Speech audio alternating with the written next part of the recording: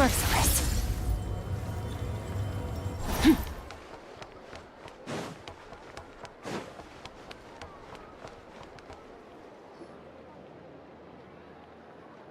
Thank you for waiting. I finished checking your adventurer handbook. Here are your commission rewards. We have no other urgent commissions on the books at present. Thank you for all your hard work lately. Perhaps you two could consider taking a vacation. Amazing! Paimon never thought we'd end up having downtime and not cry. Things were pretty hectic when we first got here. Everywhere you looked, it was either the Wild Hunt causing chaos or the Fatui stirring up trouble. It felt like this whole region was one giant slime in a barrel, ready to go boom at any moment. Sure have. Things were looking pretty dicey, but in the end, we managed to turn it around. Whoa! Paimon just got deja vu! Oh, that's right. It's because we've done this like a million times now.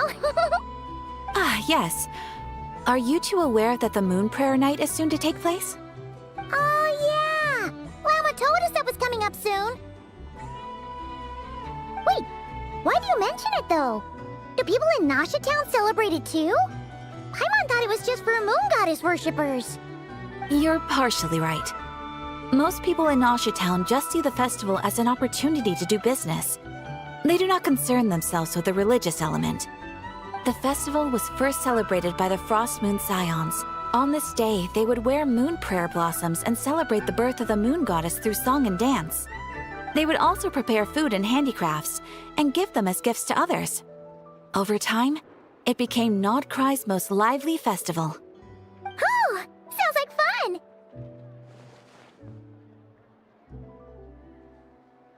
Great! Well, in the meantime, since Catherine doesn't have any commissions for us, let's focus on some personal business instead. When we first got here, you mentioned that this was where your spaceship landed? We didn't get to follow up on it at the time, because we got wrapped up in that whole rare situation, but now we can finally start investigating it properly.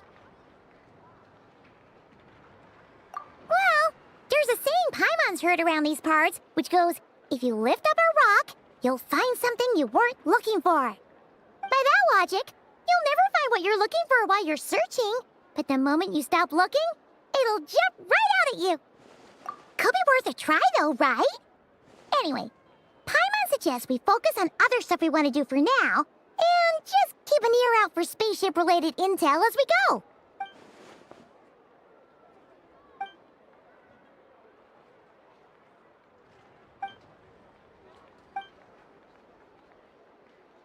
What's wrong? You look super serious all of a sudden, huh?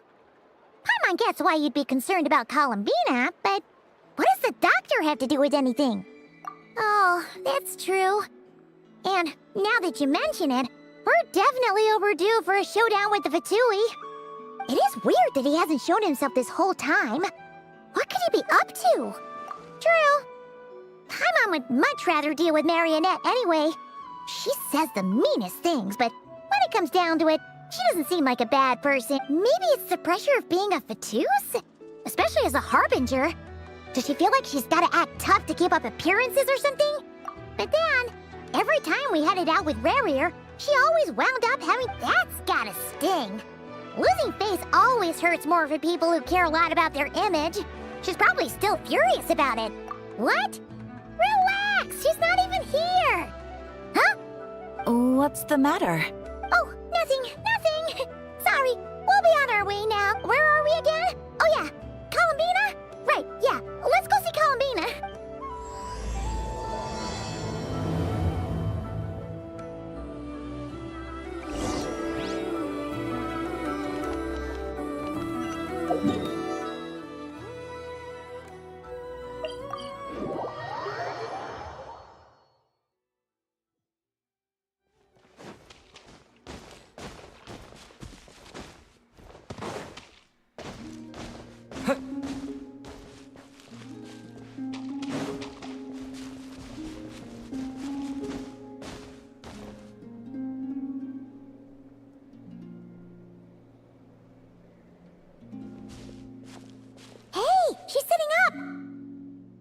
Is me sitting here a rare sight?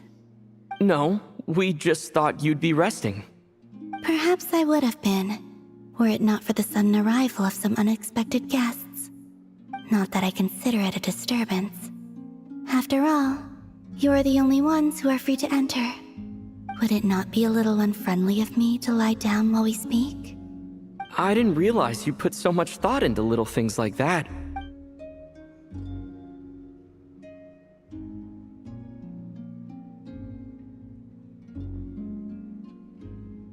Only sometimes. There have been moments lately where I think about you and your companions. They are warm, mysterious, and cozy memories. Very few of my past memories are anything like that. They say that travelers return home bearing bags full of souvenirs. But my luggage was empty, and I believed it would stay that way. Return home? So, you're still planning on returning to the moon? Yes. This planet continues to reject me, reminding me that I do not belong here. If I remain in Teyvat, there will come a day that I disintegrate. And I don't mean reduced to dust, or turned into food for the flowers. I mean, I will cease to exist entirely. Alright then. Well, we're sure gonna miss you. But it sounds like we'll have to say goodbye. How do you intend to return? The moon prayer night is soon to arrive.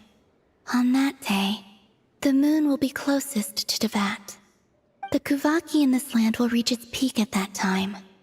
I merely need to grasp the tide, and with relatively little effort. Oh, Paimon gets it! It'll work like a slingshot! You make it sound like she's gonna get blasted up to the moon. If I did that, I suspect I would crash into the false sky. I will be using a much gentler approach. But I do like the analogy. It's fun. You see? She gets Paimon's sense of humor.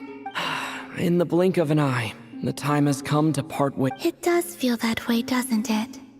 Time seems to fly fastest when you are enjoying it. I have always thought of myself as a wanderer on this earth, and it has never expressed any desire to keep me here. Yet, just as I plan to depart, it tugs at my arm. Is this a gesture of affection? Or is the world mocking me? Oh. Were you hoping I can answer that? Yes.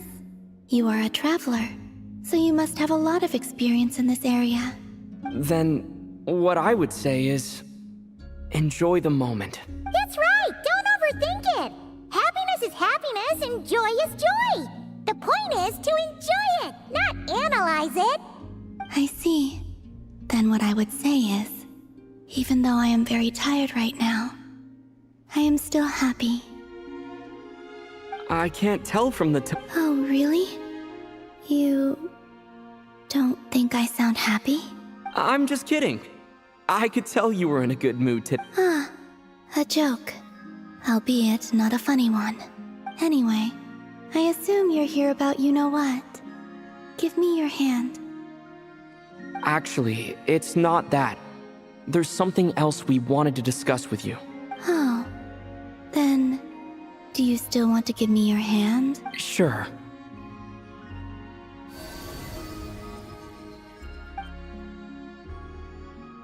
Thank you. So, I've heard that in the moon prayer nights of the past, people here would hold celebrations in the moon goddess's honor.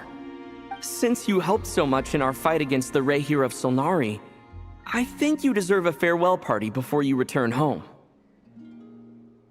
I haven't asked everyone else for their opinions on this yet, but I'd like to invite you to join the upcoming moon prayer night. I've never joined a moon prayer night before. I'm not sure what I would even do. Oh, don't worry about that! We take care of everything! All you need to do is show up. Of course, there's no need to force it if you're not feeling strong enough. It's just, this kind of felt like a golden opportunity. But they call me Kutar, and the Fatui have an arrest warrant out for me. I shouldn't appear in public right now. I'll make it work. You have my word. Yeah, we got your back. Well, he does. Paimon's actually not too sure what he's planning. All right, if you're sure. I will not refuse your invitation. I suppose it wouldn't hurt to pack a few more sights from this world into my suitcase before finally learning what my homeland looks like. Oh, if you see Lauma, please tell her that my answer to the question she asked me is neither yes nor no. Rather, it is, there is no need. That was kind of cryptic, but sure. Guess it's between the two of you. We'll pass along the message. Bye for now.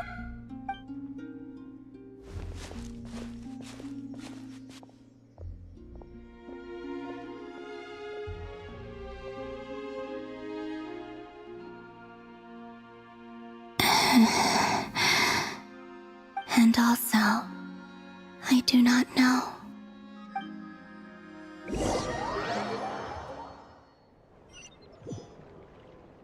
Since she's agreed to join the festival, let's go see who else wants to take part.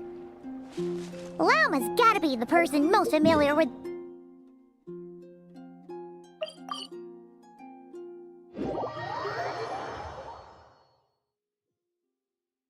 Also, what exactly is your plan to keep her safe? Not sure yet. I'll figure something out. What? Are you serious? And Paimon even gave you her vote of confidence back there! When did you become so sneaky?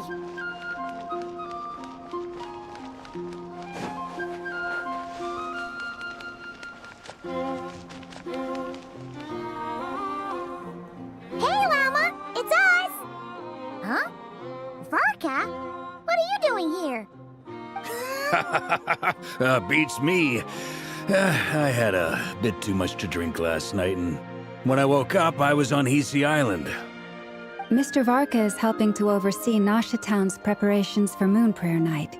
He is here to go over some details regarding the decorations and custom cloth designs. Right, yeah, that too. What do you mean, that too? Yes, celebrating this festival is a long-held tradition here in Nodcry. On this day, the crescent moon at the top branches of the verdant crest turns into a full moon, and the moon prayer blossoms bloom with a special radiance. Our people take these to be blessed omens. It's an especially welcome event coming off the back of all that nasty business with Rare. Everyone got put through the ringer recently, and now they're looking to turn their fortunes around. The big shots in town all agree that a big, lively celebration is just what we need to rebuild people's faith in this place. No wonder Catherine said that people weren't so bothered about the religious element. That's right. It's become more of a local custom by this point. The celebrations have little to do with whether the religious stories behind this event are true or not. Even the Frost Moon Scions are eagerly awaiting the coming of Moon Prayer Night, despite now knowing that their past beliefs were founded on a falsehood. That's fair. It's a bit like the Lantern Ride in Liyue. It's a chance for people to enjoy themselves, not debate the existence of the Adepti. Oh, one other thing. We just went to see Columbina. We went ahead and invited her to take part in the festival this time. Hope it's okay. Wait, so... you mean she agreed to it? Huh. That's quite a surprise. Then, I suppose that she intends to return to the moon on that day. Oh, yeah. It's kind of a complicated process, but basically, it's like a slingshot. I understand. In truth, I had a feeling that she might make such a decision. Well, if Kuthar has decided to participate in the festival, we should prepare accordingly. Yeah, exactly. She was saying how it could be risky for her to show her face in public. We were wondering if there was any way we could hide her. Unfortunately, the people who carved the statues did an excellent job of capturing her likeness. It will be very challenging to hide a goddess whose face everyone is so familiar with. Darn! We may have bitten off more than we can chew here. Nah, don't sweat the small stuff. We can handle that. Huh? Are you saying you have a plan? Not as such, no, but the most important thing with a festival is to keep the mood light and your spirits up. You can't go preparing for a festival with those long faces. You'll never convince anyone to enjoy themselves. The Mondstatter spirit is strong with this one. As it happens, I agree with Mr. Varka. Let's start by making our appreciation for Kutar the beating heart of the festive atmosphere. And who knows? Once we get the ball rolling, perhaps everything will just fall into place. Hey! Did you catch that? Llama said the thing! Or close enough, at least. I'm looking forward to the Moon Prayer Night already. We have a festival in Mondstadt called Windbloom, and you can always tell which couples are celebrating it for their first time by the smiles on their faces. Big, beaming smiles like their whole face is glowing. And I have a feeling we'll get to see that same smile on the Moon Goddess's face at this festival. Not quite the same, surely. Anyway, I'll take care of business in the city, but I'll have to leave the decor up to you and the Frost Moon Scions. No one else can capture that traditional aesthetic quite like you guys. But lastly, there's the final key element that brings the festival to life. Companionship. Before you leave, let me show you something that we've been preparing. Mr. Varka had asked to see it already, so you may as well tag along. Also, I have some further questions about Kutar's decision.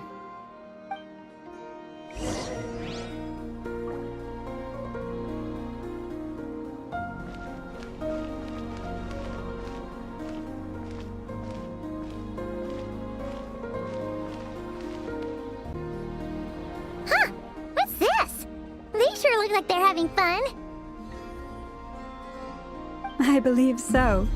Kuhenki seem very skilled at playing drums like these, although I'm not sure where they learned it from.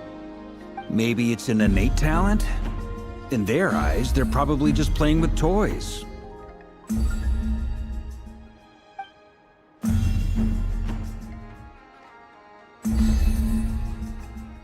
Wanatar! You want to play too? Yeah. She looks more confused than anything. Maybe we can teach her next time if we get the chance.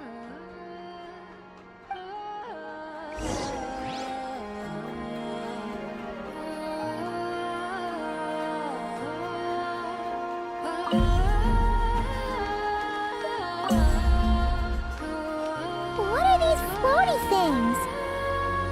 Moon veils. We hang them from buildings in the city during the festival. When you look at the sky through them, it creates a lovely misty effect.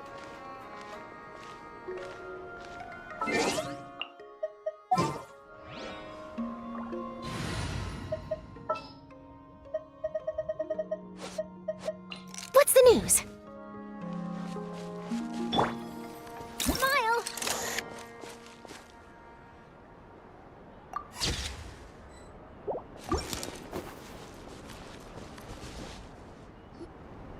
Everyone seems hard at work. They're preparing items for Moon Prayer Night.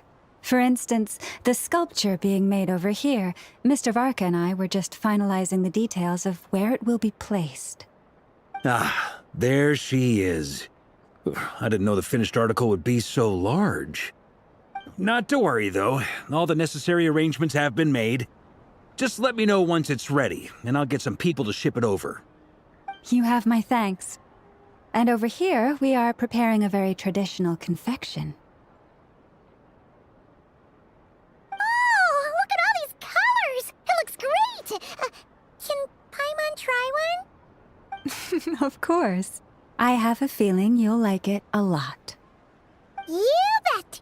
Sweets and treats are Paimon's favorite. If you included those in the Feast of the Moon, I bet Paimon would have joined the Frost Moon Scions by now. There will also be verdant crests like this present in Nasha Town during the festival. The timing of Moon Prayer Night is not completely set in advance.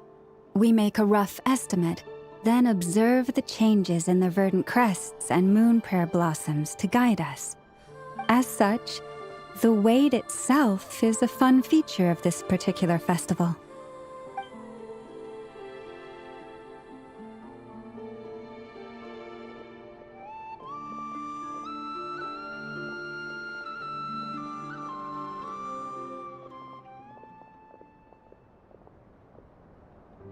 Let's talk here.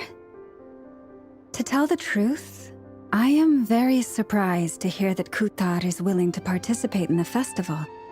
I once asked her if she'd be willing to stay with the Frost Moon Scions. I could introduce her to everyone, and we could be a family to one another. She did not answer, but she has not appeared here since. I took this to mean her answer was no. But if that were the case, she would not have accepted this invitation. Ah, I see.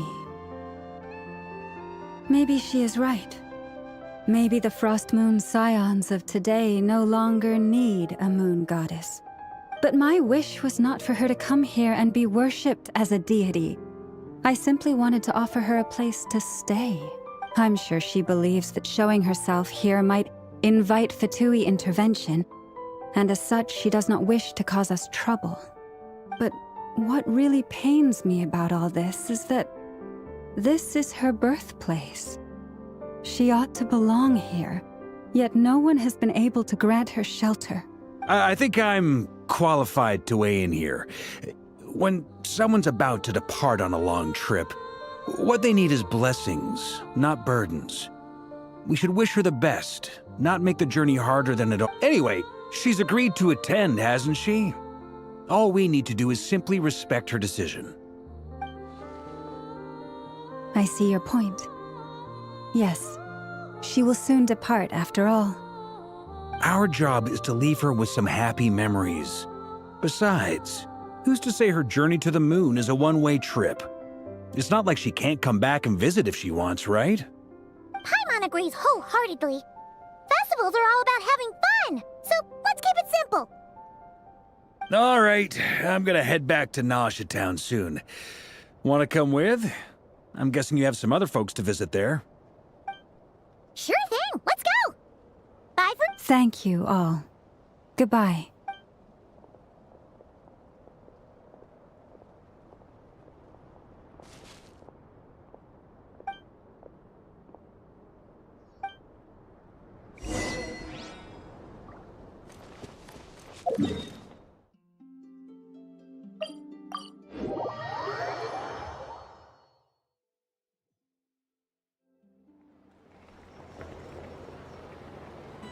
Huh? Hey, over there! It's Duran and Albedo with Flint's! What could they be chatting about? Your guess is as good as mine. Ah, Grand Master, and the Traveler and Paimon. Hello there. It's been a while. Perfect. We have some new volunteers for our investigation. Wait, let me guess. The righteous Lightkeepers are finally ready to hunt down the Abyssal Dragon? Haha. Yes, that too. Yeah, right! Oh, wait! Why does everyone keep saying that too? Well, to be precise, the facts match, but not the causality. Wait, so I guessed right? Half right. Don't act so impressed with yourself. Maybe I can explain. We ran into Mr. Flint's north of Nasha Town. At that time, we just noticed a few abyssal creatures out in the wild, but the strange thing was, I didn't detect any traces of abyssal energy on them at all. On closer inspection, we realized that they were not real monsters, but something akin to reflections in the water, or perhaps a mirage. Huh? What do you mean? Like, you could see them, but not touch them? Exactly. It was very peculiar. They roared and tried to attack us, but we could not make any physical contact with them. I think I've heard of things like that happening in Nodcry before, but I don't know much about it. Yes, it's a known phenomenon. Mirage-like illusions tend to appear in Nodcry in the run-up to Moonprayer Night. From a distance, they appear quite real.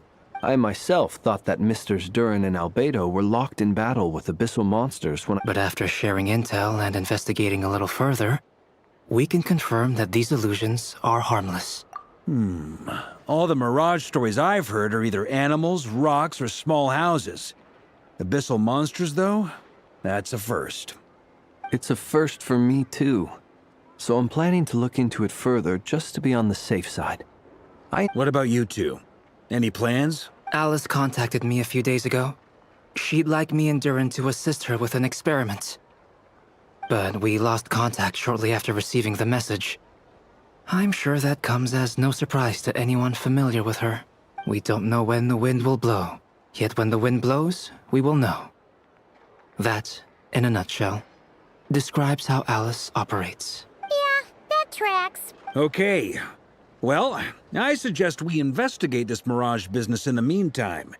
It's piqued my curiosity, and I'm pretty sure I know someone who will already be 10 steps ahead of us.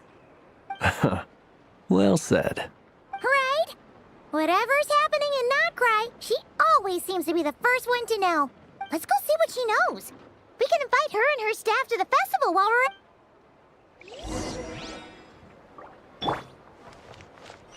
Merciless.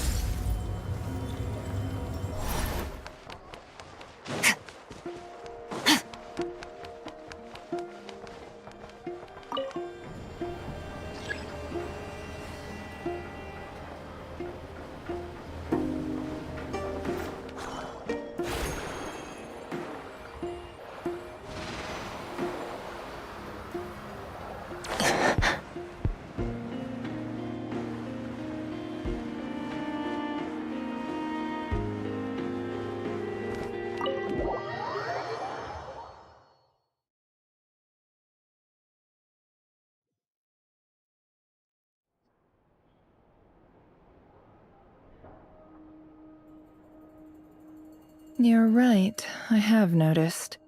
There's certainly something a little fishy about this situation. Only a little, though. Records indicate that this phenomenon can occur in the days before and following Moonprayer Night. That said, it has always been a rare sight in the past. The odds of encountering these phantoms are similar to looking up in the night sky, happening to see a shooting star, and managing to make a wish before it disappears. But this time, either everyone's getting lucky, or they're appearing far more frequently than usual. Yehoda's out gathering intel as we speak. In the meantime, let me check off some points of interest.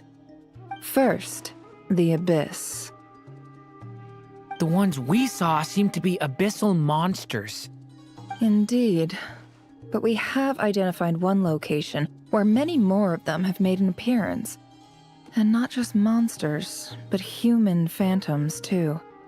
Given the scale and nature of the phantoms, it's almost as if someone's last memories are coming to life.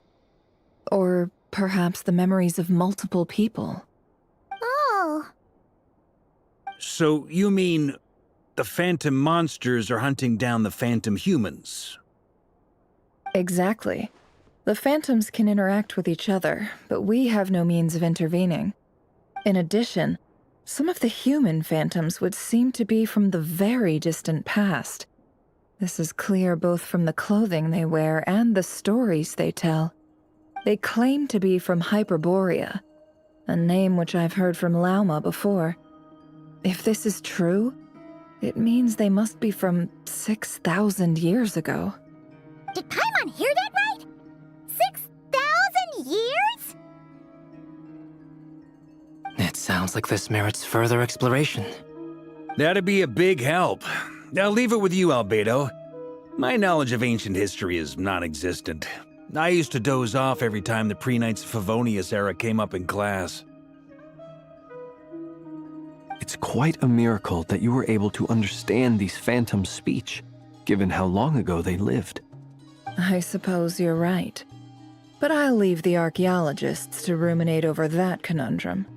As an intelligence broker, my sole interest is in the value of the information I gather. Which, in this case, hopefully means earning myself some good favor with our dear Lady Moonchanter. So calculating. Whew, this intel broker logic always catches Paimon by surprise. Sounds to me like we could split the work up. I think the abyssal phenomenon is best left to Albedo, Flint's, and me. Agreed. It coincides with my duty as a lightkeeper. For my part, I'd like to understand the abyss better. Even a little knowledge would go a long way. This is certainly a rare opportunity to study the abyss. But even rarer, perhaps, is the chance to make contact with the ancients. The Curatorium will take the lead on investigating the Hyperboreans. We put in the work to learn what we know so far. It seems only fair that we get some quantity of exclusive intel. That just leaves our trusty team of 2 unassigned. Since you became an honorary knight, of course. This was part of my grand plan all along. Ha ha ha!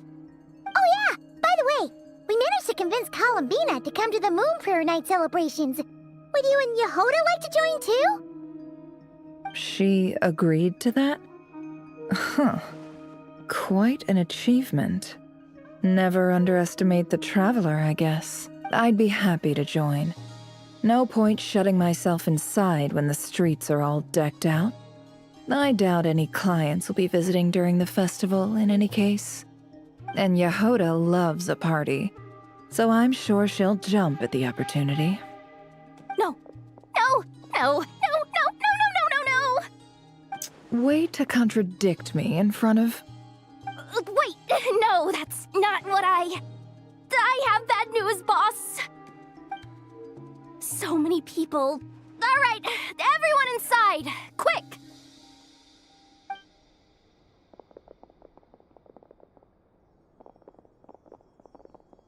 This is gonna sound crazy, but hear me out. I saw one of those phantoms at Star Sand Shoal, and it was some sort of flying ship. Like a spaceship? That's gotta be the one you came to Tibet in. You said you saw the same thing through the moon marrow, right? Huh? You already know about it? Ugh, I thought I was gonna blow people's minds. Turns out I'm the last to find out. Wait, back up. You came here in a spaceship? Now my mind is blown! What's it like on the inside? Was it like flying through space? I want to know everything! Yep, exactly. Huge discovery. You're the best, second best intel broker in the world. After your boss, of course. Wow. Really? Well, I don't know if I'm all that, but... I guess that decides where we're heading next. Come on, don't look at me like that.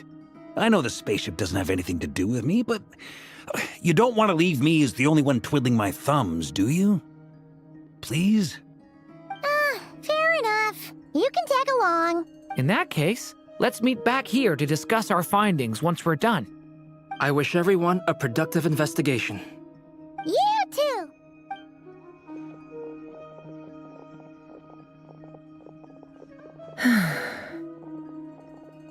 What's up, boss? Aren't we gonna head out? Tell me, Yehoda, when did the Curatorium start giving out intel for free? Oh, sorry, boss.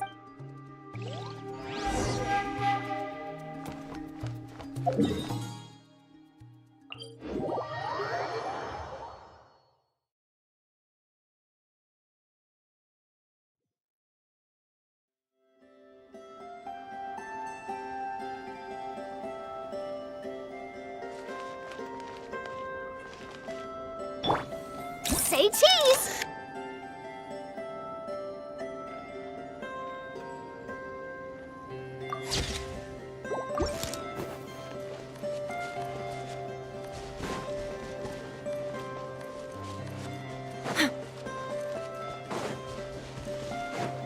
Smile!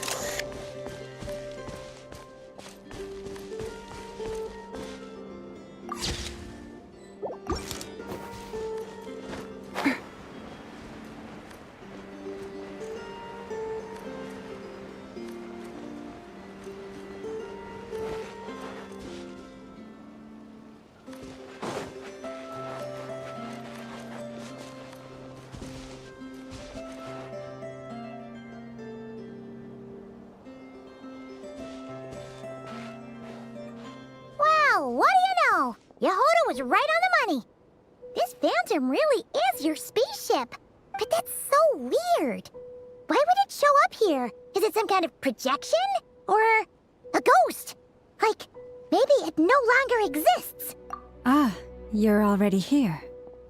Miss Lauma, what a surprise. I thought you were busy with festival preparations. I was, until one of our people informed me that a strange sight had appeared at Starsand Shoal. No one's ever seen something quite like this before. I thought I should see it for myself. Same here. Oh, so we heard that these things appear around the festival period. Any idea why that is? Unfortunately not. We have very limited information about them, since they can't be interacted with. And no human phantoms have ever made an appearance before now.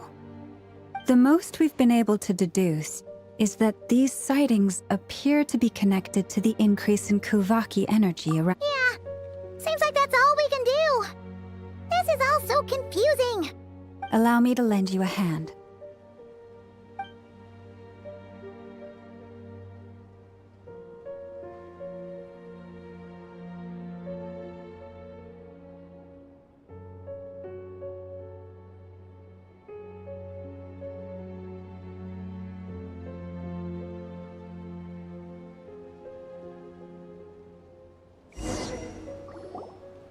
Everyone, our friend here should be able to provide us with some. Is that a phantom rhymehorn deer? I've heard about how the Frost Moon Scions live in harmony with the animals and can even communicate with them. That's coming in handy now, for sure. Okay. Yes, I understand.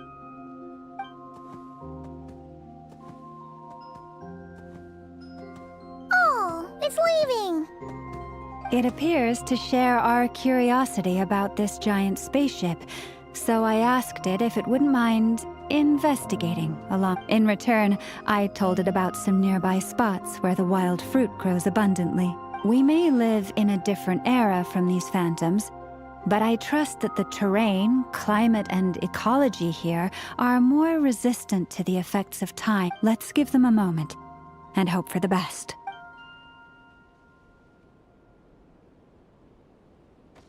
All back together? Must have been a lot of fruit. Indeed. Now let me ask them some questions.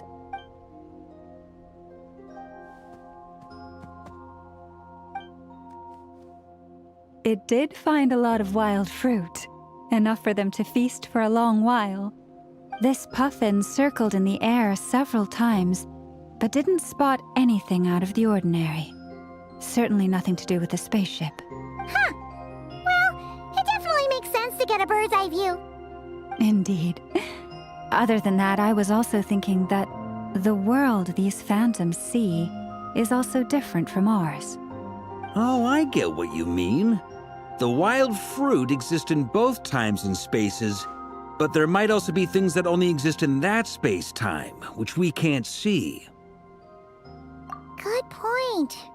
Great thinking, Lauma. Blunthorn rhinos can use Kuvaki to shift great rocks, but this one says it couldn't get that ship to budge by even an inch. The sniffer mole tried too, but despite being a skilled digger, it could not get through. They say that the spaceship looks robust and undamaged. It seems completely impervious to any and all attacks.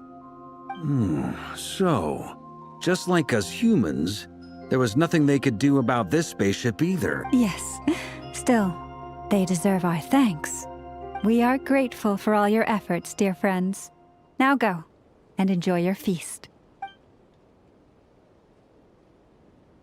I've noticed some other human phantoms gathered nearby. Come on, let's go talk to them.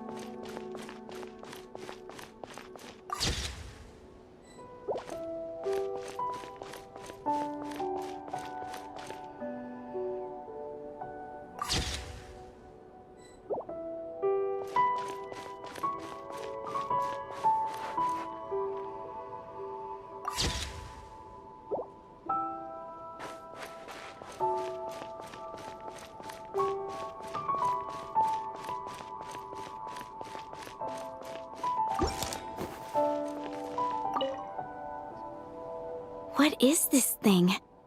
I've never seen it move, and there's no way to get inside. Goodness knows. My grandpa says it's been sitting here at least since his grandpa was still alive. What about his grandpa? Did he say anything to your grandpa's grandpa about it? Huh? I don't know. In all likelihood, it was here back then too.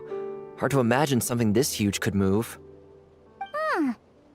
Guess that means that as far as they're concerned, this ship's been around a long time.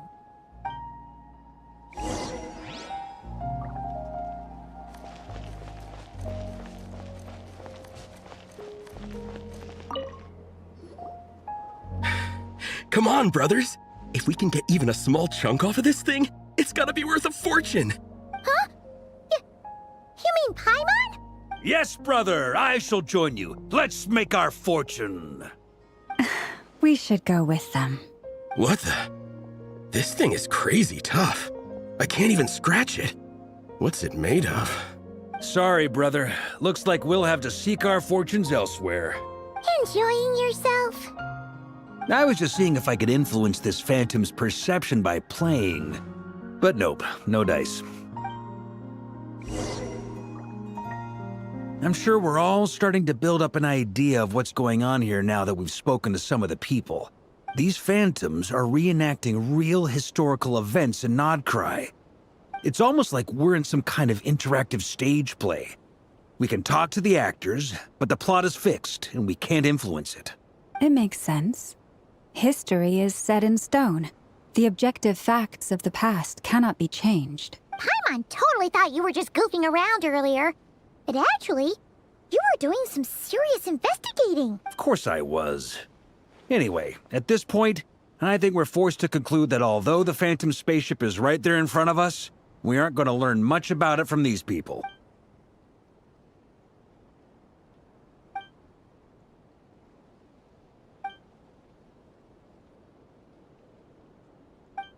Don't be discouraged. If nothing else, this is proof of the ship's existence. And think about it. So many people tried to hack their way inside, but no one could get the door open. It's made of very tough material. To me, that says that we'll either find the ship itself or the story behind it. It's just a matter of time. Huh. Every now and then, when Varka gets serious, he actually does seem like Grandmaster material. I wonder how the others are doing. Let's head back for now. Sounds good. Also, drinks are on me if Team Knights of Favonius is the first to finish. Wait, we have a team name now? Am I in Team Knights of Favonius as well? You're very welcome to join. We've even got a cathedral ready for you. Isn't that technically blasphemy? You wouldn't dare make a joke like that if Barbados was in... Nah, I'm sure Barbados doesn't mind a little harmless.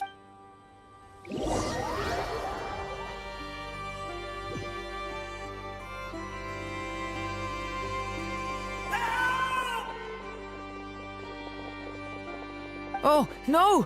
Get away! Oh.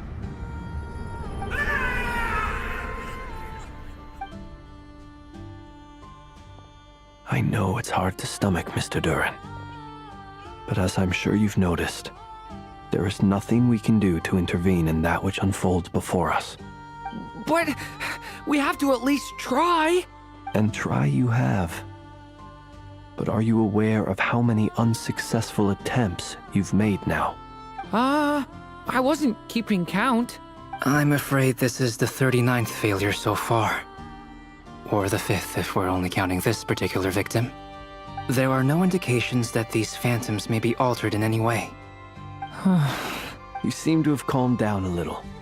I'll make us a fire. You should rest and have some water. Feeling any better now, Mr. Durin? May I ask a few questions? Be my guest. What exactly are we witnessing here? What happened to those people?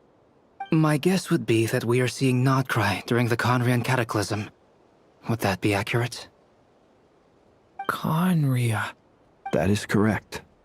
As you know, once the Abyss senses even the tiniest crack, it floods in and spreads like wildfire. There was a time in the distant past when it permeated all of Nodcry, causing immeasurable harm. The people paid a terrible price to heal this land. Then 500 years ago, the whole of Tevat suffered an abyssal disaster. Once more, Nodcry was dealt a devastating blow. I see. In the face of the abyssal onslaught, all were like grains of sand tossed around by a tidal wave. Be they human, fae, or god. The moment you witnessed is but one drop in a whole ocean of catastrophe. All right. I guess that answers my second question, too. I wanted to know why there's nothing I could do to help them, and that's because what we are seeing is history. That would be my guess as well. As I understand it, history and fate are not all that dissimilar. The latter may be unseen to us, but both are immutable. Yes. Fate was determined long, long ago. I still have a couple of other questions for you, Mr. You mentioned more than one abyssal disaster that has struck this land in the past. How can you be sure that what we're seeing is from the Conrian incident? And also, how are you able to stay so calm when you're talking about these events? From everything I know about you, you're not cold or ruthless, and you're not indifferent to the suffering of others. Alas, I am forced to show my age. I must be 600 or 700 years old by human measure. Wait, so you... One is not easily moved by history when one has witnessed the truth firsthand. I'm sorry. You needn't apologize. Your passion is a good thing to have. Treasure it, because someday you may find it in terribly short supply. Now, at the risk of offending you, I have a question in return. Your curiosity toward the Abyss, is it born from hatred or because you sense its call? I only ask because I kept a fragment of Rarir's body in my lantern for a short time. Specifically, his heart. So I know what a burden it can be to carry the Abyss with you. And I hear its power growling from somewhere within you. In my eyes, your mere existence is a miracle. My honest answer is... I don't know. I don't think I have the confidence to say for certain. What I will say is the Abyss is not the only issue that haunts me. Even before I became who I am today, the question dogged me constantly. Should I even exist at all? My doubts remain unresolved. But when we fought Rarir, something became a little clearer to me. Sometimes it is the darkness within us that allows us to achieve the impossible. I certainly got the sense from your 39 attempts that you were trying to achieve the impossible. It sounds like you've resolved to see the truth for yourself. Absolutely. In that sense, he and I are quite similar. Then I wish you every success. I look forward to the day of your transcension. Well, if everyone's caught their breath, I suppose we should head back. Oh, and one last thing. I'd appreciate if you kept our discussion about history a secret.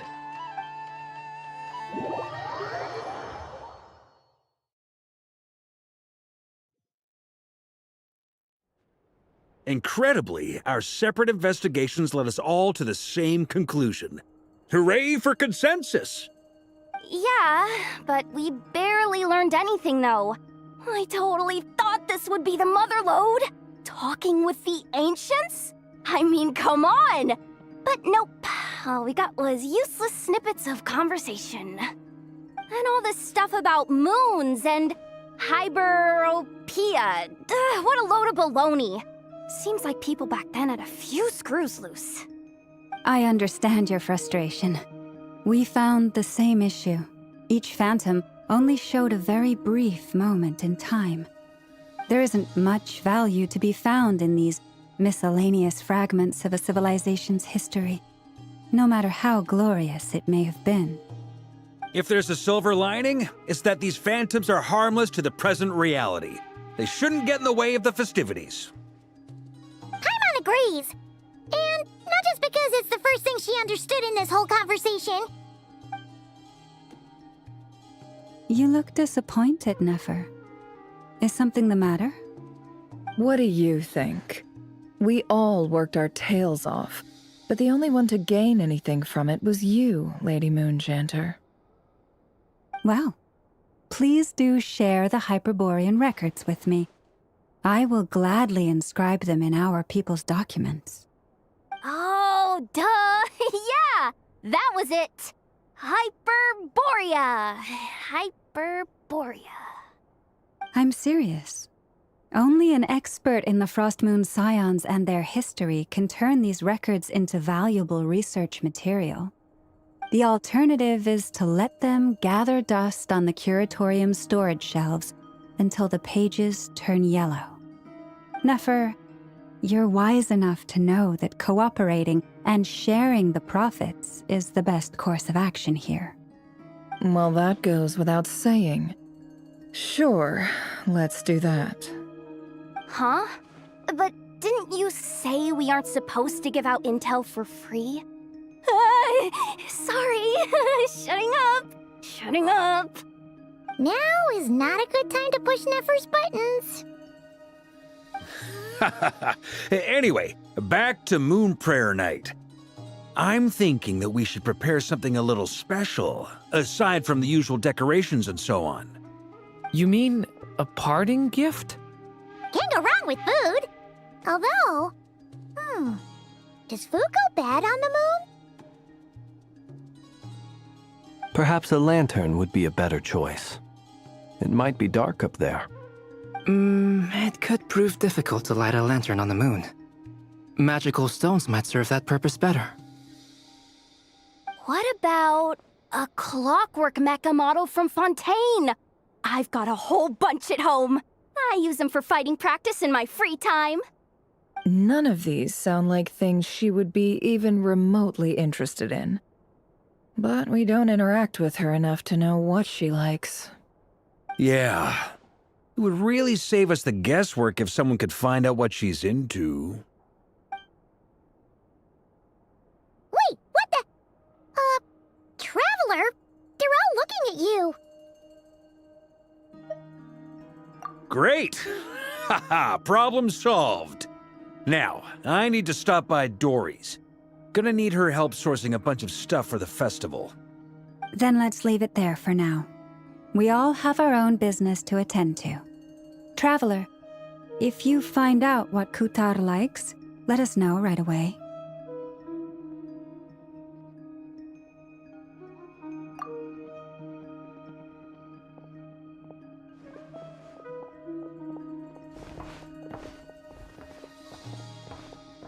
Is something the matter?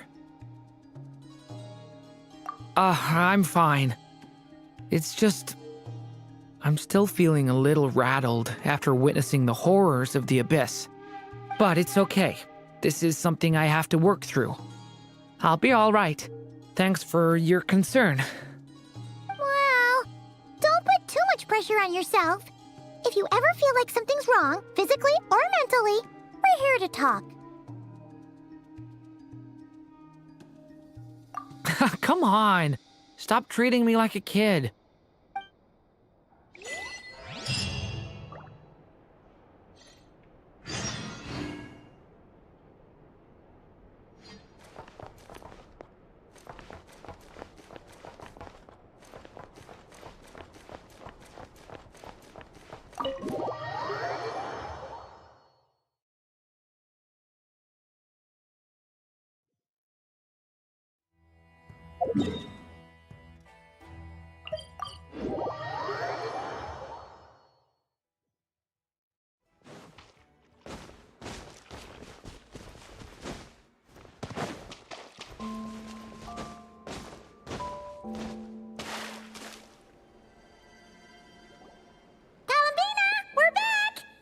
Huh?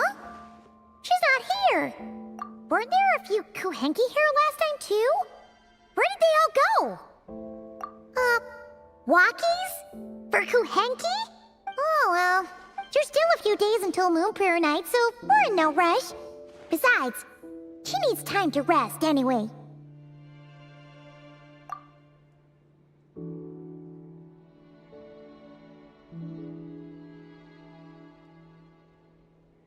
Kalamina! Are you back yet? Oh, how strange. Right? It's not like her to spend so much time outside. Especially since she's worried about attracting unwanted attention. What about Luonatar? Luonatar, you think... Hey! Do you know where Kalambina went? Sorry, didn't understand. But if you know where she is, could you take us to her?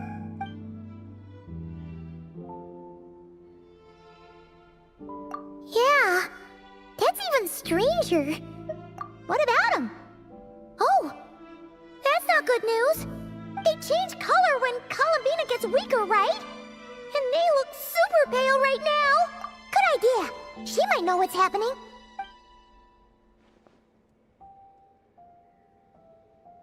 Llama! Ah, it's you. How is Kutar? Is she okay? No, she hasn't. I came here to check on her after I noticed the flowers had changed color. Based on past precedent, she must be very weak right now. Even getting up to walk would be a struggle. It seems unlikely that she wandered off outside. Not to mention that she doesn't do that at the best of times.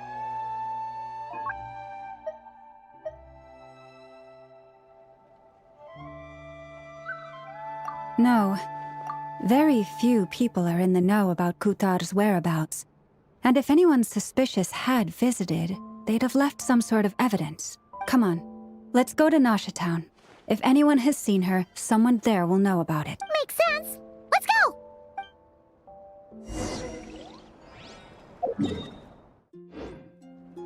Say cheese!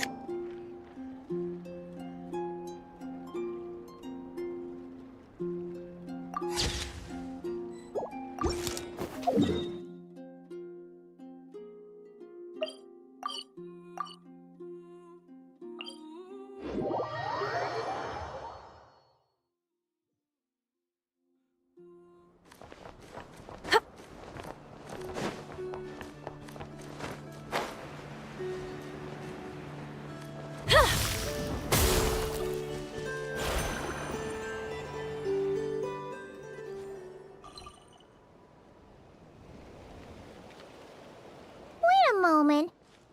Is it just Paimon, or is this doll kind of suspicious? Is there... No, I don't recognize it. Alas, your free and easy adventure time is over. Now, prepare to face the final boss of Nod Cry. Whoa! Where'd that voice come from? Not sure, but it's definitely hostile. No, not that way. The final boss is right here. The sniffer mole? That's the final boss? Surely not. Okay, the jig is up. I'll stop teasing you. Turn around. I'm right behind you. It seems I've managed to leave quite an indelible impression, even though you've never seen my face. Oh, nothing could make a great mage more pleased with herself.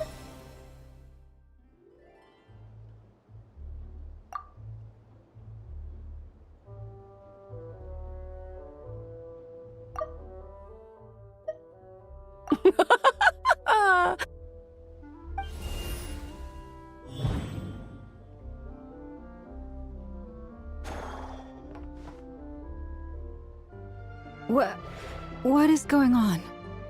I've heard that all the big shots in Tevat have long, wordy titles that stun people speechless when they make their entrance. Unfortunately, none of them are affiliated with the Hexenzirkel, and we ourselves keep a very low profile. The notorious name-dropping doesn't quite work for us. Still, I, for one, think I'm really quite amazing.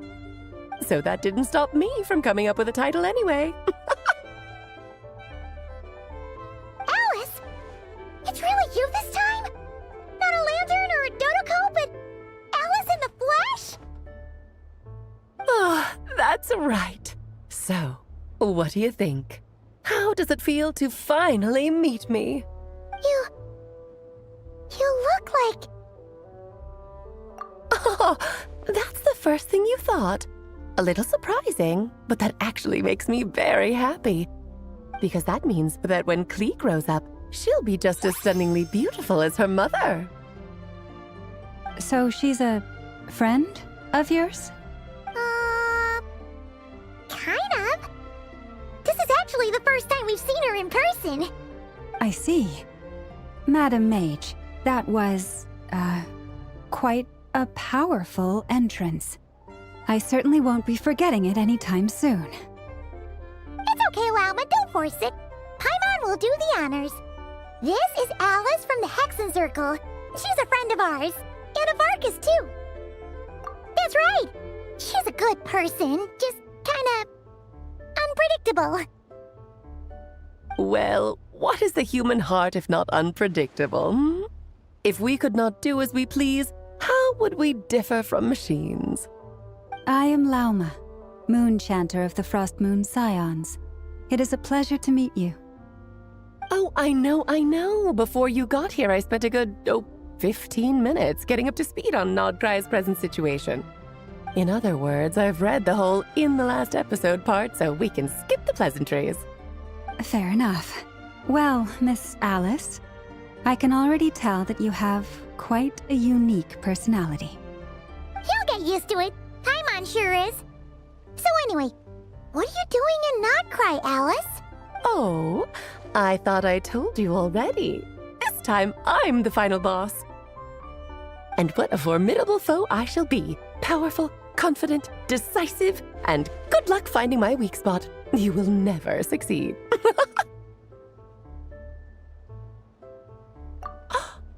Oh, drat! My one weakness, and you found it in an instant.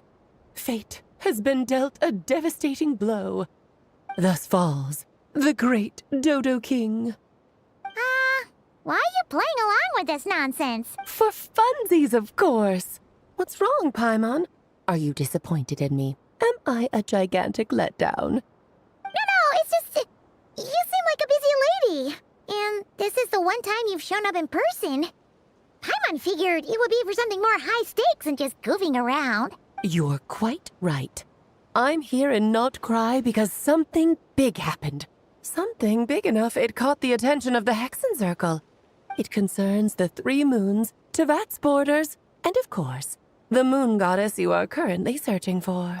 Kind of. Why don't we discuss this over a pot of tea? My main reason for coming on this trip to Tevat was, of course, to have some fun. But I do technically have a job to do as well. Namely, maintaining the stability of Tevat's borders. I'll skip over the complicated parts. But to sum it up, abyssal energies are all that lie beyond Tevat's border. We'd find ourselves in a real pickle if they ever made it through. And the phantoms you've been seeing are a sign that the border has been disturbed. No wonder they tend to show up around Moon Prayer Night. Is it because the real moon is now so close to us that its power can cross the border? In part, but only a negligible amount passes through. Just enough to influence the verdant crests and so on. And as you've noticed, there has been an unprecedented number of phantoms appearing this year. The influence of the moon beyond the border cannot explain this. No, there is another far greater factor at play. The trilunar syzygy. A trilunar syzygy. Eons ago, before the heavenly principles came to Devat, it was the then 3 moon goddesses who controlled the laws of this world.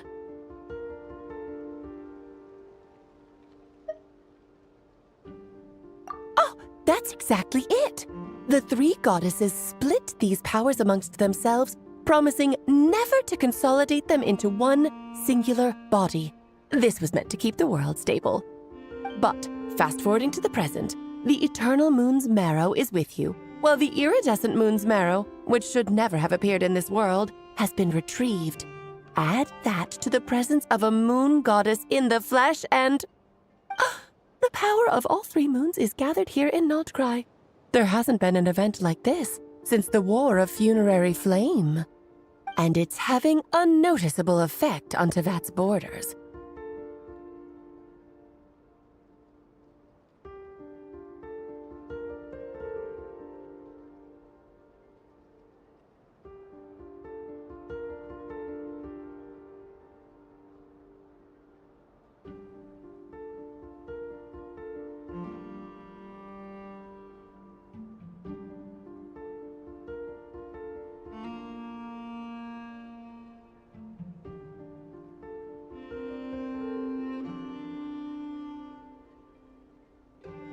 Because I wish to give my darling daughter a peaceful, sunny environment to grow up in.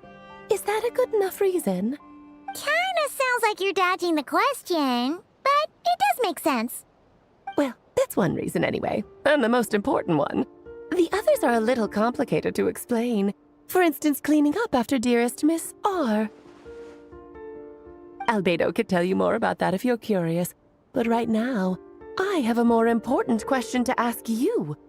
Why are you collecting the moon marrows? I see. Nicole told me about that legend once. Nicole? You mean Mage Anne? Oh, so you remember.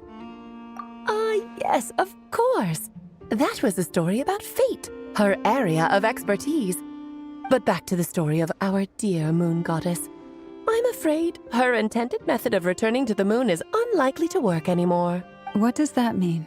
She may be missing, but she hasn't gone anywhere. She has disappeared.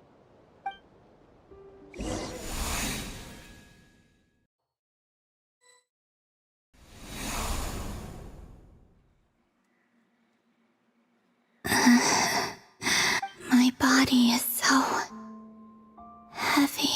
Wait, no. It's my mind that's heavy.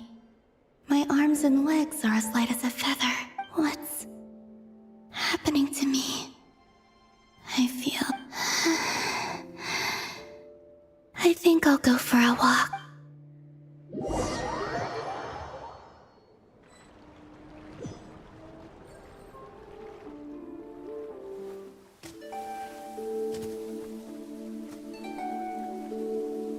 Are you out for a walk too?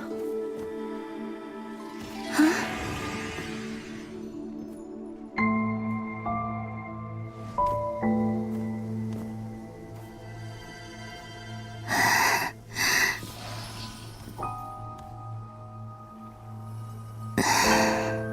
The day has come at last.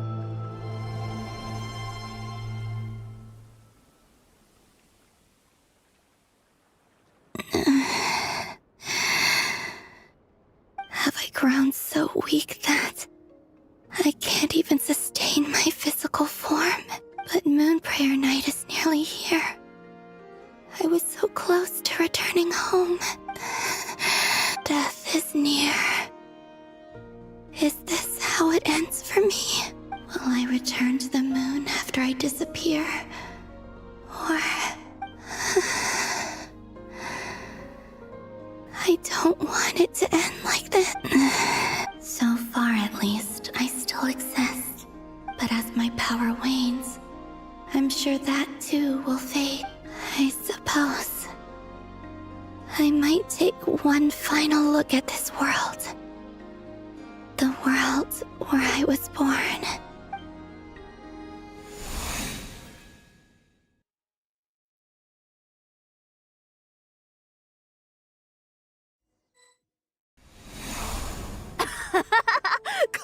Come on! Wait for me! The Frost Moon Enclave. How much it has changed since I was born. These decorations, they're so heavy. It's times like this when you kind of wish men could be priestesses and acolytes. How fascinating. I've never had the chance to be privy to people's private lives in this way. In the past, people would get so solemn and serious the moment I showed my face. Karina, Lametti, it's time to eat. Coming! I want to watch them a little longer.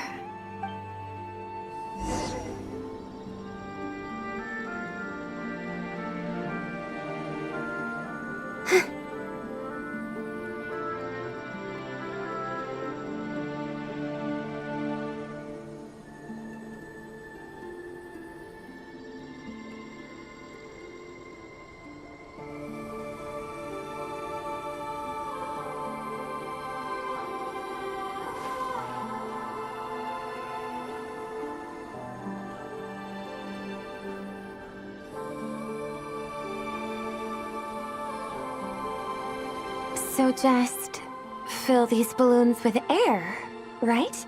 Yep. Try a couple now to test things out. The rest can wait till Moon Prayer Night. Think fast. Rita! Teasing an acolyte of the Frost Moon Scions? Surely that's a punishable offense. Take this! Huh? All right, enough horsing around. Lady Lauma gave us a task. The task is just to check that the balloons don't leak, right? Doesn't matter if we fill them with air or water. Okay, you got me there. And you got me there. We won't use all of them. And as long as Lady Lauma's trusted acolyte doesn't snitch, this can stay as a little secret between friends. Oh, you menace. Then, think fast! Is pumping a balloon full of water really so much fun?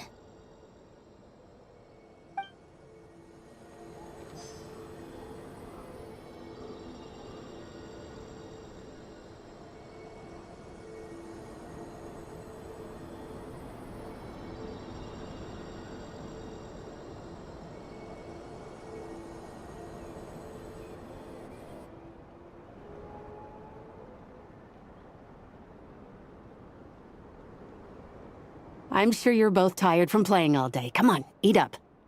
A plain, humble meal. That has always been the way of the Frost Moon Scion. Huh? How come Lametti got a midsummer berry dessert? Oh, I always get Lockaberry. I don't mind sharing. You can have a bite of mine if I get to have... They're sharing food? I've never shared food with anyone before. Even at the Harbinger tea parties, everyone just ate off their own plate.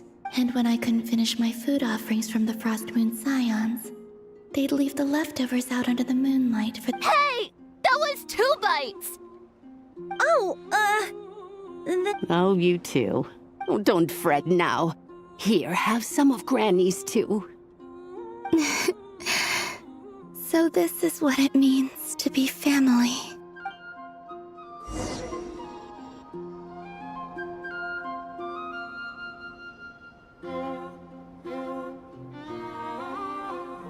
I'm seeing so much that I'd never usually get to see. They'd never act like this when I was around. It's nice. Being able to just watch people in peace in these final moments. What a rare opportunity. I think I'll go take a look around Nasha Town, too. Maybe the Traveler will be there.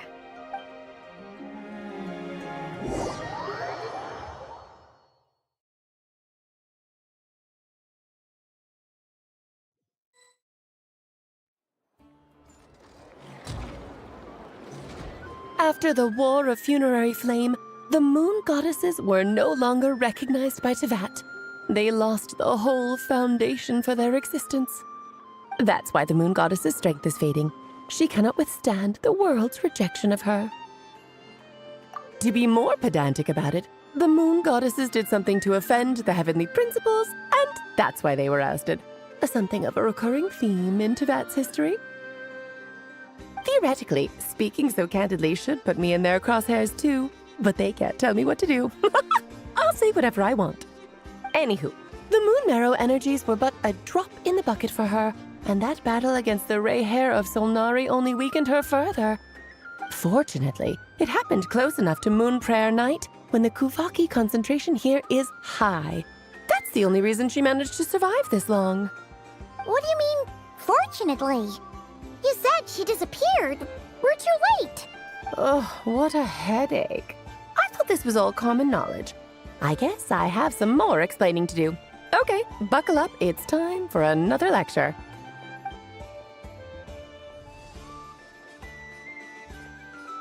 Now, I said earlier that the Moon Goddesses lost the foundation for their existence. The reason for that has to do with the natural order.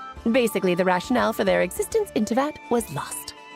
The same logic applies to the present Moon Goddess, too. Consider her existence so far. Her comrades in the Fatui called her Damselette. And she was worshipped as Kutar by the Frost Moon Scions. But these connections have now been severed, whether by her hand or yours. So, the rationale that once sustained her existence is now gone. Wait, we did that to her? Oh, well, strictly speaking, yes. But let's not start pointing fingers, shall we? I'll only end up as the big bad villain, and that's not the kind of final boss I want to be. Of course I do. I'm only the greatest mage in the whole entire world. Now, if you wish to find your Moon Goddess, there are two problems we need to solve. Firstly, we'll need to strengthen the connection between her and Teyvat, at least enough to sustain her until Moon Prayer Night. Strengthen her connection? But does that mean I'll have to rally all the Frost Moon faithful behind this? I'm afraid a bygone faith and a former home won't be of any help to her now. Do you know her name? Her name? Oh, yes. Names are very important things. A name is a fundamental concept that anchors one's entire existence. Then your first job is to find it. As a Moon Goddess, I'm sure she must have a name she identifies with. Neither Columbina nor Kutar is her true name, and she's never really accepted either of them. So, finding out her real name is enough to sustain her existence? Yes, I know it sounds like a small step, but every journey begins that way. So for now, that's all we need to focus on. The second problem is with her plan to use the Moon Marrows to return to the moon. Unfortunately, piercing through the false sky will take an enormous amount of power. Given her current condition, she won't be able to provide anywhere near enough power, even if she recovers her physical form. But no need to fret. Nicole's the expert in this field, and I'm sure she'll figure something out. Wait, Mage N is going to help us out too? That means we've got 2 Hexencircle mages on the case. This is turning into a pretty big deal. Actually, this is more of a side quest for me. Like you said, I'm a busy lady, so I can't stay for too long. I'll have to return to Teyvat's border soon. That's the upside you get for looking out for my little Klee. Hopefully that will incentivize you to carry on keeping her company in the future. Anyway, jokes aside, you'd better get moving. It will take quite a miracle for the Moon Goddess's consciousness to hold out till Moon Prayer Night. Oh, I suppose I might as well tell you where Nicole is before I leave. Off you go now. time to meet your new friend. Oh, yes, and a little suggestion. Don't forget to mind your heads. What? I wonder how Durin's doing. I should really go see him before I head back. You really are super busy. I most certainly am. There's so many children I have to keep tabs on just in Mondstadt. Durin, Albedo, Venti, Varka. Klee didn't make the list, huh? Of course not. Klee is my pride and joy. I have no qualms about her, because she's the best child in the whole wide world. Yep. Klee's a little angel. I'm glad you agree. Well, all the best. See you when I see you.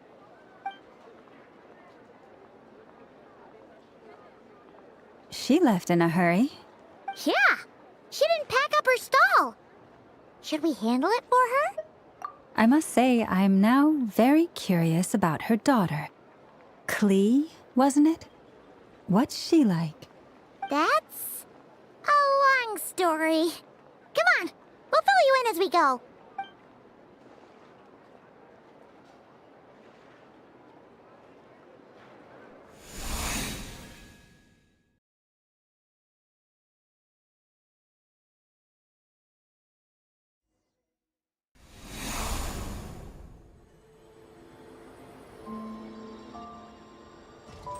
What a lively place. I've never experienced Nasha Town like this before. Hey, you old geezer! Your hammer's rusted through! Who are you calling old geezer? Are they quarreling? I'm looking right at him! You've really gone downhill since giving your daughter free rein in the workshop. Can you even swing a hammer anymore? It shouldn't take you days just to fix a single... You might as well use that hammer to massage my back for all the good it's doing. Don't run your mouth, or you'll get a back massage that'll put you in bed for the rest of your life. Look, the materials haven't arrived yet, all right? You know how busy it gets in the days before Moon Prayer Night. I'll bet you send all the materials to your little princess. Blood's always thicker than water, huh?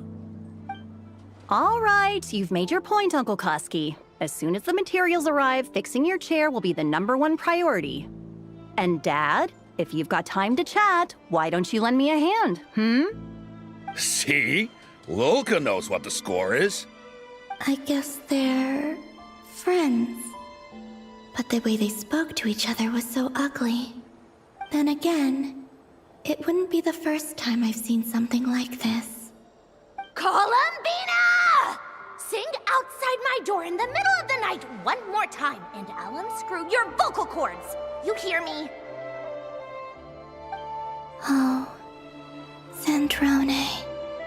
So that was her way of trying to be friends with me. What a pity. I won't get the chance to say any ugly things in reply.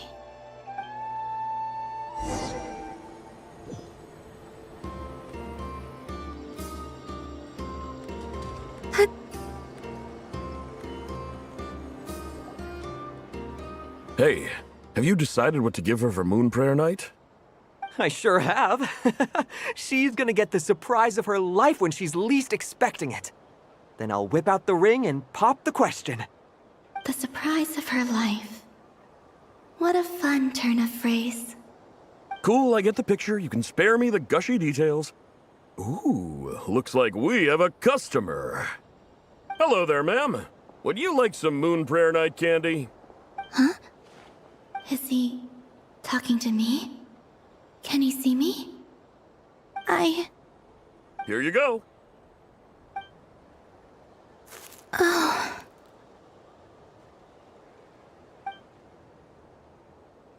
Come back anytime. Right. Now, where were we? I don't know why, but I still held out hope.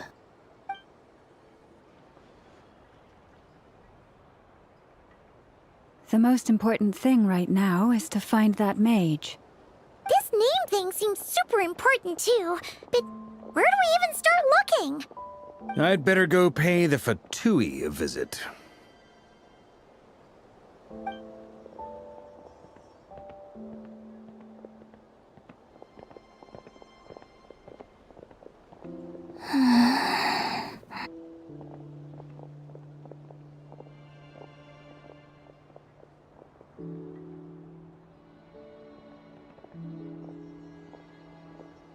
Columbina?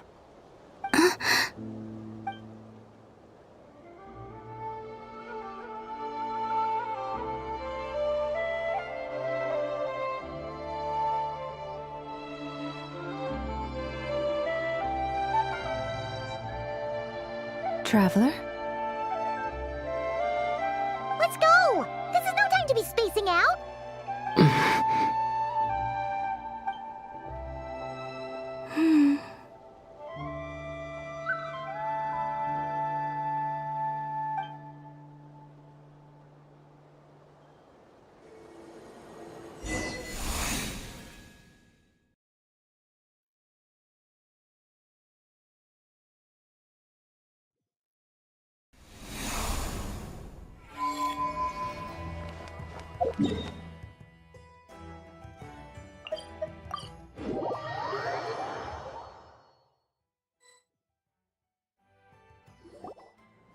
Where are they going? They mentioned a mage and... a name? So, Mr. Varka, are you acquainted with this Nicole? Or should I call her Mage N? Ah, not really. We've never met, though she has come up in conversation. From what I've gathered, Alice kinda took Nicole under her wing. Taught her how to speak in a more ladylike fashion, that kind of thing. Huh. Hard to imagine Alice as an etiquette coach. Yeah, Alice is a larger-than-life personality, I'll give you that. But then again, that's why she's able to draw such an eclectic mix of people into her inner circle. If I remember correctly, being an interesting person is actually one of her main entry requirements. So, if you ever wanted to join the Hexenzirkel, I'm sure you'd both be eligible to apply. Hey! Don't go around making promises on Alice's behalf! I wouldn't dare. I'm just trying to paint a picture of the Hexenzirkel for you. Okay, sure. Anyway, since none of us have ever met Nicole, how are we supposed to find her? We can't just go up to every woman in sight and ask, "Hey, are you Nicole?" Maybe something she's wearing will give it away? Like, a windbloom pinned to her chest or something. Wait a minute. Alice never said Nicole was from Mondstadt. Oh, true.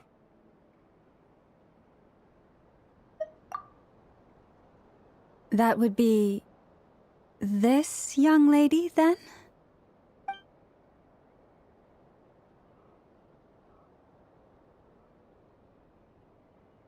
Hey there! Sorry to disturb you, but... are you Miss Nicole? Varka, Knight of Boreas of the Knights of Favonius. Alice might have mentioned me before. Have we got the wrong person? Sorry. Well, this is awkward. When I shook my head, I meant, no, Alice hasn't mentioned you before. Huh? Where is this voice coming from? My apologies. For certain reasons, I am unable to speak. This is the only way I can communicate with you. It might take some getting used to, but I hope you can understand. Hey, it's fine. I'm more shocked by the fact that Alice never speaks about me. As for you two, we have crossed paths twice before, but it is nonetheless a pleasure to finally meet you. It's really you! Thanks for all your guidance in the past. You're quite welcome. This time, things are different. We have reached the unwritten pages of the story. You might say that we stand at the crossroads of fate. Now then, allow me to formally introduce myself. My name is...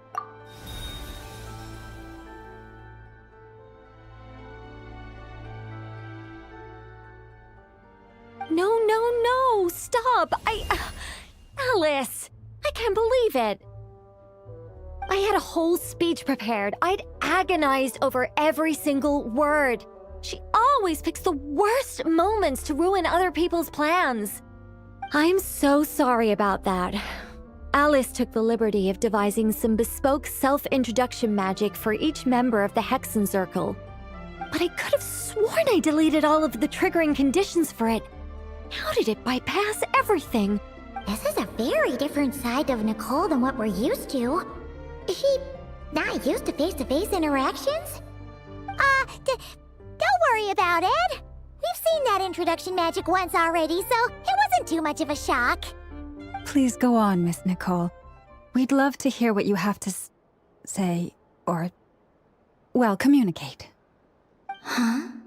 Are they talking to this lady? But... Will you all promise to forget that horrendously embarrassing introduction? Sorry? Embarrassing? When?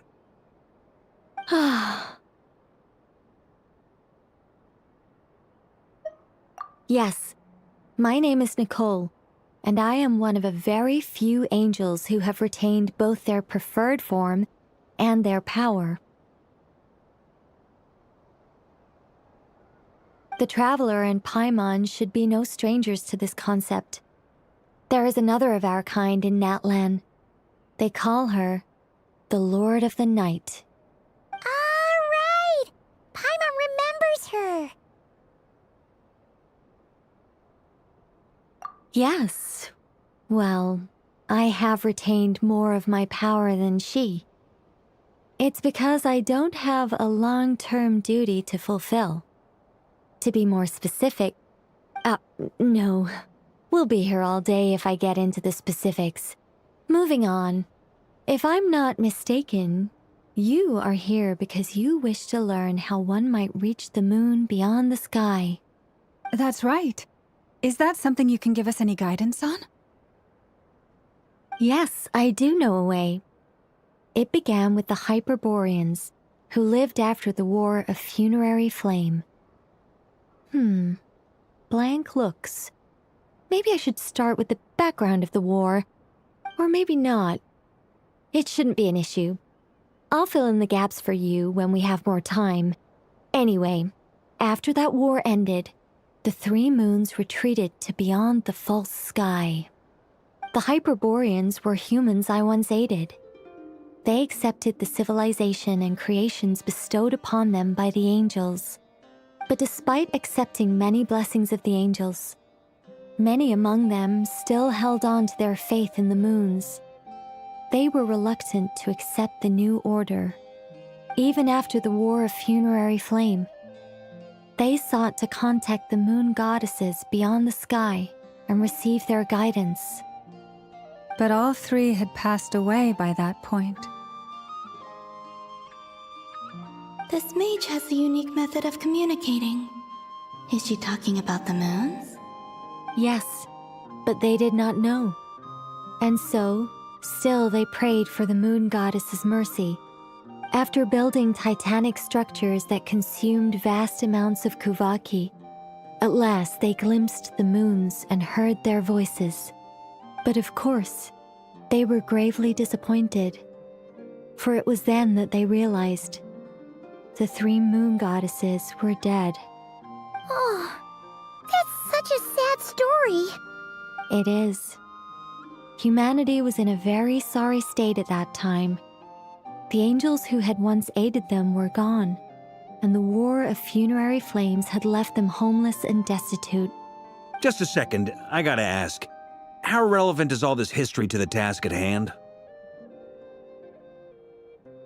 Well, I mean, it's... Okay, it seems we've drifted into irrelevant narrative waters. It's been a while since I've had the chance to speak inside someone's head.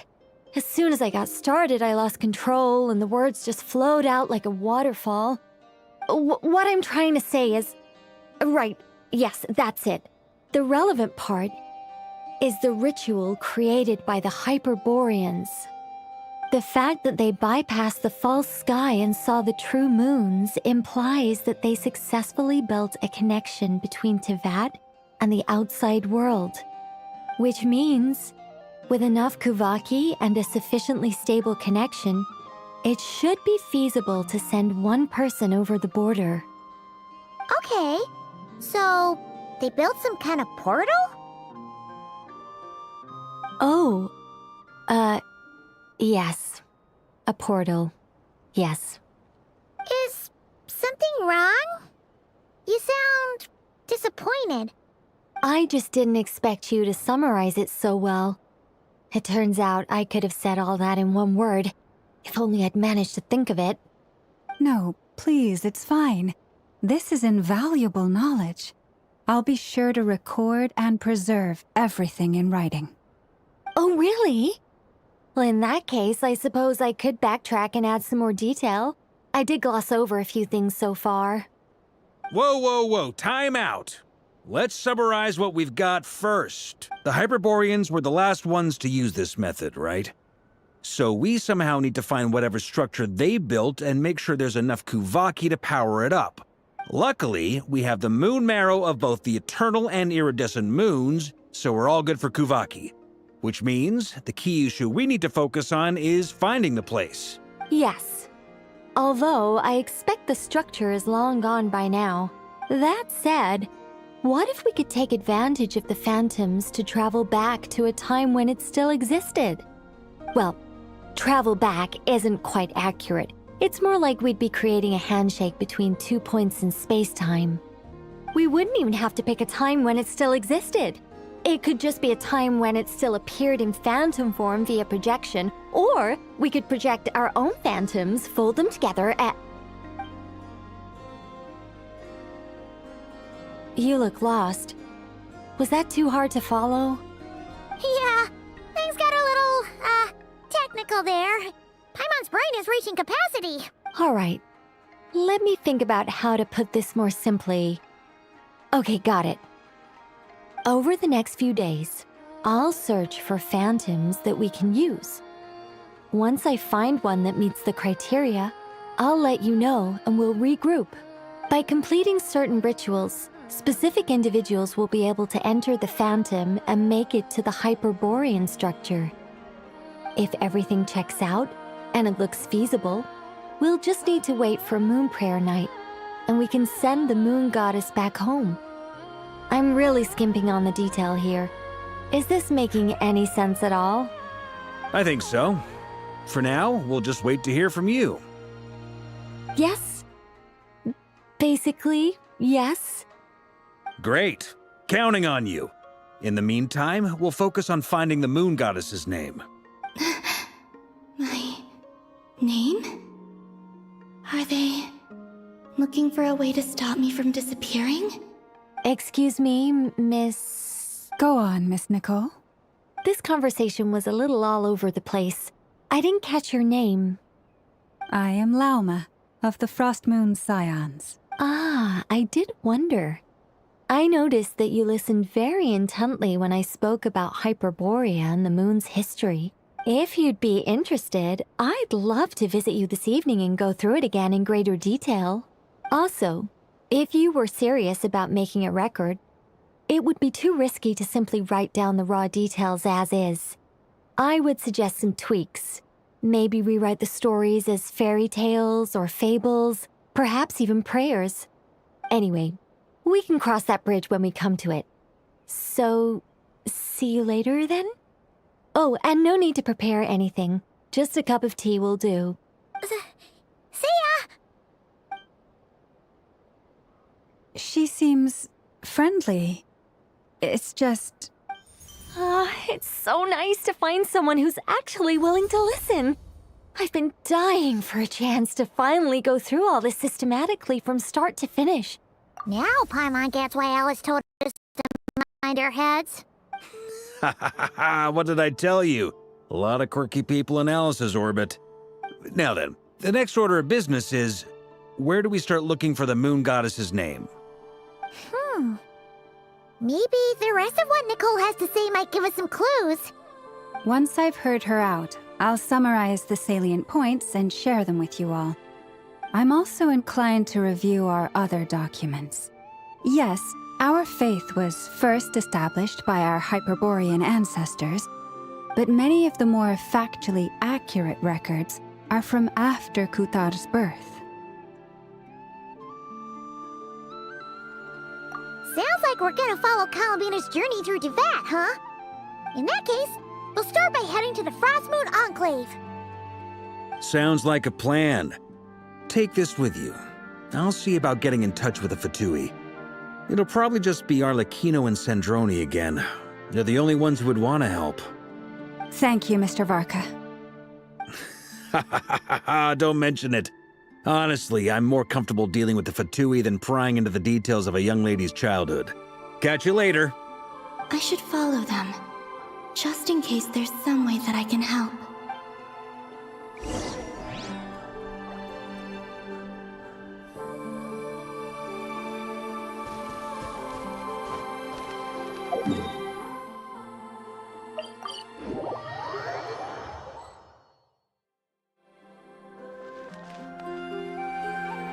A while ago, I took the time to organize all documents in our possession that pertain to Kutar.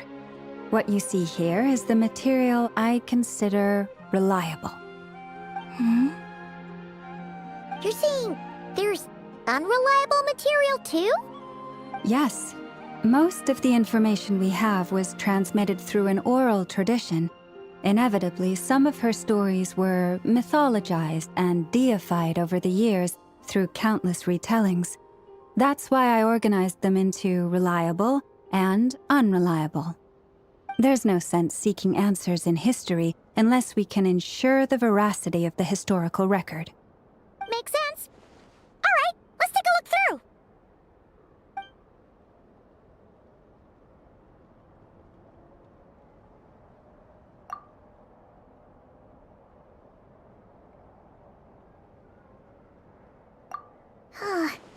Almost all these records refer to Kutar instead of Columbina. Although neither of those is her real name.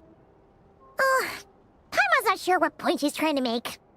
What we can gather from these records is that the Frostmoon Scions worshipped her as a god, placing impossible expectations upon her. I cannot fault them for their earnest faith, but for all their devotion, worshipping her day in, day out changed nothing. I imagine that none of it resonated with Columbina. It wouldn't surprise me if, even back then, she had already begun to reject the name Kutar and everything it represented. Lama speaks the truth. When I heard them call upon Kutar with hope and expectation in their voices, they may as well have been calling upon somebody else.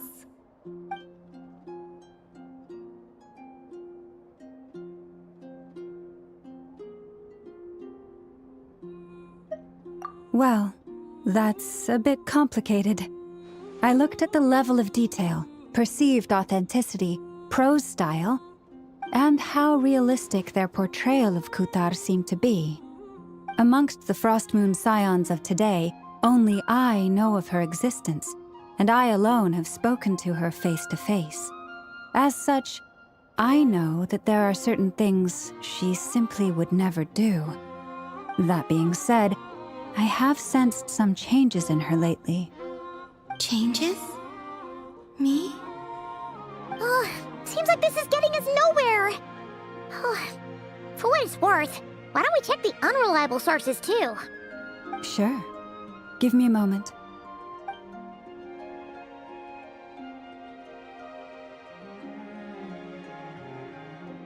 Exerting but a fraction of her divine might, Kutar sheared a great mass from the snow-capped mountain and cast it into the sea, upon whose surface shone the mirror image of the moon.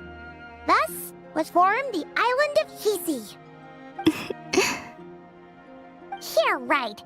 That doesn't even begin to pass the sniff test. The 3 moons are not but lies through and through. Only one moon has ever shone for us, and Kutar is her name.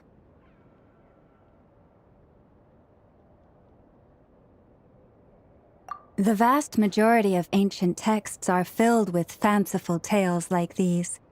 I trust you understand my criteria a little better now.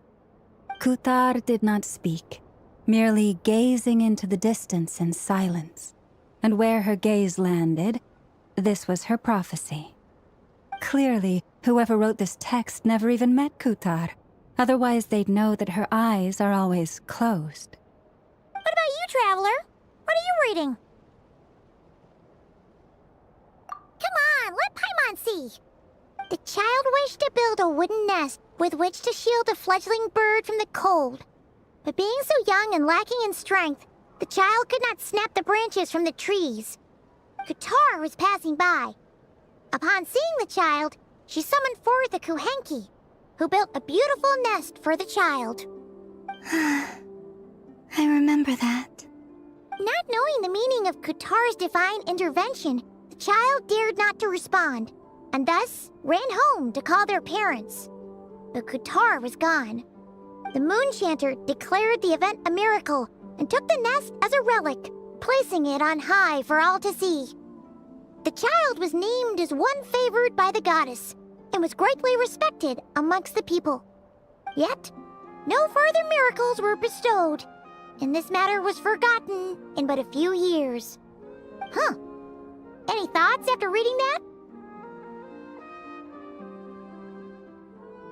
Yeah, Columbina probably just wanted to join the kid in making nests. Ah. I'd originally considered this a fabrication, because Kutar did not perform any similar actions in subsequent records. But now that I think about it, it does seem like something Columbina would do. It's just that... She didn't know how other people would interpret her actions. She was probably worried about making things difficult for people. So, she gradually stopped joining in. Yes. Oh, that's so sad.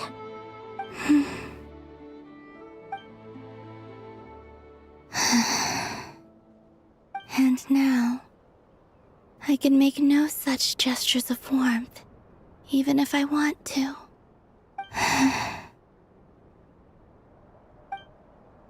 Still no name. That's a bit of a shame. But we did learn some interesting stories. That's gotta count for something. Barca said he was gonna set up a meeting with Arlecchino and Sandrone, right? Let's go back to Nasha Town and see how he's doing.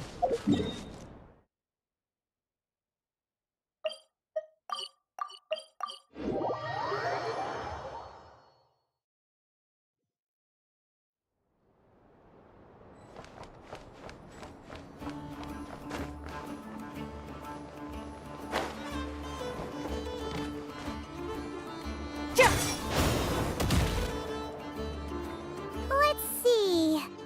There's Varka. Oh, and it's Durin and Albedo too. Yeah, this is pretty much the same place we bumped into each other last time. I convinced them to stick around a little longer. We were all waiting on people, so I figured having a little company would help pass the time. Ah, so you've been waiting for us? Does this mean that you've already arranged things with the Fatui? Sure does. Now you're back, we can go meet up with them together. How'd your investigation at the Frost Moon Enclave go? Well, we didn't find out Columbina's true name. But apart from that, it went pretty well. Aha, just as well that I didn't tag along then. I'm sure our moon goddess wouldn't want every man and his dog knowing all about her private life. Still, desperate times, desperate measures, I guess. So, Varka was waiting on us, but what about you two? Are you waiting for Alice? Oh, no. We already met with her. We discussed that experiment I mentioned to you last time. Oh, and she also handed me this communication device. That's right. I understand she informed you about the relationship between the phantom phenomena and Tevat's borders, yes? She wants me to help her with some more experiments on that front. She said that she'll contact me through this device with more information. Ah, I see.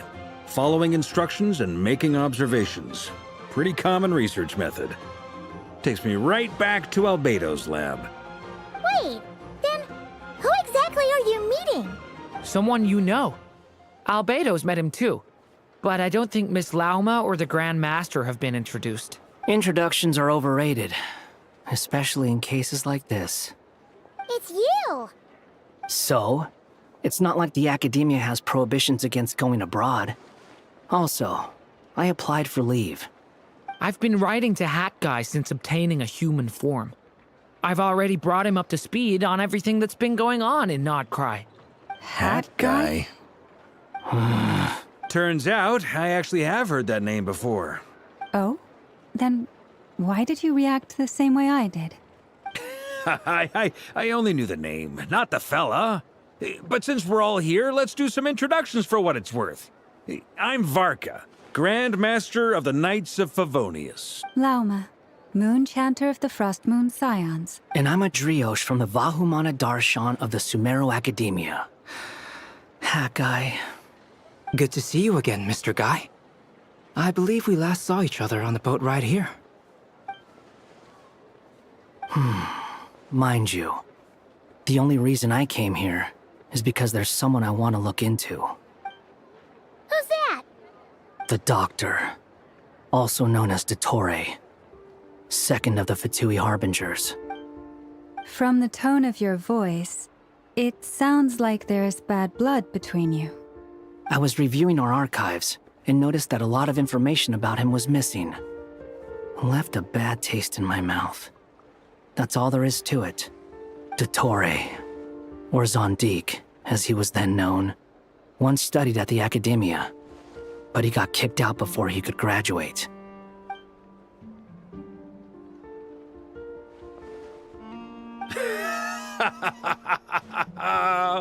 So the Harbinger's #2 man is a college dropout? How embarrassing for them. Last we heard, he was planning something.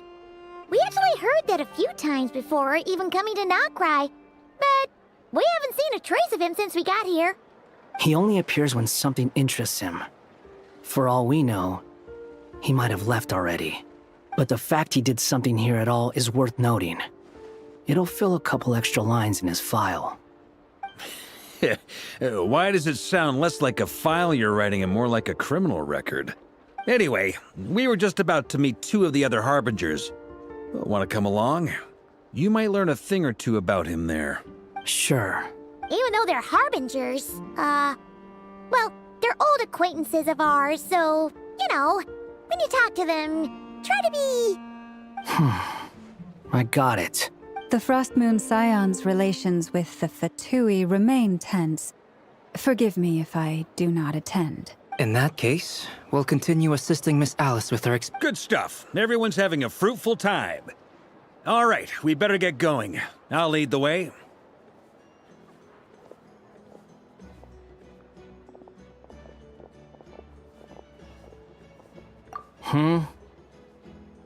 Well, yeah. That's obviously part of it. But I'm not the only one who has a score to settle with. Neither you, nor Lesser Lord Kusanali, nor I want to see him meddling with things again. What's the hurry? Don't worry. Pigeons always know which way home is.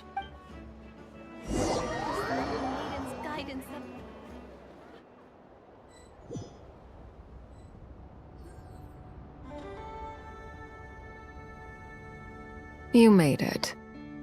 Who is this? A scholar from Sumeru. They call him Hat Guy. He's an old friend of the Travelers. Wait, this is the Academia representative you wrote about? He doesn't exactly look the part. I believe this will prove my identity. You'll notice it bears the seal of the Sanctuary of Surasthana. Well, what do you know? So it does. All right then. My mistake. It's fine. I expected as much. What? So as I mentioned in my letter, the Academia's got its eyes on Dottore. But this matter remains top secret. Apart from those assisting in the investigation, the fewer people who know, the better. If anyone asks, I'm here in Nodcry to pursue my personal academic interests. Gotta say, Varka, you did pretty well to keep all this under wraps for so long. You flatter me. Where do I even start? Remember that time we fought Rerir at Star Sand Shoal? He sure let me have it then, didn't he? I'll bet Dottore had that all sketched out, with me as his convenient little pawn. He could not care less about us if he tried, but hey! The feeling's mutual. Does Dottore really strike you as the sort who values his relationships with his colleagues? Fair point. Which is why I always keep my guard up whenever he starts making suspicious moves. To that extent, our motivations align. On top of which, I consider you trustworthy people. Now, back on topic. In the wake of the Reikir of Solnari episode, Sandrone and I grew suspicious about Dottore's complete inaction during the entire affair. So we tried to find out what he'd been up to, but unfortunately to no avail. He never lets anyone in on his plans. The more he cares about something, the more secretive he gets. Indeed. Perhaps he believes that by keeping a low profile, he can avoid trouble. But that trick isn't going to work on his colleagues. Yeah, I mean, he's been researching the ancient moon's remnants. And he's been trying to get his paws on the moon marrows. Only an idiot would believe he doesn't have something more planned. With this in mind, I returned to Snezhnaya and relayed my thoughts to Her Majesty the Tsaritsa, entreating her to have him recalled. That's pretty direct. Did the Tsaritsa agree? Yes. I made it abundantly clear that the Fatui's business in Nodcry is almost concluded, and we do not need 3 harbingers in this territory. Her Majesty, accordingly, Dottore has returned at her orders. I imagine he is continuing with experiments, which no one besides he would ever have any interest in. Common sense might mean nothing to him, but he's not stupid. He knows that no good can come from opposing the Tsaritsa. Smarts alone won't get him all the way. He needs the Rooster's resources and Regrator's Mora, both of which the Tsaritsa can strip from him by waggling a finger. But doesn't he have a track record of publicly following orders while going against them in private? He probably has it down to a fine art by now. Wouldn't put it past him. We worked together on a research project once. Only briefly, but it was enough to show me that we're fundamentally different people. He has no interest in doing things methodically, stage by stage. His thoughts jump all over the place, and the moment his curiosity is satisfied, or he gets the results he wants, he disappears. The only similarity we share is that, once we set our minds on doing something, we will see it done, whatever it takes. Oh, we definitely saw some of that in your battle with Rerir. You got so competitive. Ugh, do not remind me. Then I believe we all concur. Dottore will not simply give up. Fantastic. Now this is turning into a whole day of unpleasant memories. Ugh. Are you talking about the moon marrow stuff? He also strikes me as the kind of person to disregard experimental regulations, ruin all the equipment, and go way over budget. Then leave the first person he can find to deal with the fallout. Exactly. This one time, he was running some high-temperature experiment and the substance exploded. But does he care? No. He orders his subordinates to open the device so he can observe the results. That gas was poisonous. If I hadn't been there, who knows how many people might have died. And after all that, he left while I was still cleaning up after his mess. What a waste of time, he said. Waste of time? The nerve! He wasted my time! You've been bottling that up for a while, huh? Hat guy, I must say, you seem awfully familiar with internal Fatui affairs.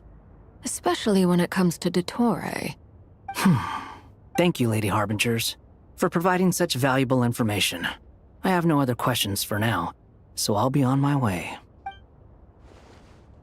Wait, what? You're just gonna leave? You're welcome to join if you want. Ugh. Just when Paimon thought he'd finally mellowed out. He makes quite the impression. I'll say. I've met tons of headstrong people, but not many of them would join me in bad-mouthing Dottore. Anyway, back to the main agenda. Barca, you said that Columbina has gone missing? Or rather, disappeared. Yeah. We're working on building a connection between her and this world. The simplest method is to find out her real name. I've actually asked her that question before, but she said she didn't know. Considering our relationship, I doubt she was lying to me. As far as I recall, she was never dispatched by Her Majesty to claim a gnosis or anything like that. The Tsaritsa's plans had long contained a place specifically for her. I always thought that was weird. What could she do that the rest of us couldn't? Knowing what we do now, it's probably something related to Kavaki, right? More than likely.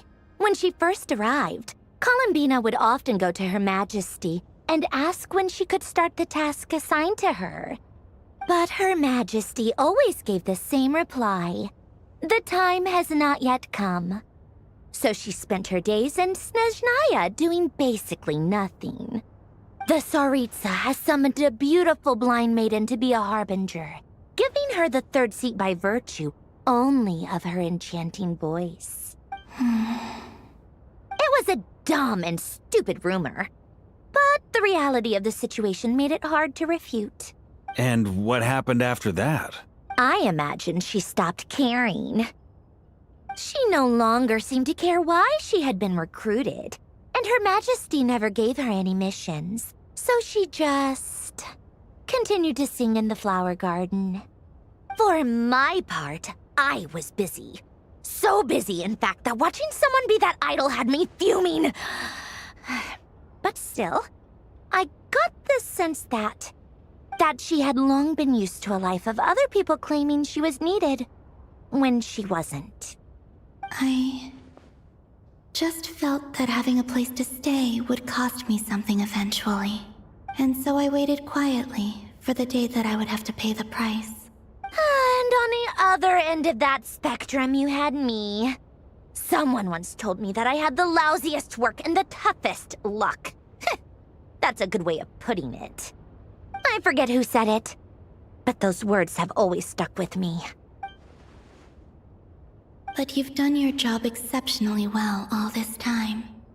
Because at heart, you are a conscientious person. What is it? Something come to mind?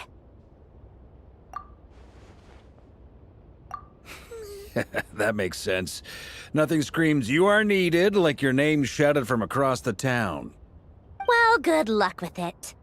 But if you ask me, Columbina is still the most shoutable name. I'm just so used to it now, after all the arguments we've had. I can't be bothered trying to remember another name for her. Nor I. Sandrone. Harlequino.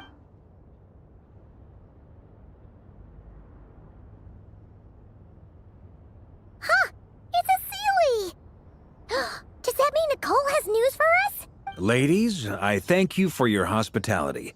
If the chance ever comes up, I definitely owe you both a drink sometime. I'm sure it will. You can make your own way out. Heck, you've been here enough times, you probably know your way around better than I do. Okay, time to do what adventurers do best. Follow that Sealy!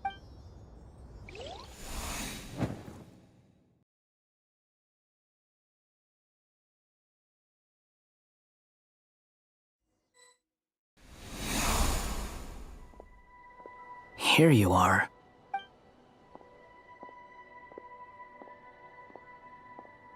Oh, hat guy. How come you're back so soon? Did things go all right with the Fatui? Fine. Dottore's been summoned home by the Tsaritsa. Couldn't get much more than that. How about you? Any progress with the investigation? Unfortunately not.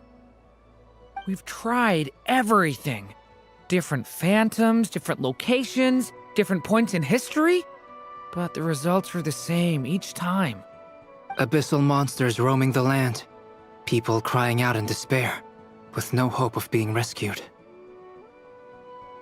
Every time I see it, I can't help but think, is this what it was like in Mondstadt when Dragonspine Durin attacked?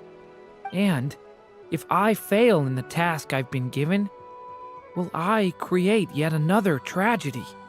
That's just meaningless speculation. When we encountered similar phenomena previously, I tried to interfere with those illusions, using sounds and lights to guide them. However, we could not change their fates. At most, we were able to extend their existences. The events of the past are like fate that has been written into Irminsul. There isn't a living thing in Teyvat that can escape its past. But Miss Alice instructed us to try to find ways to change the outcome that these phantoms face. It's an impossible task. Can't you just refuse? Since she asked us to do this, I feel like it can't truly be impossible. Or if it is, well, mages can make the impossible possible. I could not have been born as Durin otherwise. But you also said that your past 39 attempts were fruitless. That's true. But you're still going. Yes. After this many futile attempts, surely you realize that you're not doing this because you still believe what some mage told you. It's because you want her hypothesis to come true. It's something you wish for deep inside. So, think for yourself about what you want to do. As long as you don't believe it's futile, it isn't. Yeah. Previous experience indicates that we cannot touch the phantoms, which limits the effectiveness of our interventions. If we want to clear this hurdle, we need to break this rule somehow. Same thought here. Following the same rules means repeating the same failures. Reducing ourselves to mere playthings of fate. So you mean we need to figure out a way to make contact with them despite knowing that we can't? Yes, and I suspect that's something only you are capable of.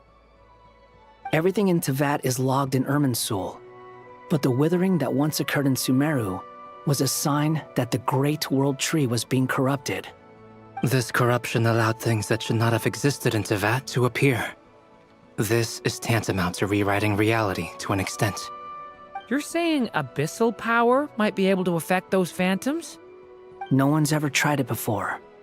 If you're gonna try it, it'll take courage. And you have to be confident that you can control it. Is anyone there? Has anyone seen my daughter? She's missing. I have to find her. I hear someone inside. Spargana? Are you in there? Ah! If I can use my abyssal powers to warn him that there is danger here, maybe it'll change his decision. Maybe he'll stay away. Yes. The important thing is not the nature of the power, but rather how you use it. To intimidate and obstruct. Sounds about right for the Abyss. Let me try. I should be able to influence that thing. Have you seen a little girl? What? This isn't the time for that! Just run! Stay back! I hear someone inside. Spargana? Are you in there?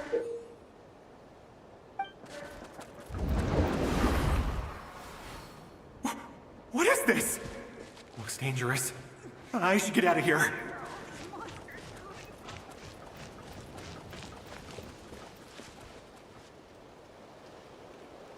He really left. Ha! We did it! Don't celebrate too soon. Follow him. See what he does next.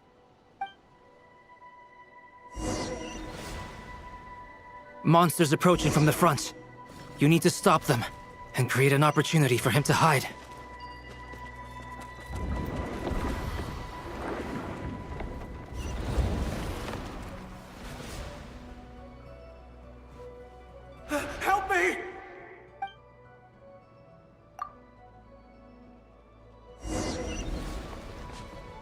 Monsters approaching from the front.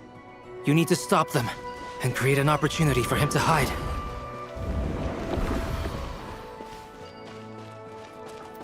No! There's monsters ahead!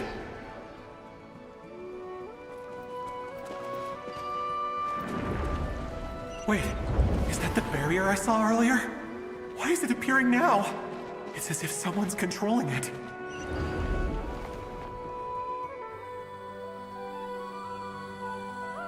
The monsters are gone.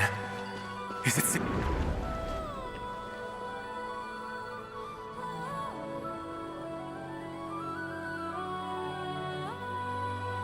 The barrier's gone too. How odd. Anyway, I guess I'll keep going.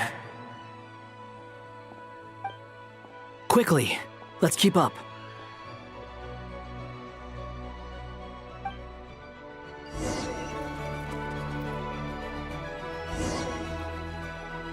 Wait, there was someone else here? Don't go any further. We've got anti-monster traps laid out everywhere. But my daughter must just be up ahead. I have to go. This way's blocked.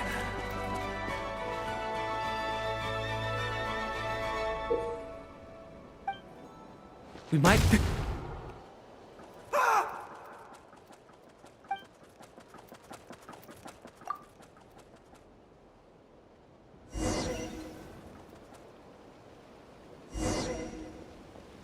Wait, there was someone else here? Don't go any further. We've got anti-monster traps laid out everywhere. But my daughter must just be up ahead. I have to go. This way's blocked.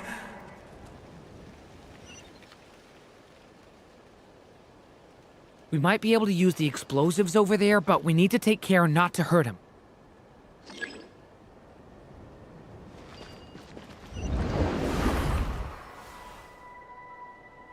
I'll use the barrier to keep him at a safe distance. This barrier seems to be helping me somehow. Hey, wake up! Oh, no good. Gotta keep moving ahead.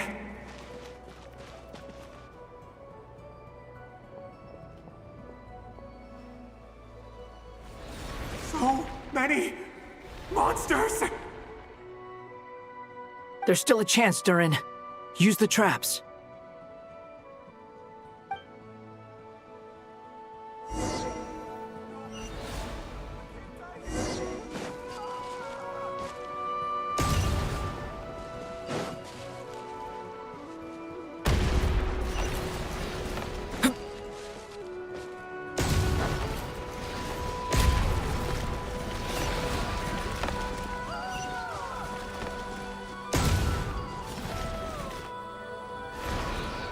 Help me!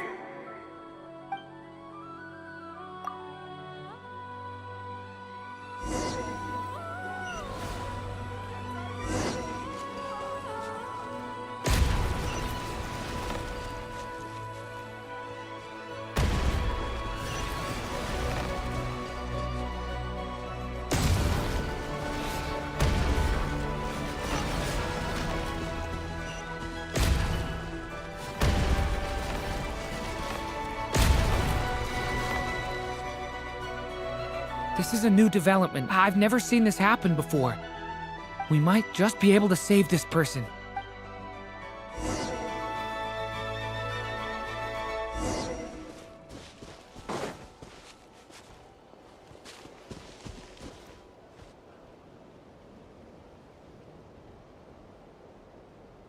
Hello there. Have you seen my daughter? Spargana's her name. She's carrying a large backpack. Get out while you still can, you fool. You won't find any survivors here. But I can't just leave her here. She must be so scared right now. Sorry. Wish I could help, but I haven't seen her. You'll just have to keep looking. Okay, thank you. If I do find her, I'll get her to shelter and come back for you. Don't bother. I've got nowhere left to go.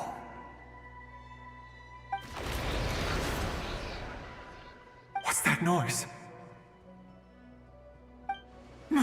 Monster! No, if he goes inside, he'll be walking into a trap. Let's try this once more. This time, we have to stop him.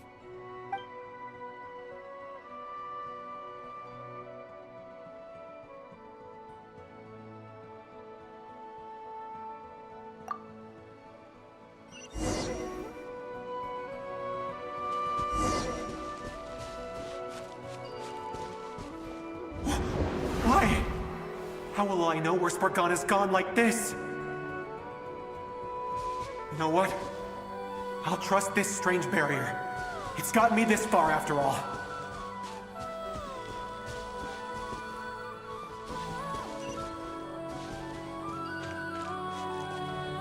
What? Spargana? Are you there?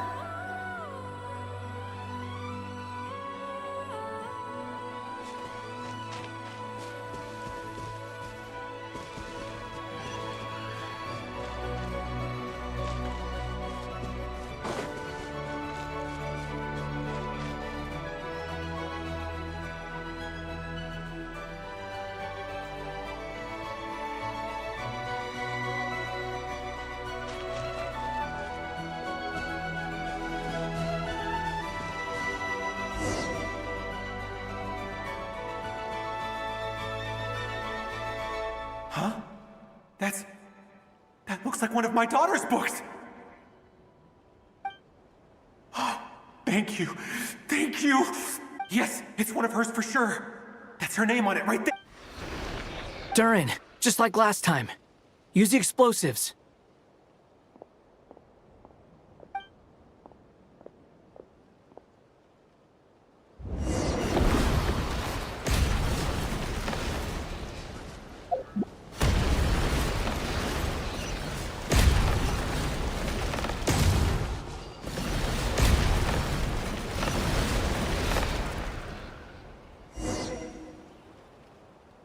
It won't work.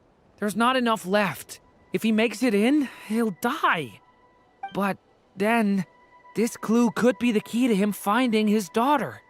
It might not be the only one. Better he misses that clue than loses his life. I guess so.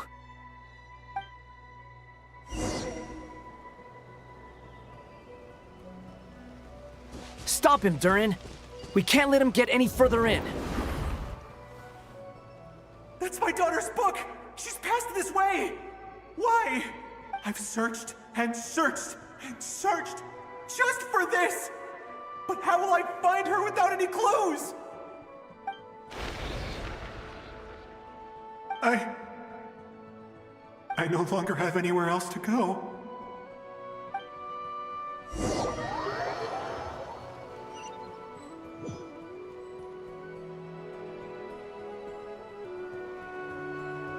I'm sorry. I'm so sorry. He refuses to go anywhere else. Whether he opens this door or not, all that awaits him now is death. We couldn't change his fate.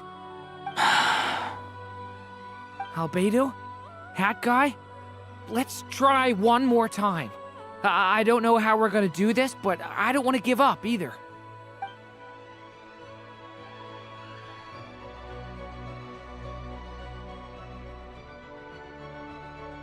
Why am I here?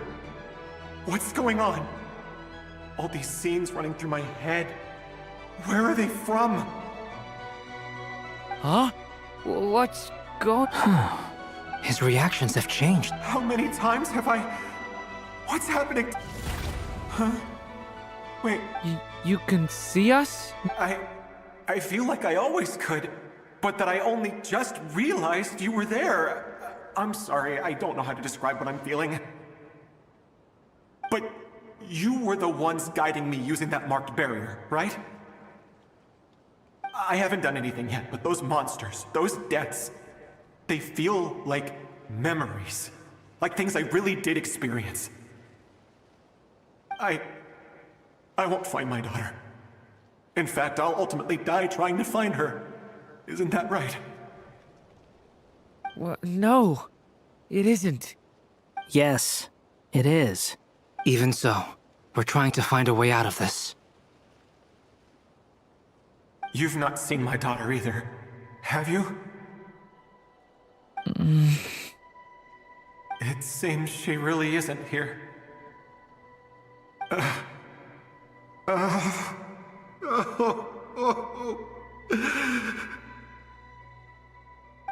I'm sorry we couldn't help you.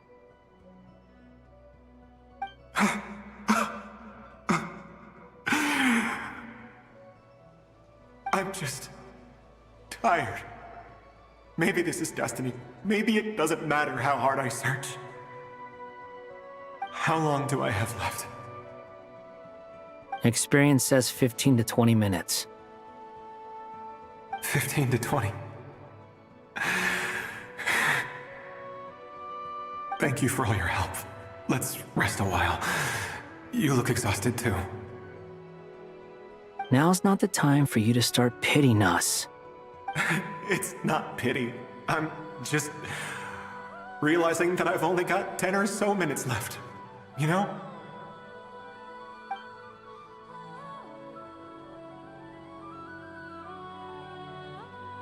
You say you're from Mondstadt, yes? A place with windmills, where people enjoy limitless freedom? And you're from Sumeru, where they've built an academy into a giant tree? Yes. It seems you've never heard of either place. Those names are unknown to me, I'm afraid, yes. Have you heard of Hyperborea? I have, but I heard that it was destroyed in the distant past. I see. That was where my ancestors once lived. What about Delphi Pytho? Was it later rebuilt? I've never heard that name. Then what about Sal Vindagnir?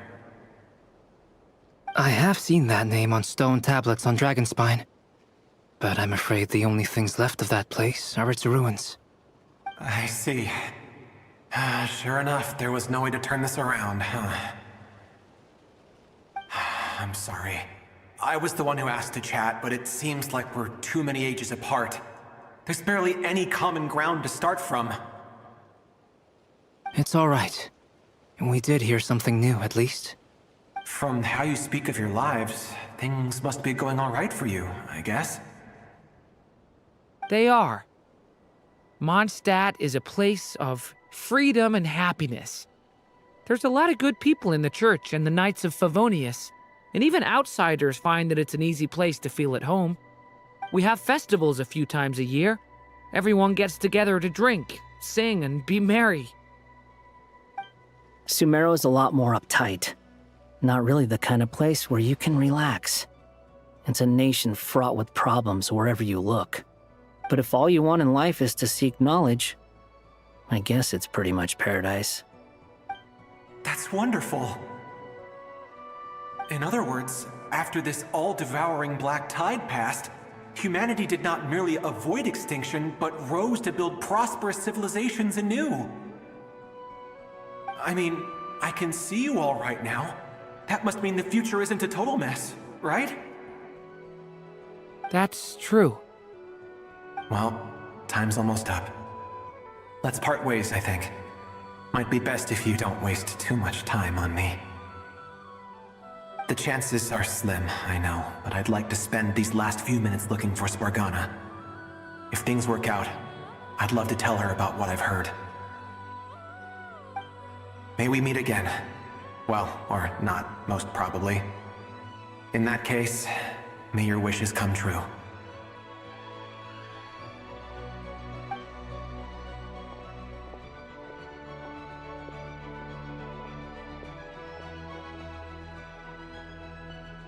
He's gone.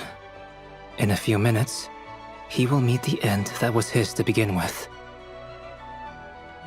The ending of this tale did not change, but I believe that we've just made the most progress we have yet. May your wishes come true. If only it were so simple. Hat guy, Could I? You've never talked about your past. It seems complicated. Would you be willing to tell me about it? I mean, sometimes it's better to get things out in the open.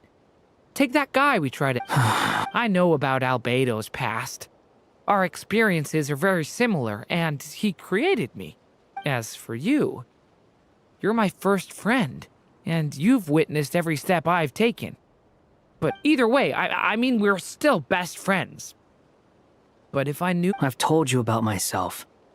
I'm a student at the... And what did you do before? Prepared for the entrance exam. All right. If you really don't want to talk about it, I won't press you any further. I was a puppet built from the branches of a white tree, using technology left behind by the Conrian schools of A white tree? You mean an Irminsul tree? Yes. A branch of Irminsul that was once connected to the main tree. So you had a human creator too? Yeah. But my creator abandoned me after deciding that I was a failure. After that...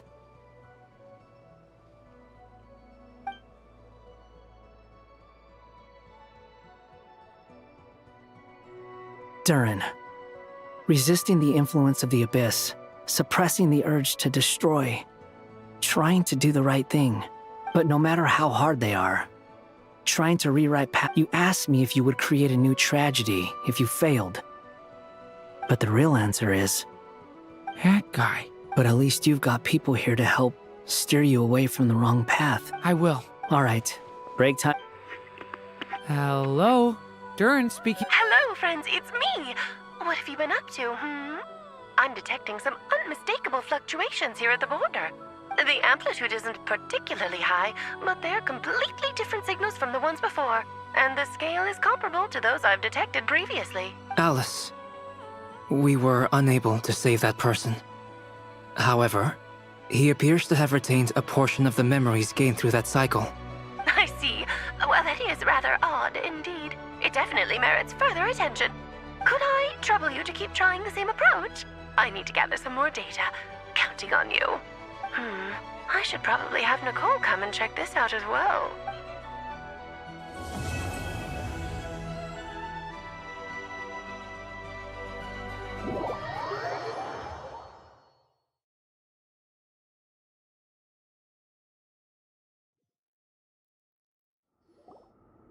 There you are. I was worried you might stop to collect treasure chests opened by the Seelie along the way. It would have taken you so much longer to get here. Another conversation I cannot hear. I am delighted to see that you understand what takes priority, and that your adventurer's instinct has not swayed your resolve. Really, I must applaud you for it. Paimon's head.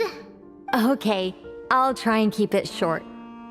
My senses are telling me that this is where we shall find the entrance to the ruins. Oh, cool! Well, what are we waiting for? Let's open it up and see! Patience.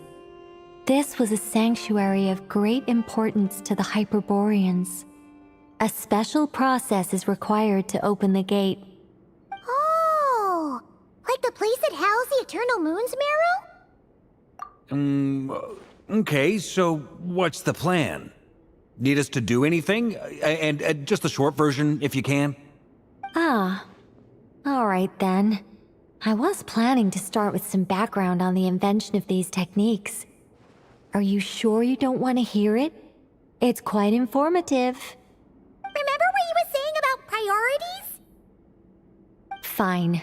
Simply put, we need 3 human representatives to successfully undergo a process of Kuvaki resonance. Think of it as a test from the 3 moon goddesses to see if the entrants are qualified, with the most recognizable qualification being Kuvaki. Pretty sure Lauma would ace that test. Oh, wait. But we need 3 people.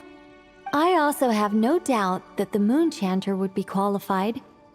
But we would need 2 other people with the same constitution. Therefore, the most feasible method is not so much to follow the rules. I've done some research, and it turns out the mechanism is rather crude. We'll simply need humans to stand before it who have sufficient I'm with you so far. How do we get the Kuvaki in them? The easiest way would be transfusion. Take some Kuvaki from Nodcry's soil, put it into the bloodstream, and get it circulating in the body. So we're going to cheat on the test? Precisely. There are other methods, but this is the simplest one. Cheating the system is much easier than trying to hide from it. Huh? Sorry? Does the idea of cheating upset you, Miss Lauma? No, that's not it. I suddenly... Ooh, what is it? It's about Moon Prayer Night. I figured out a way for Kutar to join in the festivities. Huh? But as Paimon said, we need to have our priorities straight. Let's get back to the test. I'll follow up with Nefer on the festival arrangements. Oh, okay. Anyway, is this really the best method we have? If you think that's dangerous, wait till you hear the other methods. I'd be more than happy to go through them if you'd like. There are several. No need, we're good. Let's go with this one. Very well. Kuvaki transfusion it is. Now, I should mention that the risks can be greater, or it would be rash to simply infuse the Kuvaki and hope for the best. If the body rejects, the symptoms are similar to another condition that some people living here suffer. So, before we execute our plan, I will perform. Once that is done, we will have to complete the resonance process as rapidly as possible. The participants must remain stationary while the Kuvaki— What? No eating or drinking? That's some hardcore fasting. They'll all be monks by the time they're through. 3 days. Oh, that's so long! And we still need to find 2 more people who— Fasting? What are they talking about? Really? Don't you want— Haha, count me in too. 3 days without food? I can handle that. Miss Nicole has made it clear that this is the easiest way. The way I see it, there's nothing else to discuss. It's time to step up. Yeah, you're right. In that case, Paimon volunteers to be captain of logistics. She'll keep the fires lit and grab some spare clothes. Then we'll start with you first, Traveler. Please step forward.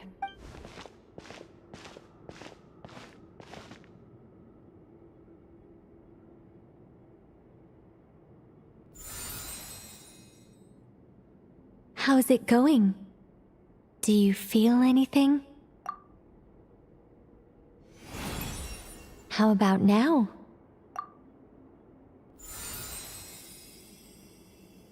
And now?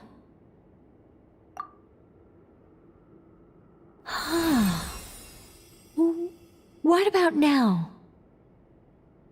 You guys, it's not a competition, you know. All right, I'm officially impressed. Even as a descender, you can withstand far more than I imagined. It's like I summoned a giant stone titan to arm wrestle you, and your arm hasn't even moved an inch. In my last attempt, I infused 5 times the amount of Kuvaki required. Yes, safe to say, compatibility won't be an issue for you. You're eligible. You're next, Mr. Varka. Sure, here goes nothing. All right, I'll start where we left off. 5 times the required Kuvaki dose. Whoa, whoa, whoa, hey, wait a minute. How's it going?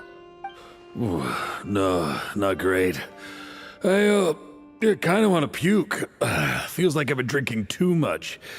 A few bottles of wine, then a big stein of Dark Horse. With some hard liquor from Liyue mixed in. You think this is funny? I just lost to a young lady in an arm wrestling contest. I'm never gonna live that down. My apologies. I'll lower the concentration and try again. Oh. How's it going now? I'm not as dizzy as last time, but I can still feel it pulsing around. In that case, you wouldn't be an ideal choice, Mr. Varka. Let's try someone else. Okay, let's go ask some of our other friends then.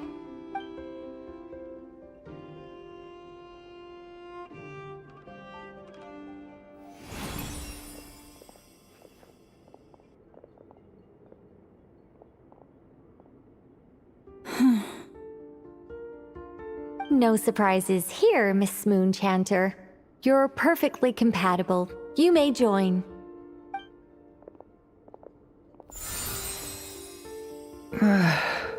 I'm getting a slight headache.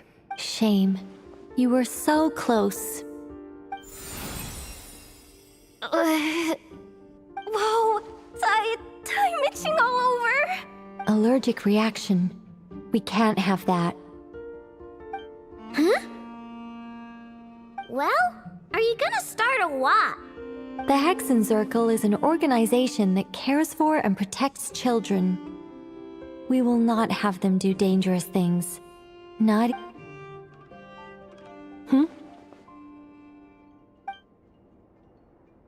Is something the matter? The candidates have to be human. I guess that rules me out too. Huh. Everyone except the Moonchanter got beaten. Guess I don't need to feel so bad after all. I mean, looks like this isn't gonna be as easy as we thought.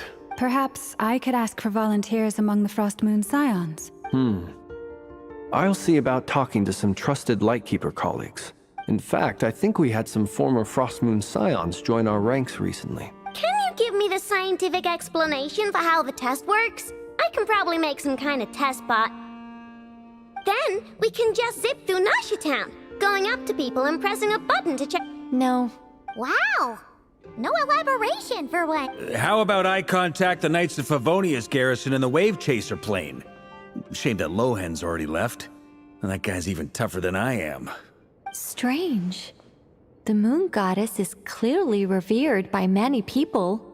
So why is she on the brink of disappearing? She mentioned that the world has rejected her from the very beginning. And when we fought the Raihir of Solnari, it seemed like she exhausted her power. Also, Paimon's not sure revered is the right word for how people... Gratitude, certainly. For my part, anyway. It's basic reciprocity. She helped us, so she deserved... Yeah. Even though she looked like she didn't care, she still saved a ton of people. A review of the relevant data leads me to conclude that Miss Columbina is a good person. Yep, you bet! They really think so? I'm super surprised that Columbina isn't her actual name, though. I think it really... I know, right? Unfortunately, that's not our decision to make. Columbina. That was the code name the Fatui gave me. But... is that really all there is to it? Is there anyone left who will still call me by...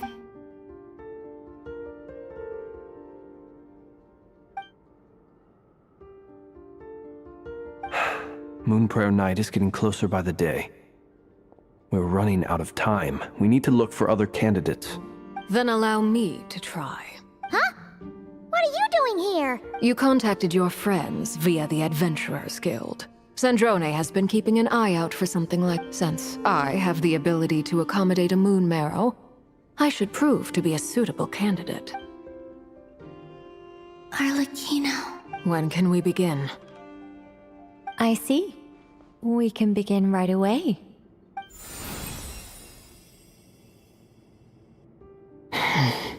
How was it? Did you feel any discomfort? Not at all. Then it seems we shan't need to look for additional candidates. Great! Cool. All right, like Paimon said, the rest of us can take turns making sure the three of them stay warm and comfy. Then, my job is to take care of the caretakers. I will ensure everyone receives food and accommodation. I'm ready as well.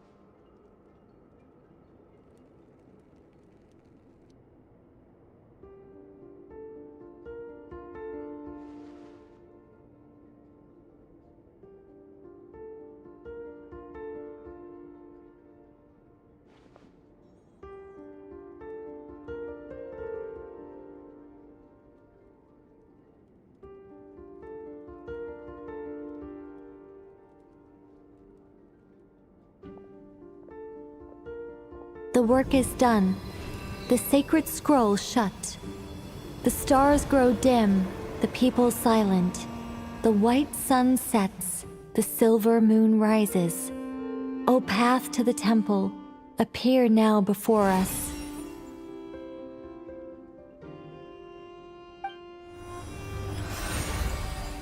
Wow! It really opened! So that's what all this is about. They've been trying to open this gate. Come, let us enter. It might be best to eat something first. Take care to chew properly and swallow slowly. It will give your body time to readjust to the digestion process. They will head in soon. They will need to enter this gate.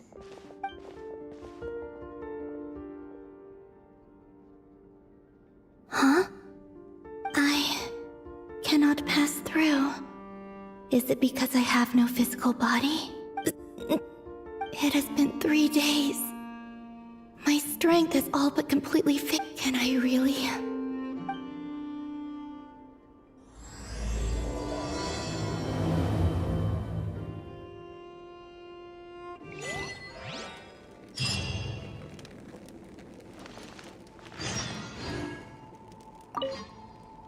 I have confirmed that you are all in good health. With that, my work is now complete. It's good to know you're all well.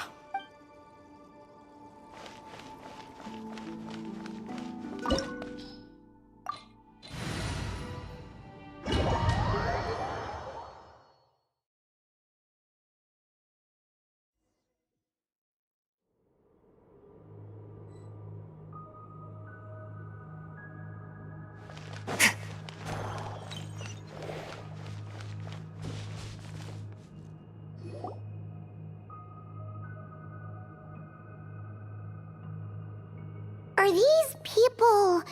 Judging by their clothes, they appear to be phantom Hyperboreans from the... That could mean they have some clues about the moon goddess's name, right?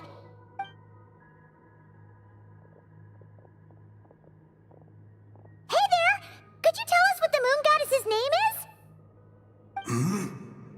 Sorry. That's probably a weird question, huh? How do we explain this? The moons are long gone, and their goddesses are dead. Their names no longer mean anything. When a new moon goddess is born, we will surely know her name.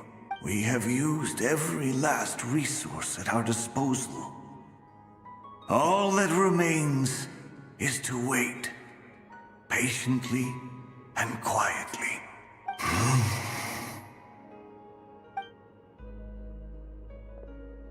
Were the people of the past all this devout? It looks like this phantom doesn't intend to converse with us any further. Surely the new moon goddess he speaks of must be Columbina.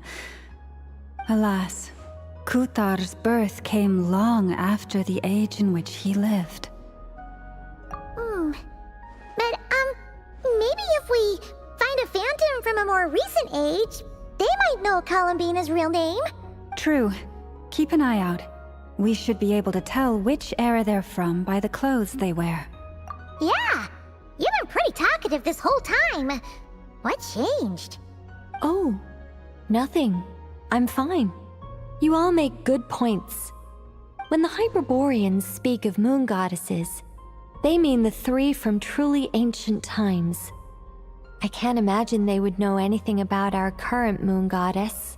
There once was a time when the moon goddesses blessed them greatly and protected them from harm. So, when the war between the gods and dragons plunged the world into chaos, it seems they looked once more to the moons for help, praying for a new goddess to be born. Yeah, that checks out. Let's continue on. Who knows what else we may discover?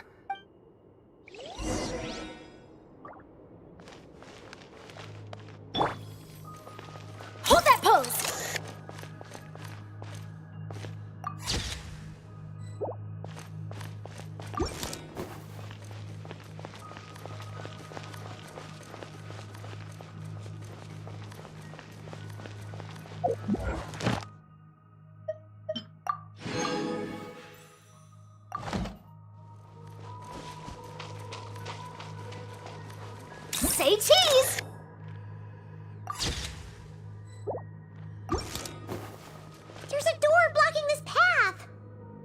Not a problem.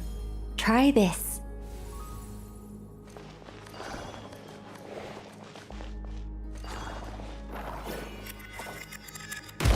Whoa!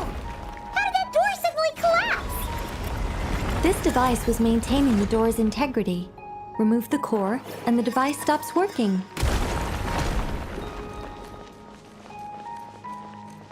Smile!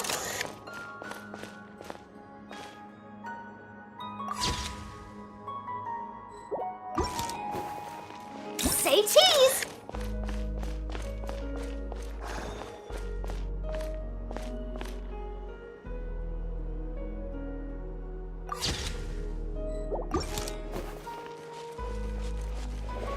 Is this our destination?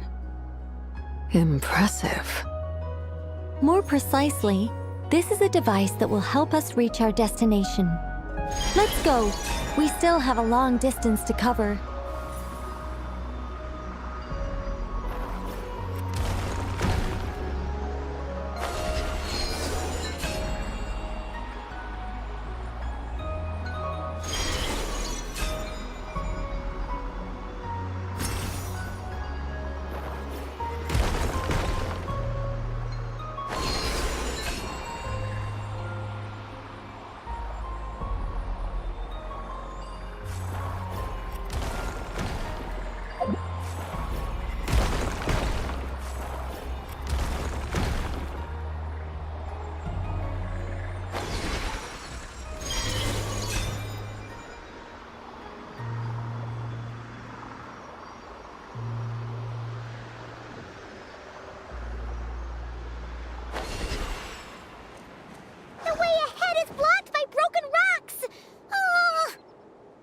Let's try that device again.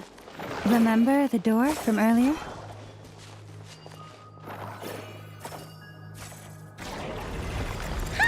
So it works in reverse, too!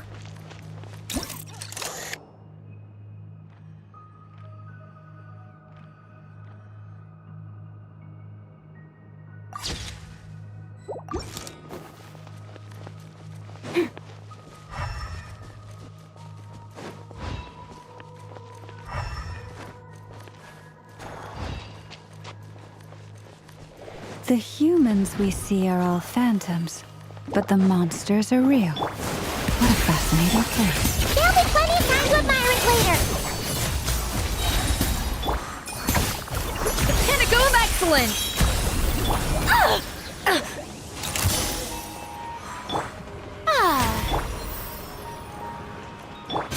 Fearless.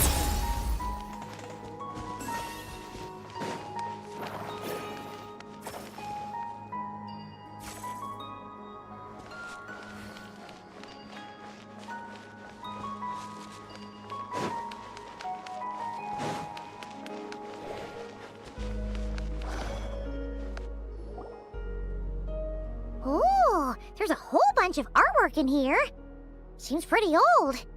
Nicole, this is probably your area of expertise. What do all these paintings mean? Let me see. To understand these murals requires some knowledge of the history surrounding the War of Funerary Flame. I shared a little of this with Lauma before. Yes, I think I follow. The dispute between the Moon Sisters, the transformation by Nibelung. Oh no, it's no trouble. I'd be delighted to share the tale again. Alright then.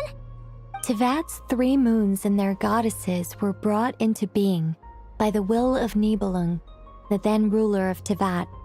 But when the heavenly principles came, they changed the world completely, down to its very foundations.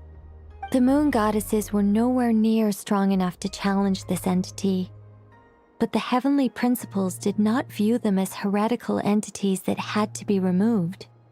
Essentially, the 3 moons existed to keep this planet alive and operational, which did not directly conflict with the heavenly principles' aims. Nevertheless, the inherent precariousness of this arrangement would soon be revealed. Nibelung returned. Yes. He did. and thus began the War of Funerary Flame, a battle for dominance between Nibelung and the Heavenly Principles. Discord would soon emerge between the three Moon Sisters. One would voice the opinion that they should follow Nibelung, for it was he who first hung the moons in the sky. Another would argue that taking sides in the conflict would only bring the world closer to ruin.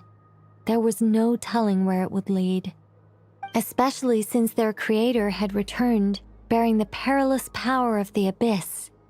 Nibelung would eventually discover their disloyalty. He had all three imprisoned before transforming the moons into weapons with which to fight against the Heavenly Principles. What? Weapons? Yes. The very moons that had once defended the planet became instruments of death and destruction, striking terror into the hearts of all living things. And although the Heavenly Principles and the three Moon Sisters had once been at peace, it now seemed that the moons posed an unacceptable threat to Teyvat. It is possible that the Heavenly Principles did not know of the goddess's imprisonment. If so, the weaponization of the moons would surely have been viewed as an intentional breach of the peace agreement. Regardless of who knew what, when, the Heavenly Principles shattered two moons and flung the other beyond the skies. Whether the goddesses managed to escape Nibelung's captivity after his fall, nobody knows. But this much is certain. From that day on, the moons no longer belonged to Teyvat. The rejections slowly drained their power until eventually they passed away. So that's the full story. You say the moons ceased belonging to Teyvat from then on. Why then would Columbina be born here? That is perhaps due to the lingering connection between the Frost Moon, which was not shattered, and this world. You could see it as the three sisters' dying wish. They never desired war. All they ever wished for was to protect this land. I see. If the final fate of the three goddesses is as you say, then Columbina faces the same grave danger. Our investigation has yet to bear fruit. We must hurry. Yeah, you're right. Let's keep going.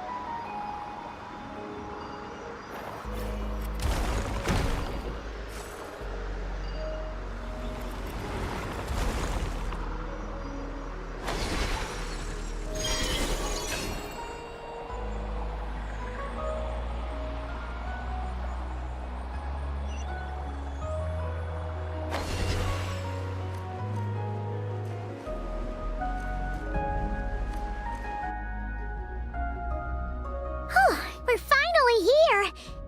Guessing we'll need to activate this thing? Indeed.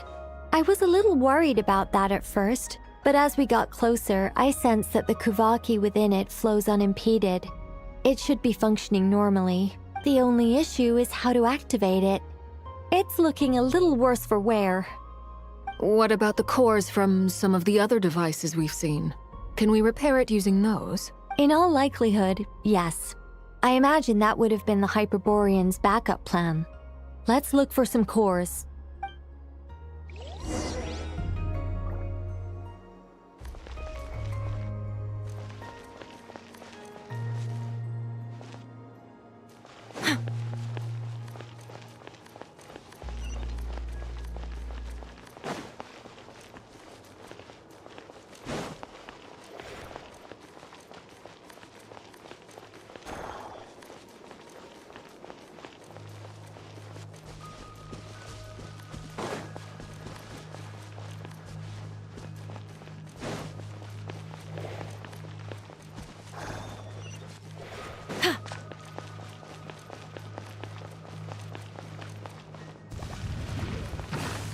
Say cheese! Breaking news! May I present a dash of frost into the void!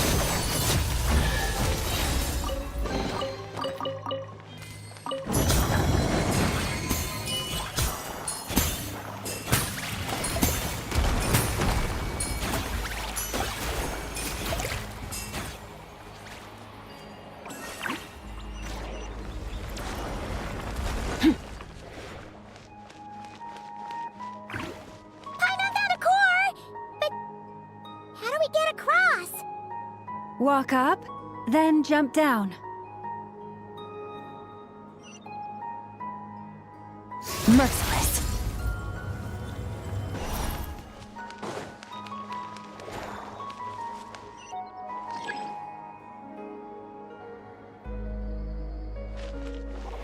Merciless.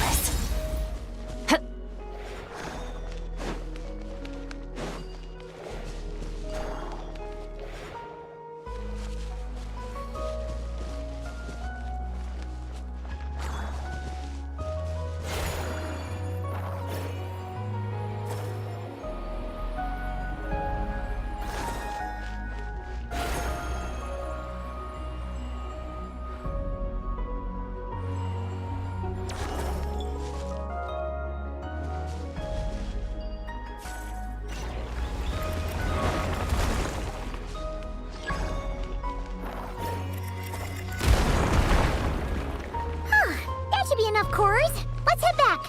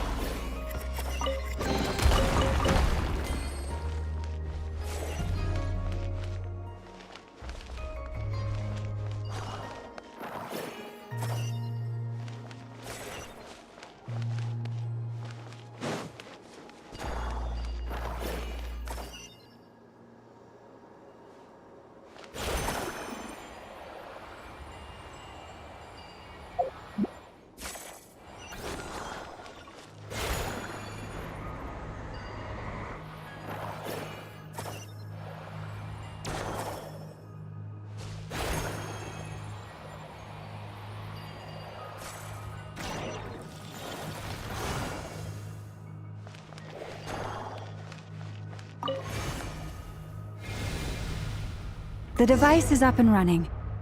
It's hard to believe that the ancients were capable of constructing such things. Paimon sees our destination! It's right up ahead!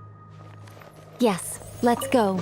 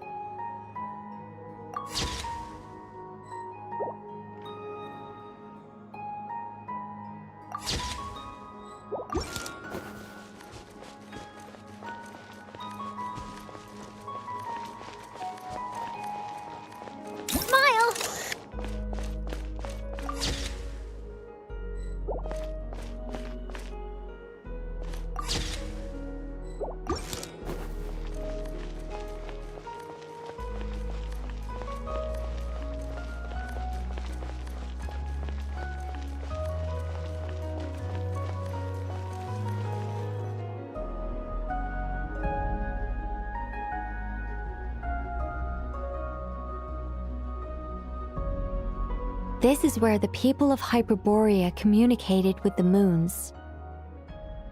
We need only place the moon marrow upon this platform on Moon Prayer Night, and we shall be able to open a portal to the moon and send our moon goddess back home. The assumption being, of course, that we can find her first. That's right.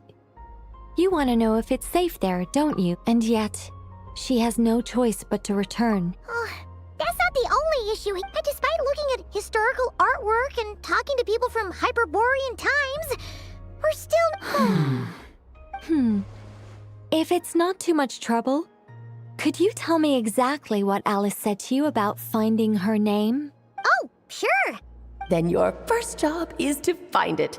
As a moon goddess, I'm sure she must have a name neither Columbina nor Kutar is her true name, and she's never really accepted either of them. Is it not also possible that she has never had a true name? That would be a hard pill to swallow. But at this point, we may have to accept that that is the truth. No one knows how she came into being, and she certainly doesn't have parents in any sense that we're aware of. Perhaps. But does that mean there's no way to get Columbina back? She's just gonna disappear and there's nothing— Huh? Wait, why all this pessimism? Was it the way I well, just because she's never had a real name in the past doesn't mean she can't have one now. What? Think about what Alice said again. She never once said that you'd have to find a new name, did she? Are you saying what I think you're saying? Yes. Names are anchors that connect us to the world. It's like... yes. Traveler, when you first arrived in Teyvat, do you think you would have turned around if someone behind you shouted, "Hey, Tumaini"? But what about now? I understand what you mean. Life is a long journey. Even the friends and family by our side can change over time. When people call you by different names, what matters isn't so much the words themselves, but what they symbolize. And of course, whether that resonates with you. Lumine. So, close your eyes and picture the moon goddess in your mind. If you were to call out to her in this moment, what would you say? Columbina. Columbina. Paimon would call her Columbina. She has long forsaken everything that Kutar represents. I think from now... Well, it sounds to me like you found your... Are you sure? Is it really that simple? We haven't found her this whole time, and not for lack of trying. For a journey like this, the process is every bit as important as the outcome. Had you not searched far and wide, rejecting every other answer you were offered, how could you have come to an answer you felt was finally correct? Oh, it all makes sense now. This has Alice's fingerprints. Are you suggesting that Mage knew from the start that Columbina never had a real name to begin with? I can't say for sure, but I can definitely imagine her chuckling in satisfaction somewhere right now, saying, "Ah, what fun." Llama! Your antlers! You should hurry. The festive moon has begun to rise. Do not worry, for when you called the name Columbina just now, I could sense that the power within was enough to summon back the moon goddess. The power within what? Yes. So, the thing is... What's wrong now? This is so annoying. I really want to explain how that whole thing works. Starting from the founding principles of Teyvat and... Oh, I could talk about this for hours. But... Deep breaths, Nicole. Deep breaths. You're an angel. A sober, sensible, solemn angel who has her priorities straight. Okay then. Sorry for asking. Anyway, you all need to hurry. Last thing, remember how it felt when you called out that name. Then it is agreed. By the name Columbina. Then we'll throw her the best moon paranite part. And at last, we will send her home.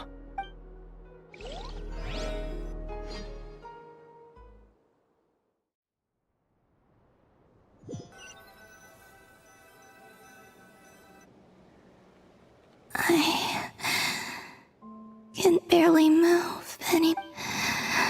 Have they come back out?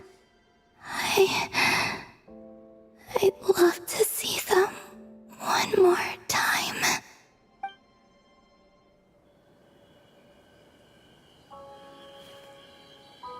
They didn't make it.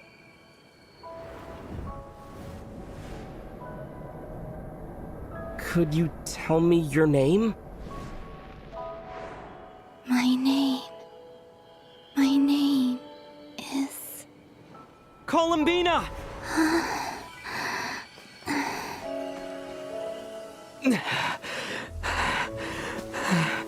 Columbina! Are you here? Columbina! That's the name you gave when we first met. And it's what I've called you ever since. Columbina.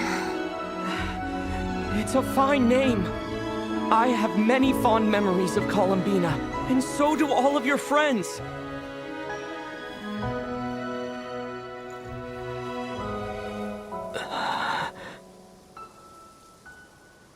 If you like this name...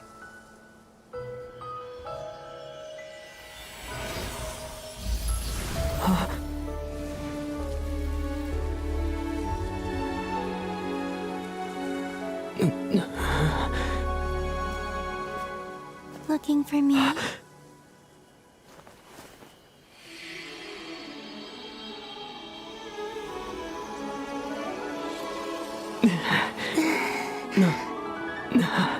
like it. You can carry on using it. My name is Columbina Hyposelenia.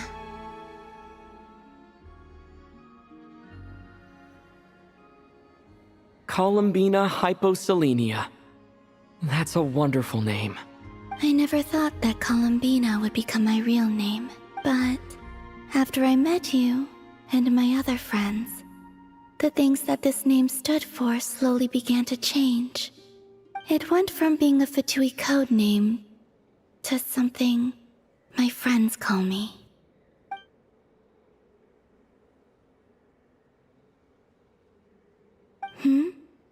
What is... I'm just so happy for you.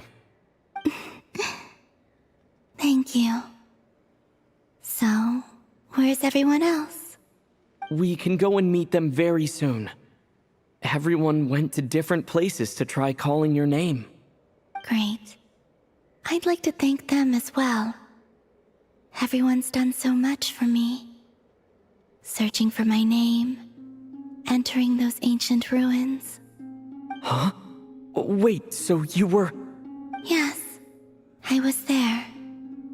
Not physically, but my consciousness was still holding on. I followed you the whole way. Starting from when? You turned around and called out my name while you were in Nasha Town. Do you remember?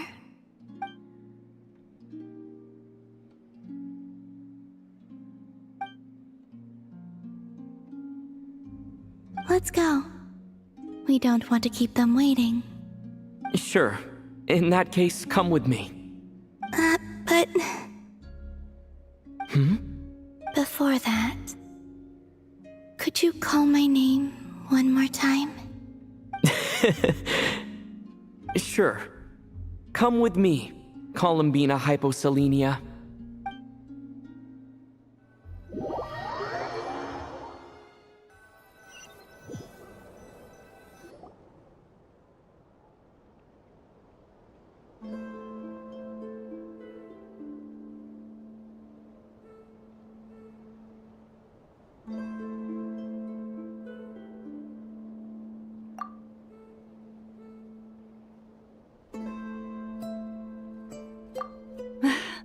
Columbina! Oh, this truly is wonderful. Llama, I can't breathe. Ha ha! Just in time for Moon Prayer Night. It's good to have you back, Miss Columbina. Yeah, we were worried sick. Thank you, my friends. With your help, I now have a name that belongs to me. Columbina Hyposelenia. Where's the second half from? You added it yourself? That's right. It means... Born beneath the moon. Yes. And by extension, it can also mean born beneath this world. A fine name. Now, as much as it pains me to interrupt this beautiful reunion, I feel obliged to remind you that The Moon Prayer Night celebrations in Nasha Town have already begun. Don't you want to enjoy the festivities? There's so much to see and do. And some of the ambient lighting and entertainments were sponsored by the kind souls in the Hexen Circle. Nicole? Why have you turned into Dodoko? So you're Miss Nicole. Thank you for helping us, and for helping me find my name. It's nice to finally hear your voice. You're quite welcome. Guiding lost people to hidden treasure is what we Seelie do. And if you ask me, spiritual treasures are far more precious than material ones. Chests are all well and good, but this was what it's all about. Ah, so satisfying. Anyway, I had to go help Alice. It seems like she ran into some trouble. That's why I couldn't be here in person. But don't worry, we're with you in spirit. We'll be celebrating right along with you. Keep an eye out for the Hexen Circle's festive stalls in Nasha Town. I think you'll like what we came up with. Alice said she even managed to rope B in this time. The Frost Moon Scions have also prepared various attractions. I believe Aino, Nefer, and their crew are setting things up as we speak. On that note, Nefer, about that request I made. It's all in hand. Yehoda is on site to ensure that everything goes off without a hitch. Wonderful.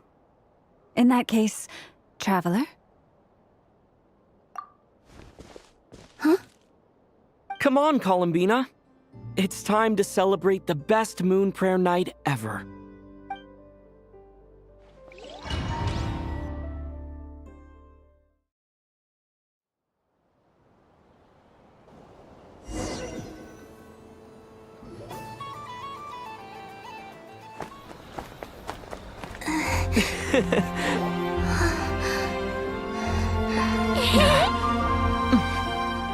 Hey, young lady.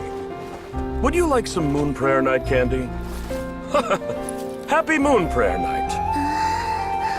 Oh, yeah. I almost forgot to say. Welcome home, Moon Goddess.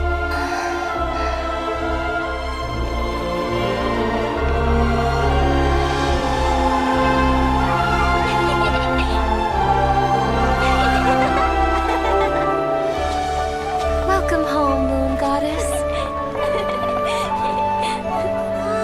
Welcome home, Moon Goddess. Welcome home, Moon Goddess. Turning Nasha Town into her home is a festive gift. A rather brilliant idea. Perhaps this is what Nodcry, Columbina's home, should have been like all along.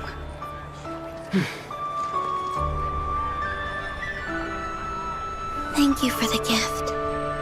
I like it a lot.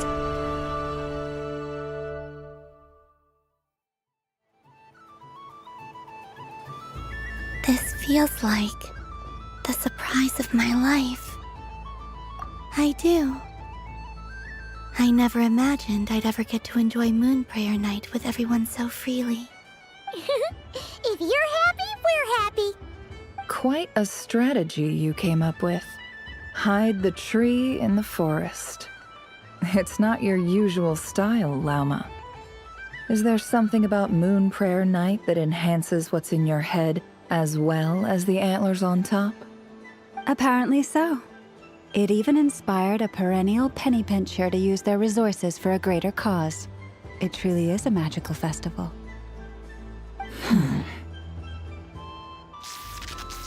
I see it now. This bickering is actually a sign of a strong relationship. Huh? What's everyone doing here? Oh, Miss Columbina, you're back. Yes, I'm fine now. Thanks for your concern. How's your progress with Alice's assignment? Very well indeed. I've never heard her sound so excited. Not like this. This time her excitement seems more serious. Seems like she's had a major breakthrough. She said she'll contact us once she knows more. In the meantime, we're free to relax and have some fun. Enjoy the time off while it lasts. I have a feeling that our next task won't be so simple.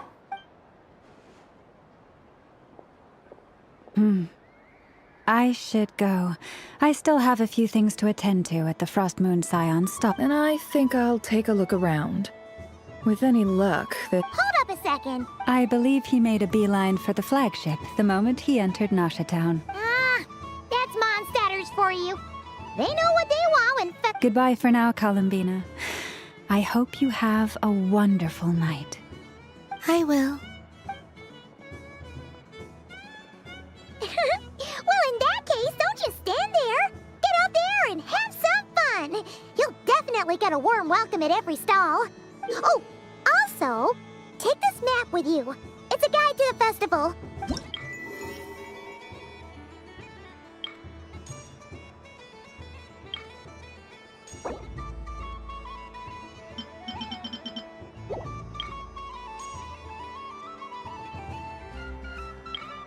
The Frost Moon Scion stall is over here. Lauma's invited a whole bunch of cute animals to celebrate. Over there is the Hexencircle section. Alice seemed more excited than anyone about this festival, so she insisted on making it a grand affair. Oh, and then there's the Nasha Town local specialties, including... Actually, forget that. Thank you.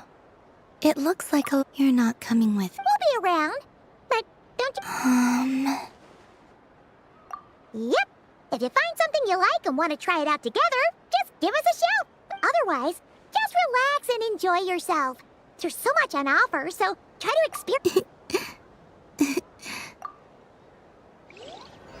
Where should I go first? This must be the mage's stall. It feels like I've entered a fairy tale.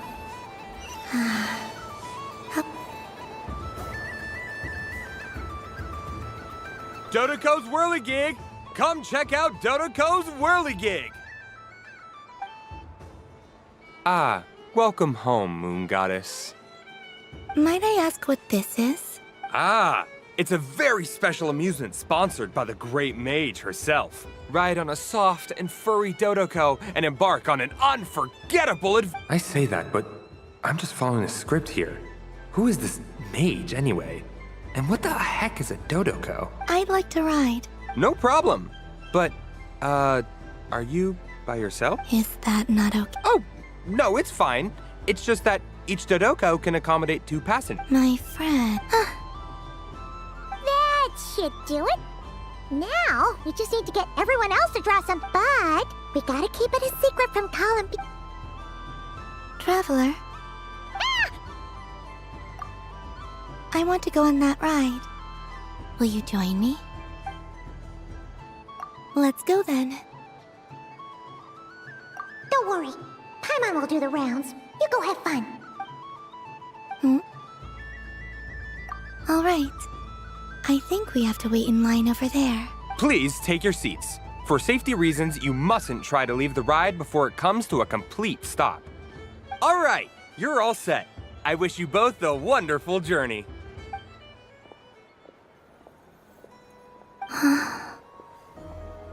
Not bad. It reminds me of riding a moon lane. Sometimes, the Kuhenki circle around me like this, playing their beautiful melodies. Yeah, I'm going to miss them.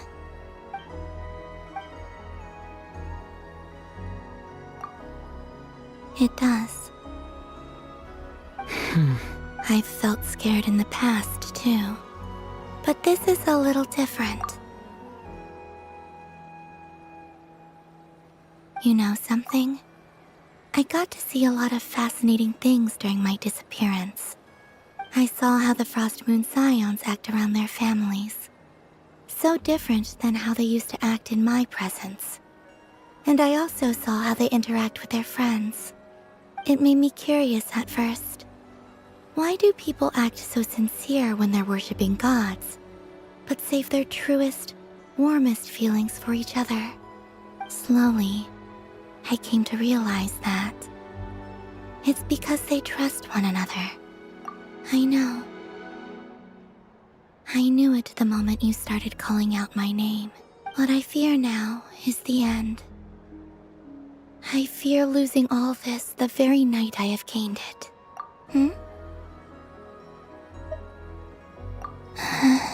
Thank you for this conversation.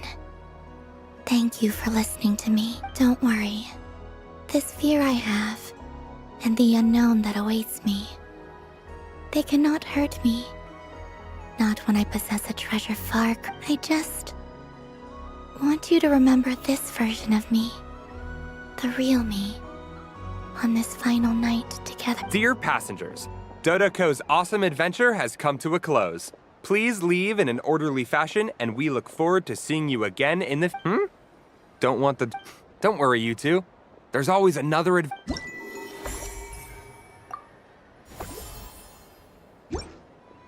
So this is the Frost Moon Scions area. It feels very familiar. But everyone looks much happier than usual.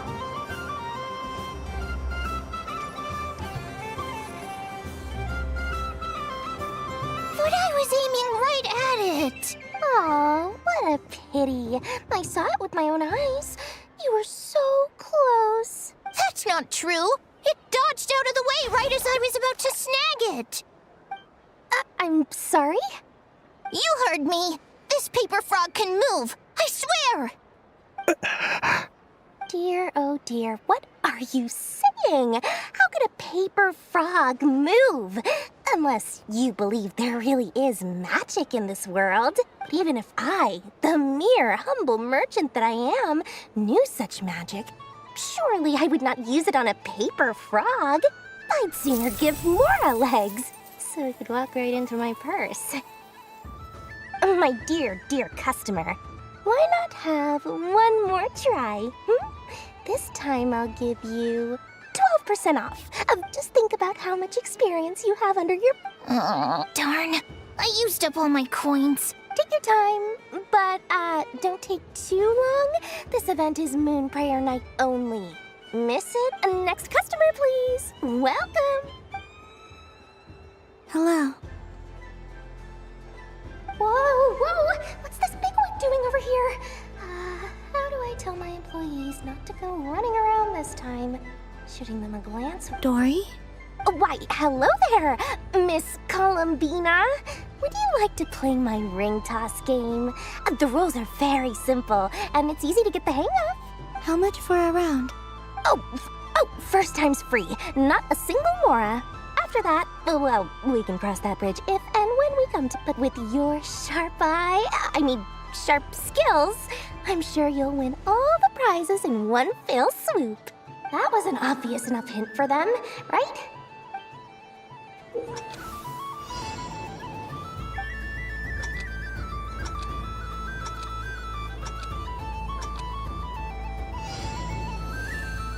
Here comes the ring!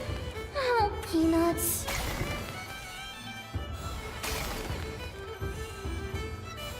Change tracks! Roselle, should we move or not? Just a tiny bit. All right, then I'll... Oh, sugar plums! Let's see now. Wow, very good. That's the highest score we've had all night. And here's your prize. Now, how about another round? Happy Moon Prayer Night, Miss Columbina. Happy Moon Prayer Night, Durin and Hat Guy. Yes. You said we were just coming here to say... I did, but then I recognized a few more people as I got... Do my eyes deceive me? Is that...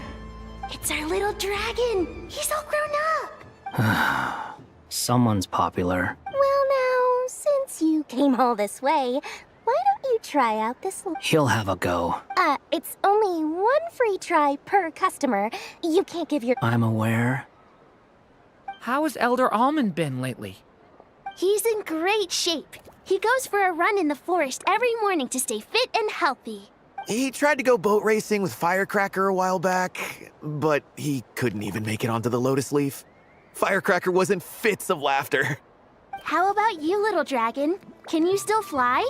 Yes, I can. But you've become less chatty. Has growing up been tough on you? We call that maturity. You know, the thing people sing about. The knight wields a sword of stone to defend those hearts that are made of gold. Stone is very heavy. That's what keeps them from talking too much. That's awesome! I want to be a knight when I grow up, too. Ring, here I come! Ha! Oh, the hat-wearing man. I never thought I'd see you again. You seem more determined than when I saw you last on the train. If you say so. Oh, I do say so. The people you once helped see it clearly. It's because you are once again on the right track. May the engine in our hearts propel us to the station of our dreams. I can move! I can move now, Roselle! What are you doing?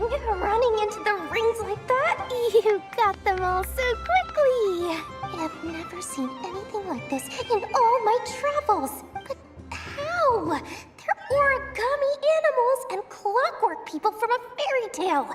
Getting to know them would be quite an arduous task. I have to get to the bottom of this. Next time I see the Great Mage Alice. Thank you, Dory. I had a lot of fun.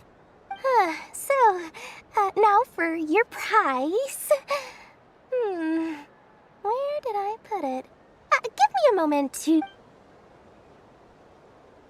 Oh, sweet grand prize. How I wish I didn't have to let you go. Good thing I've already turned a profit from the customers earlier in the night. Otherwise, I'd have wasted all... Okay, I'm back. What? I leave for 2 seconds and someone's already claimed the grand prize? Oh, well, these things happen, you know? Perhaps you'd be interested in one of the other prizes instead. Is this the thing you wanted? Here. You can have it. Huh? But... Don't worry about it. It will be happier with you. Oh, thanks so much, miss. Moon Goddess. Oh, goodness gracious, Columbina. Give me strength. How am I supposed to make any more money from this child at this... Daddy, look! That's the game I was telling you about! Forget it. She is the moon goddess after all. I'll think of some other way. Huh? Oh, someone already won the grand prize. You can take mine if you want. What? Why? Why are all these bleeding hearts coming here to ruin my business? Happy Moon Prayer Night, everyone. Happy Moon Prayer Night.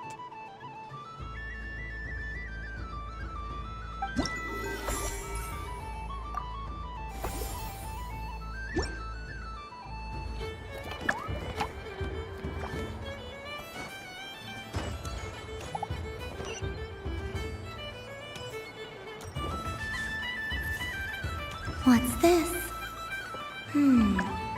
Should I give it a try?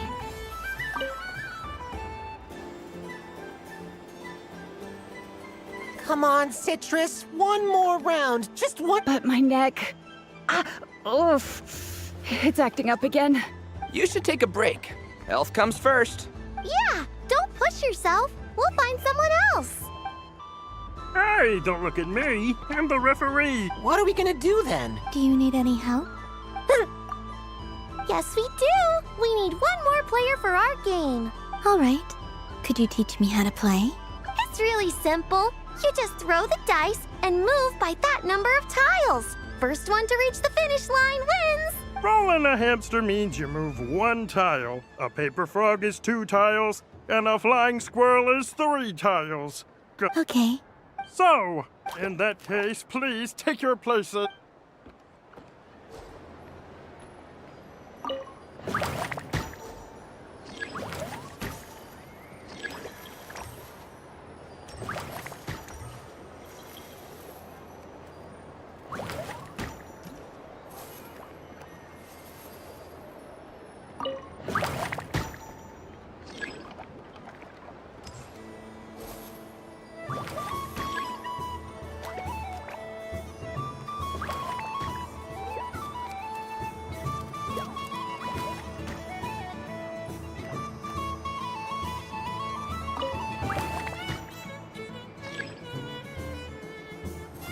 And the winner is the Moon Goddess! Yes, congratulations!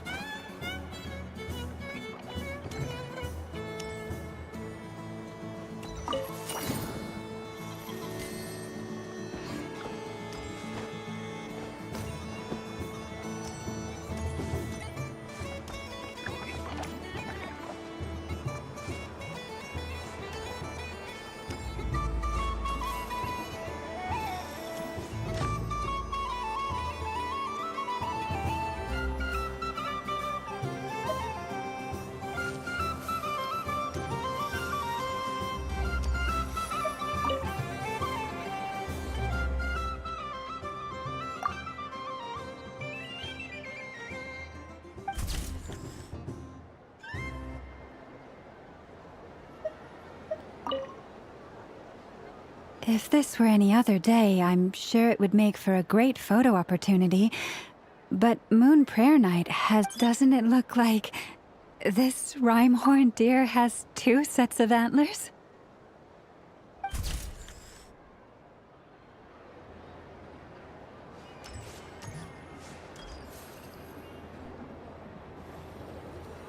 Wow, the Frost Moon Scion stall looks kind of plain, but it's pretty cool once you get into it. I don't go to Hisi Island much, but it's got that, like, old-world cultural feel. And if culture means we get more festival... Hello, Yehoda. Ah! Columbine... that was too close. I almost gave the game away in front of the staff. Oh, wait. What's the deal with her shoes? Do you like balloons too? Balloons? Oh! What's so fun about balloons? I'm not a kid anymore. They're probably more up Aino's alley. Yes.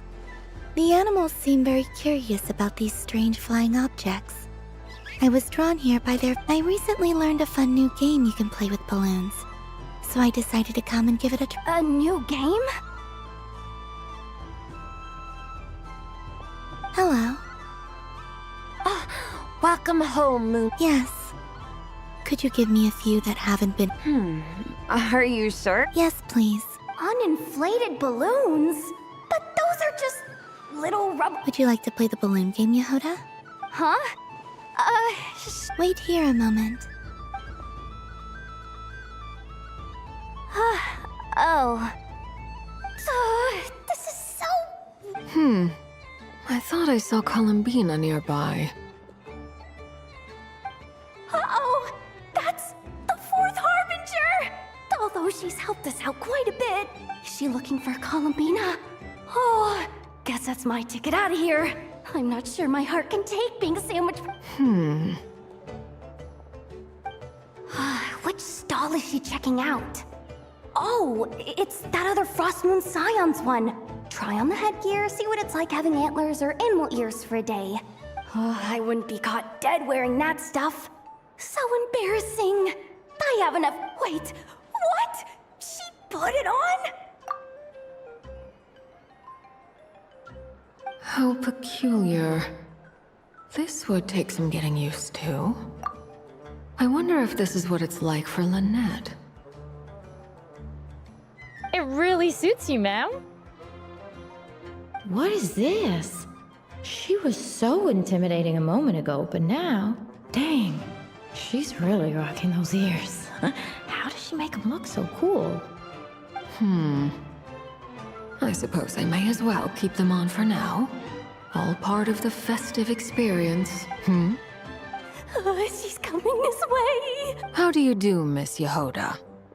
Oh, jeez. Don't talk to me while wearing that thing. Where am I supposed to look?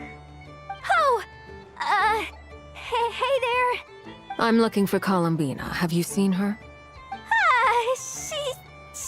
She just... Huh? Wait, is that what she meant by balloon game? Yeah. Huh? No fair! How come I get caught in the cross... An ambush from the rear? Is this a declaration of war, Columbina? Would you like to play too, Arlecchino? Seriously? Are they gonna start some beef right here? Gladly. That said, I believe there is another who would like to join. Boss! Boss Nev! Thank goodness! You've gotta get me out of here! Things are kicking off big time! Hello there. I'd like 10... no, make that 20 balloons, please. What? Miss Moon Goddess, I hope you're prepared to pay the price for assaulting my employee. Welcome to the game, Nefer. Just to be clear, let's keep this a fair fight, okay? No strange powers, please and thank you. Naturally. Don't just stand there, you hook. Huh? Of course. Don't forget, the Curatorium has a reputation to uphold. I knew something like this was gonna happen.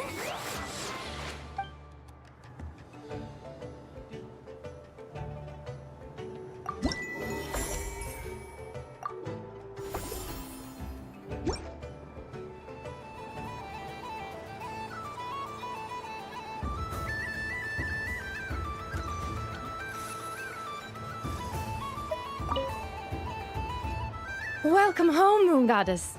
Would you like to try on some animal-themed headwear?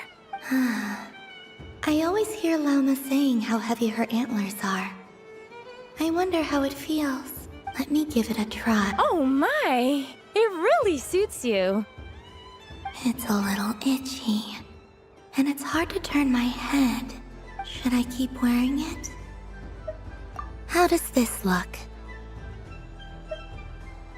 How does this look? How does this look? How does this look?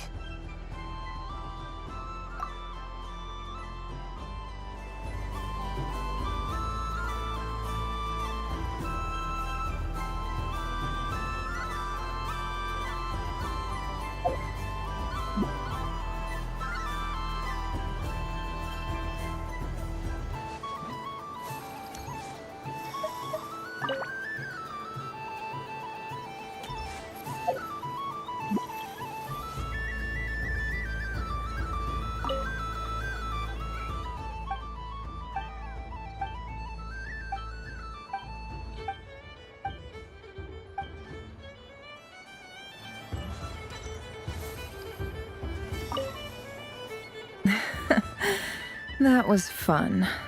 It's a shame Ashru doesn't like playing with water. What's...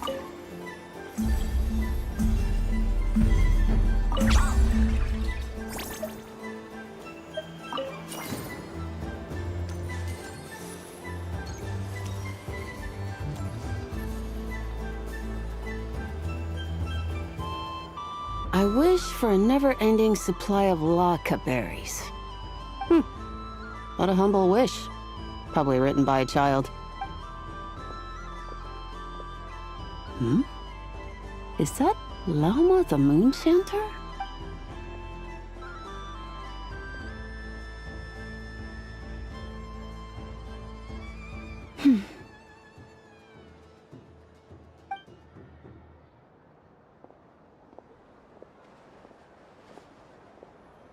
I wish that the long plume ibises would stop biting me. Oh dear, poor Llama. All right. I'll write that one down for you. I got it. While everyone else is celebrating Moon Prayer Night, you're as busy as ever. I don't mind. It's rewarding work. A good kind of busy. My antlers are at their heaviest tonight, and the Kuvaki waves are especially strong. But as I help these dear friends hang their wishes up, I feel a great peace within myself that is, you see, and they are ones that... Do you blame me, Llama? I want to hear you're honest. It is by the help of so many people that I can return to the moon. But I feel as though I've hardly done anything. You've done plenty. I say this in earnest, both as someone who knows your history, and also as a friend who has... What about as a moon chick? I feel proud. Thank you for your... But... Since you asked for my honesty, I won't lie to you. I suppose it's...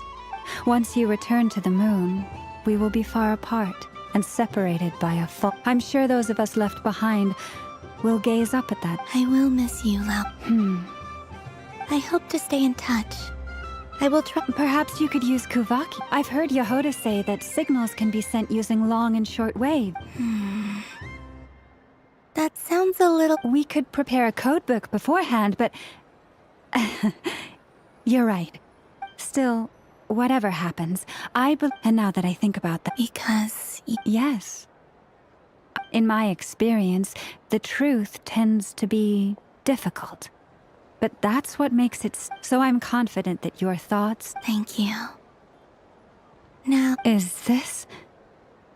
I wish that all who dwell in this moonlit world can find a place to belong. And I wish that I shall... It's... too... Not at all. And I think you speak for us all with the second one.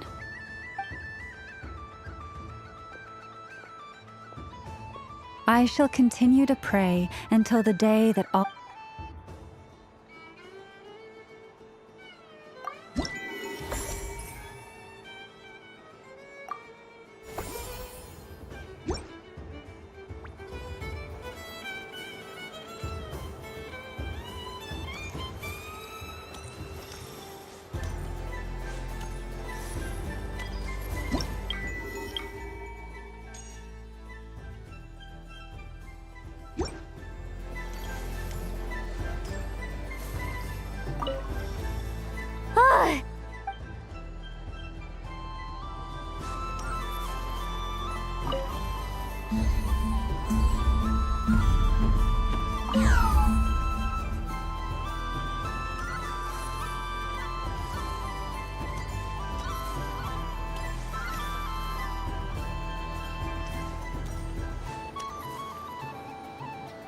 Days.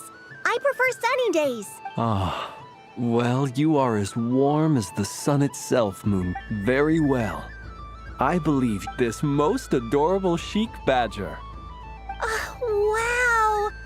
Thank you, Mr. Talking Magic Lamp. Have a very happy festival, Moon God. Flint?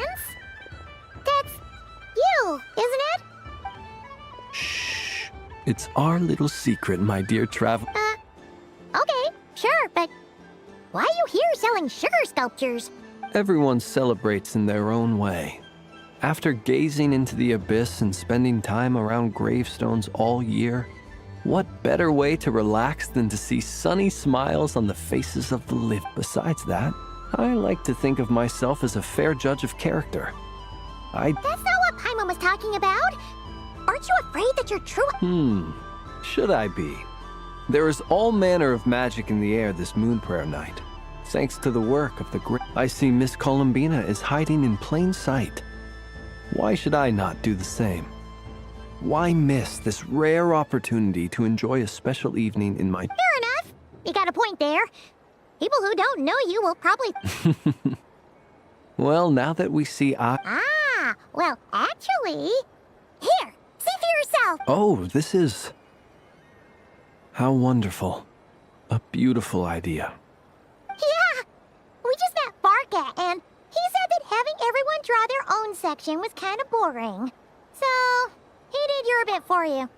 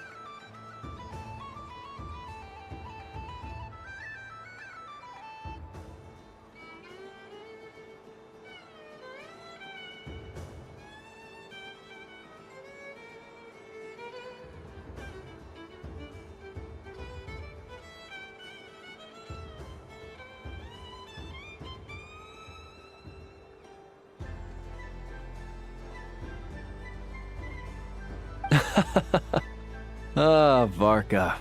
Ever the maverick. I see his artistic skills are truly one of a kind. In that case, I shall paint something on Mr. Albedo's behalf in a short while. What? Why not now? Ahem.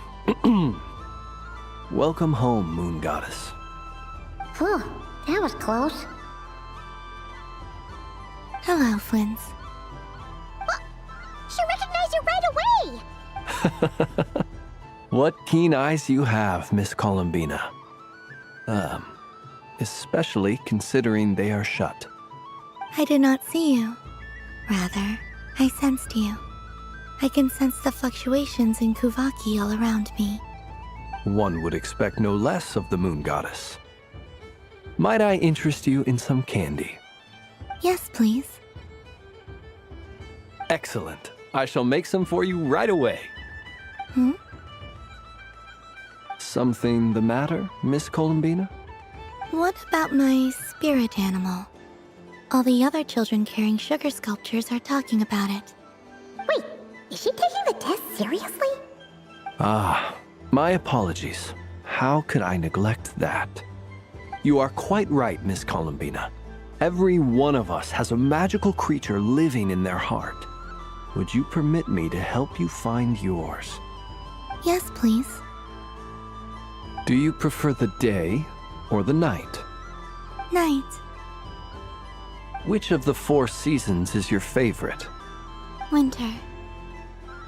Think of a perfect day. What is the weather like? Sunny, rainy, or perhaps cloudy? Rainy in the morning, sunny at night. What kind of answer is that? Forests, lakes, and open seas. Which do you prefer of these? I like them all. Imagine you opened your very own shop. What would you sell there? Moonlight, I think. Wow! Paimon would totally shop there. It wouldn't cost anything. You'd just need to visit. Aha! I believe I know what your spirit animal is. Here, for you. Oh, it's a Kohenki! Indeed. A free-spirited being with a deep love for all things here in Nodcry, who selflessly lends her aid to as many people as she can reach.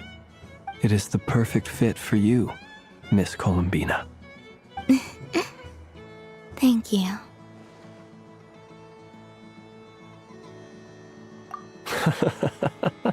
It would be my honor.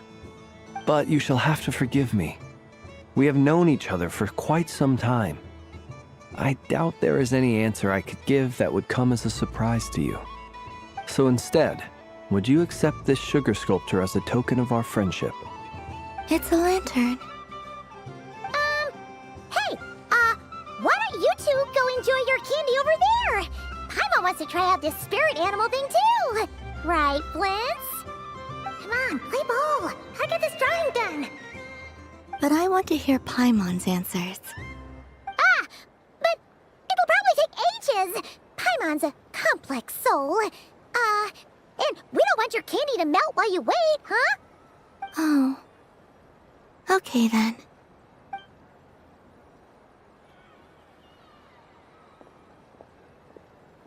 Phew! Nice excuse, Lady Paimon. That was some quick thinking. Yeah, no thanks to you. A little help next time?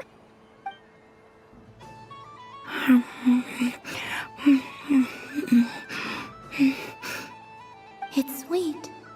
Is that Lakaberry? I wonder what flavor the traveler got. This way, this way! It's the candy-selling lantern! I'm coming! Of course.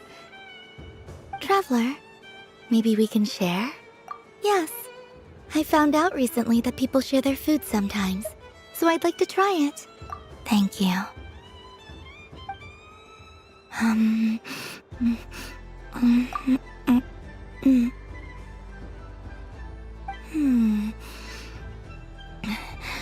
Yours is a little more sour than mine. Here, you try it. Amazing. My sugar sculpture has shrunk, yet my heart is filled with feelings of sweetness. I will remember this feeling.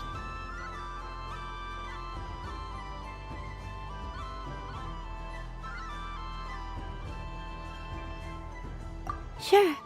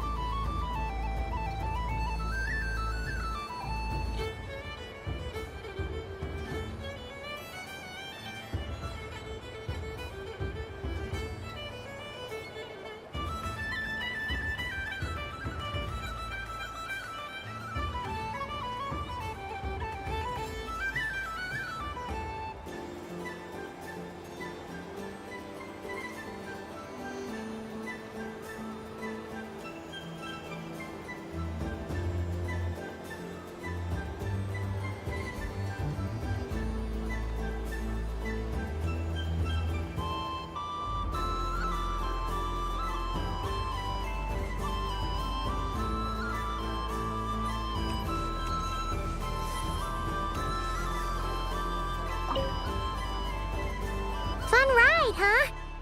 You and Columbina looked pretty sad to leave. This isn't gonna make Paimon dizzy, is it?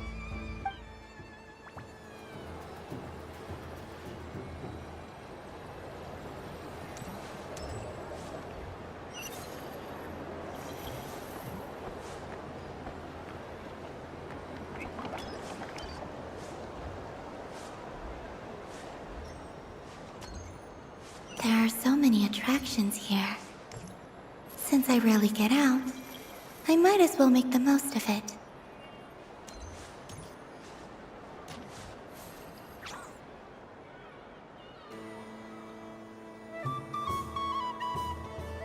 This doesn't make any sense! How am I losing every single time? Wait, Inefa, you're cheating, aren't you? Yeah, that must be it. I am not cheating, Aino. Uh-oh, sounds like Inefa's turning into a big baloney bot. I think it's time for some serious maintenance. Moon Goddess, help me. Miss Columbina, Aino is attempting to cheat. What the? I'm not the cheater! You're the cheater! How dare you throw it back at me?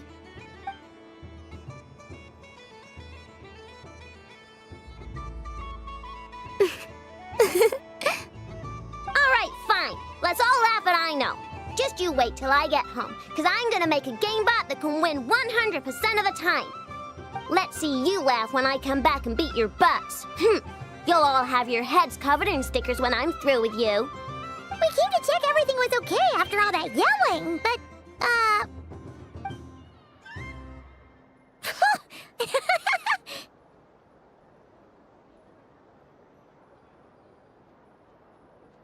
Whatever it is, it sounds like cheating is allowed. Kuhenki concentration. Each player starts with differently colored kuhenki. Each round, they draw one kuhenki from their opponent. When a player has two kuhenki of the same color, they make a pair and can be discarded. Any that can't form a pair must be kept. The round ends when a player can't form any more kuhenki pairs, and that player gets a sticker.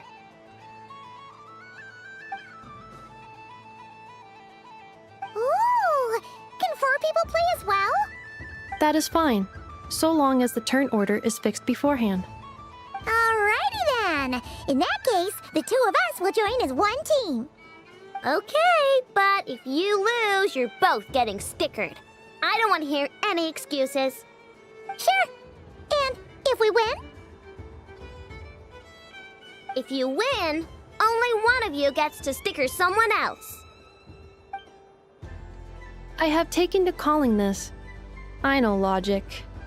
Hey, lay off me, alright? Okay, so we're starting the game from scratch again, which means all my stickers so far don't count.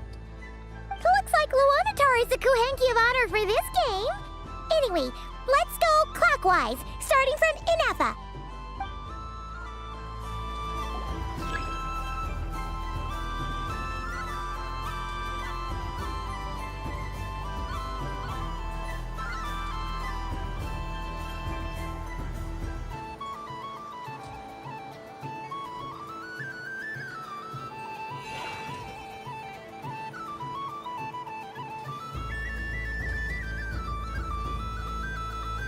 Nice! That's a pair!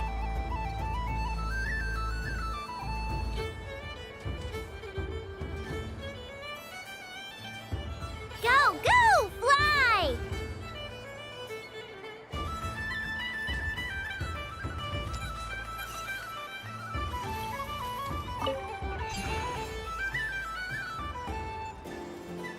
Go on.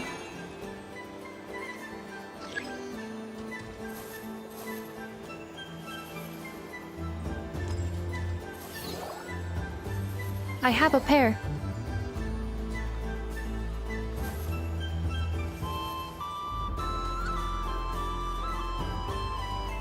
Uh-oh! We gotta pick up the pace!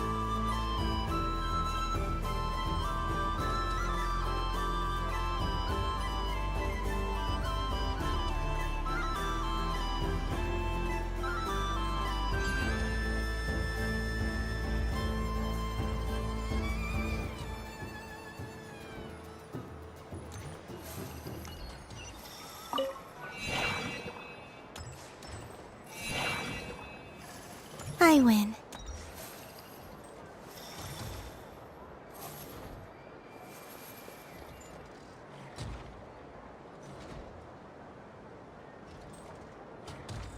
Phew, that was too close. I thought I was gonna lose. Good luck, everyone. Aw, we're out!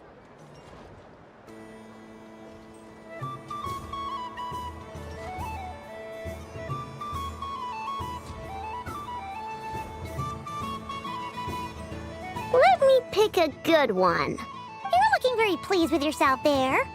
What happened to being a huge Grumposaurus? I won. Duh.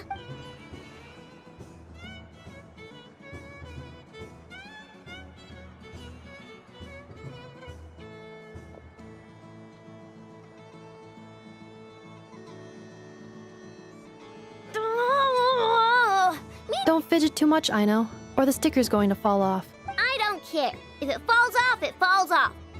If a pair of Kuhenki get discarded, why not a pair of stickers? Huh? Huh?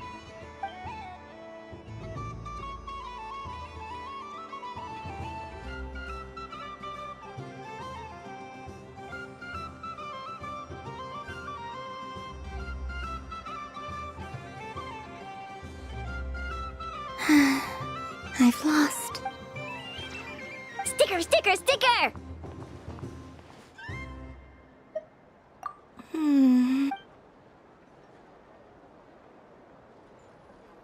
Cute!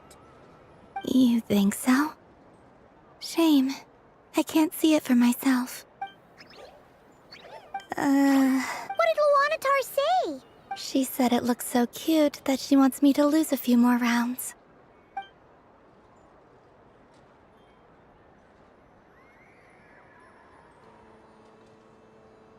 Who put these stickers on Paimon's eyebrows? Ugh, she can barely see! Alright, now, I think we got enough evidence to prove that they're... Yes, I agree. The culprit is... Ineffa! Culprit? What? Quit acting dumb, Ineffa! You're not wriggling your way out of this one. I've been watching you. Not only did you remember whose side Luanatar started at, but every time someone drew a Kuhenki, you were logging it and calculating every last possibility. Which Kuhenki pairs were gone, who had what color Kuhenki in their hand, even our facial expressions. You were keeping track of it the entire time. Exactly! What Ino said! Putting aside the fact that running calculations is not against the game rules, do you have any evidence to support your allegations? But that's not against the rules either. So she admits it. She certainly does. Alright, everyone... But... Take that!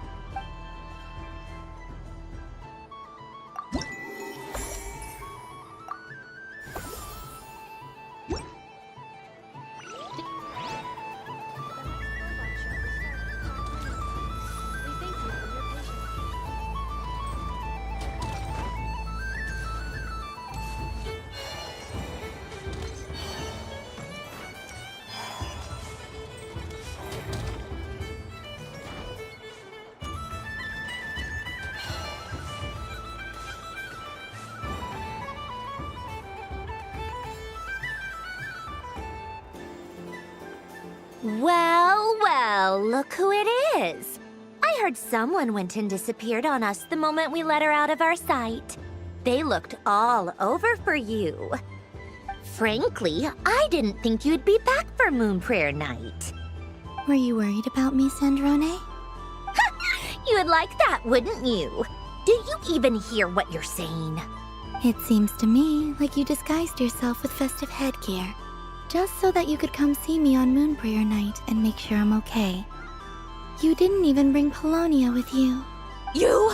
I thought you couldn't see. I cannot. But I sense the confusion of those around us rippling through the Kuvaki currents. Based on what I know about you, let me guess what you're wearing. Is it cat ears? Shut up! I'm only here to protect the Fatui's interest in this territory.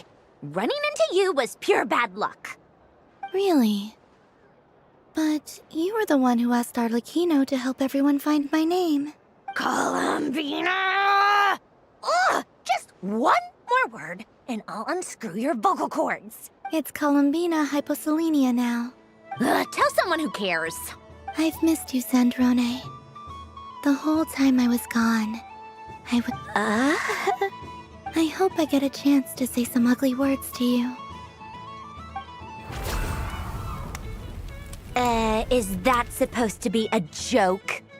Anyway, let's go play that game. What? You mean that frostfin whale? Yes. It's some kind of game where you get bitten if you step on the wrong tooth. Seems like fun. Who in their right mind would wanna? Because you're not a scaredy cat. Fine! You wanna play? Let's play. Don't complain when I kick your sorry butt. Lovely. You old geezer! I'm gonna beat the pants off you! Just you watch! I almost forgot. Sandrone? What is it now? You'd better not lose, or I'm going to beat your head in. What? Allow me to demonstrate since I'm feeling so nice. You just step on the teeth, like this.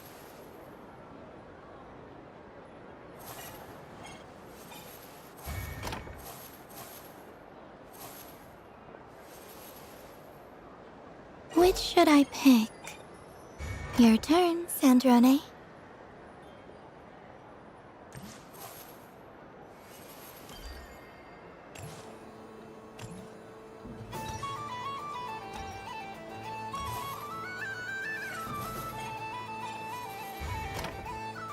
Don't come crying to me if you get bitten.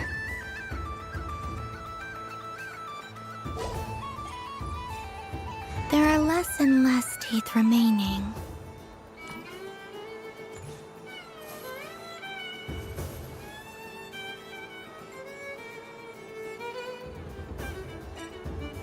Huh? What's that noise?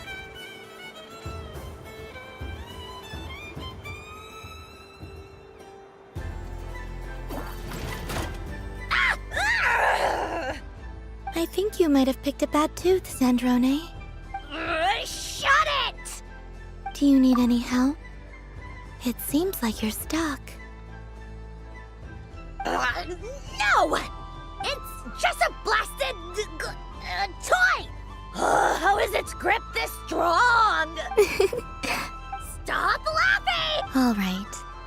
Well, you lost. Hey! What are you doing? Hiya!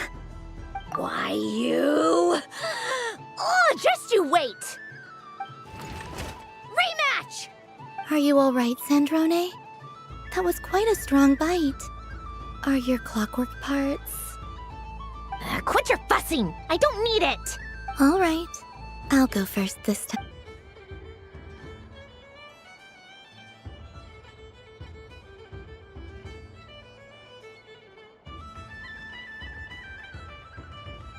I see it now.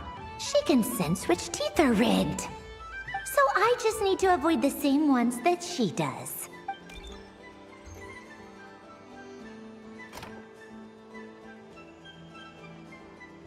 This one. She avoided that one then. Now I've alright.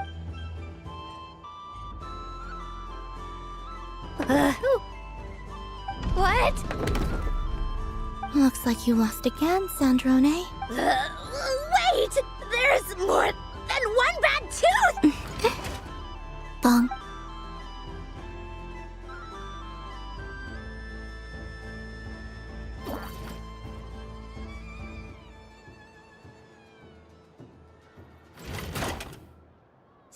Stupid game! What idiot came up with this? Are you alright, Sandrone?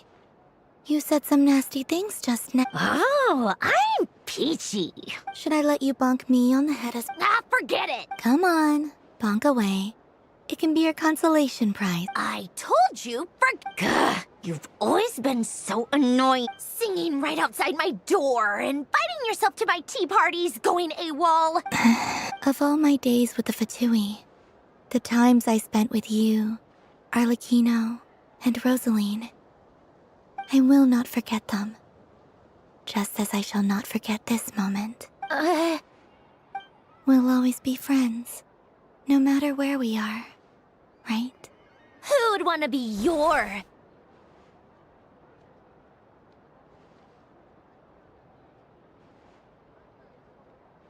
I'll miss you, Sandrone.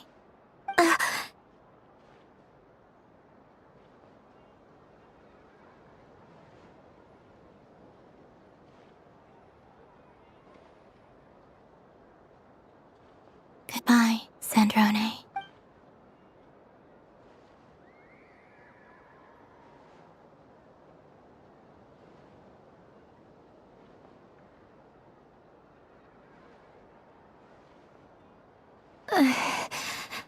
I'll miss you too, Columbina. Sorry, what was that? Ah! Ah! Yeesh! No need to freak out. What's wrong? We've been looking everywhere for you. What do you want? Oh, nice ears. What do you want? This. Huh? It's your turn to draw something. You're one of her friends too, aren't you? Doesn't know how lucky she is. Sorry? Nothing. I'm done. Take it. Oh, that was fast. Oh, and one more thing. Last time we spoke, you mentioned you were interested in the Narcissan Kreuz Ordo's research. Remember? There were too many people when we last met, so we didn't get the chance to do this. What are you talking about?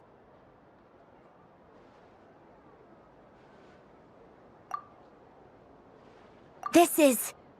Oh. Alain, Renee, and Marianne. Huh. The Holy Blade. A savior's plaything.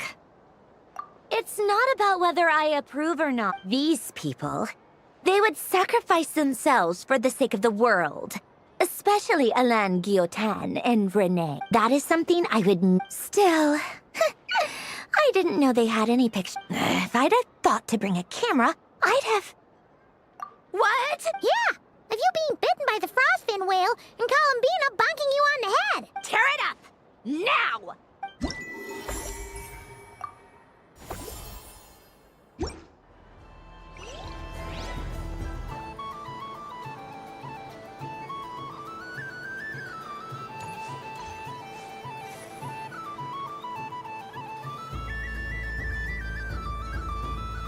What is going on over here? It looks... Hold it right there! Hmm? Are you talking to me? Of course.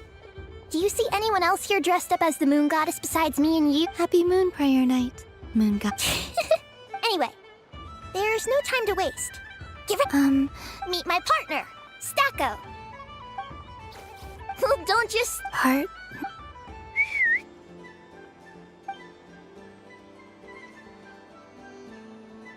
Hmm? So I need to select a partner. Partner.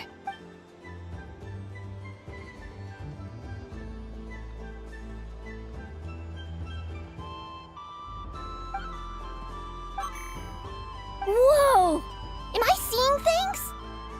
great, but you can only bring one partner to battle against me. They all look so eager to be picked. I'm not sure what this bot is trying to say, but it seems very happy. Testing! Testing! Oh, this is an in this corner and in the other! Ugh, this announcer stuff is harder than I thought. Why does only one moon got it? Now, without further ado, let the Battle of the Moons begin! I don't care who we're up against. Stacko and I ain't...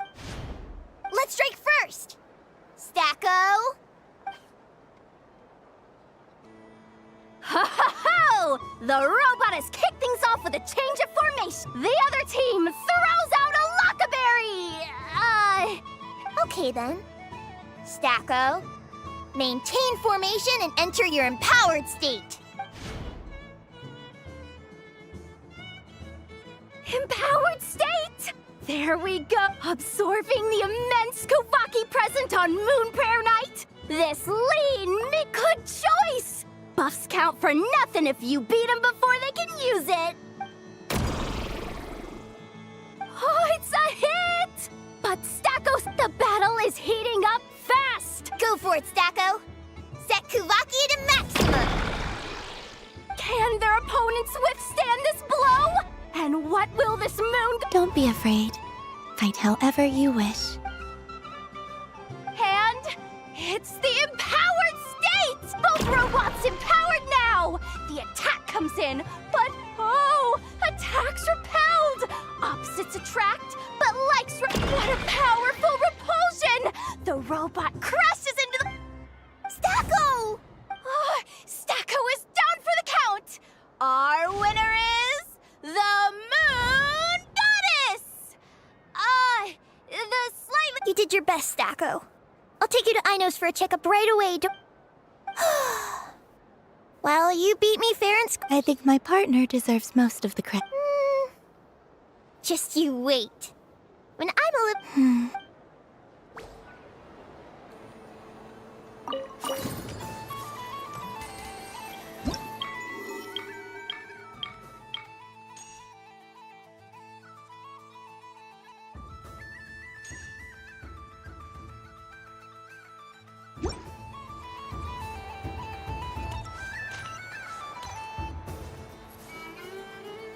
Moon Prayer Candy! Candy? To share? Welcome home, Moon Goddess. Sure. I knew you would. I'm not sure. Is this for yourself, or...? A gift for my friend. Ah, I see. Do you have nocturnal blood? Huh. I've seen couples give those as gifts. No? You did say this would... Hey, now that's a creative idea! While we're at it, you got any other ideas?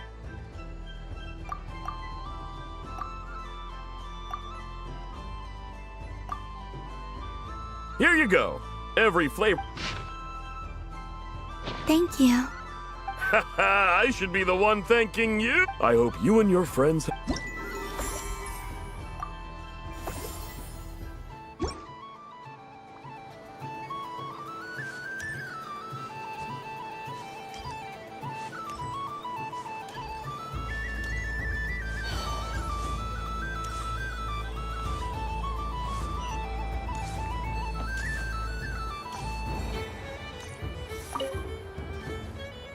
A soft and furry creature that bounces and jumps. Welcome home, Moon Goddess.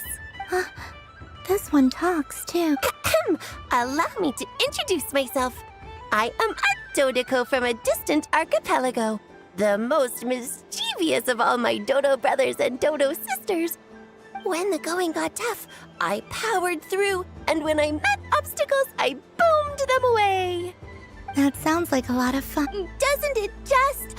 Oh, but then the trouble started. Recently, I found a lovely beach, the same beautiful jelly color as my hometown, only to find it overgrown with seagrass and nasty little spiky fish everywhere, looking to turn me into a I made it back to shore by the skin of my teeth, but my tail was sorely. Couldn't you just boom them? Oh, I wanted to, believe me. But I've heard that you, Moon Goddess, can understand animal speech. The last thing I wanted was to cause a gigantic fuss and get taken to court by a school of spiky fish. I'd be driven out of these waters for good. And so, dear Moon Goddess, I was wondering if you might lend me your allegiance. Are you roping me into a crime? Oh, let's call it a once-in-a-lifetime carefree. All the festival goers tonight are dressed up as the Moon Goddess. But there's nothing to say that the Moon Goddess can't disguise herself as a Dodoko, is there? Besides, this is your home. You should be free to be whoever you wish. I'm afraid I'm not well acquainted with Dodokos, Madam Mage. Oh, that's quite all right. We Dodokos are innocent, happy creatures with a free-spirited nature. Many, like myself, are mischievous troublemakers.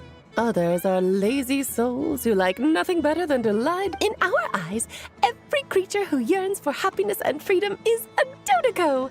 But perhaps in yours, we Dodoko are a fluffier and more mischievous breed of Kuhenki. Yes, that is a much easier image to... Oh, wonderful! Then let's play! Grab onto my tail and follow me into the sea.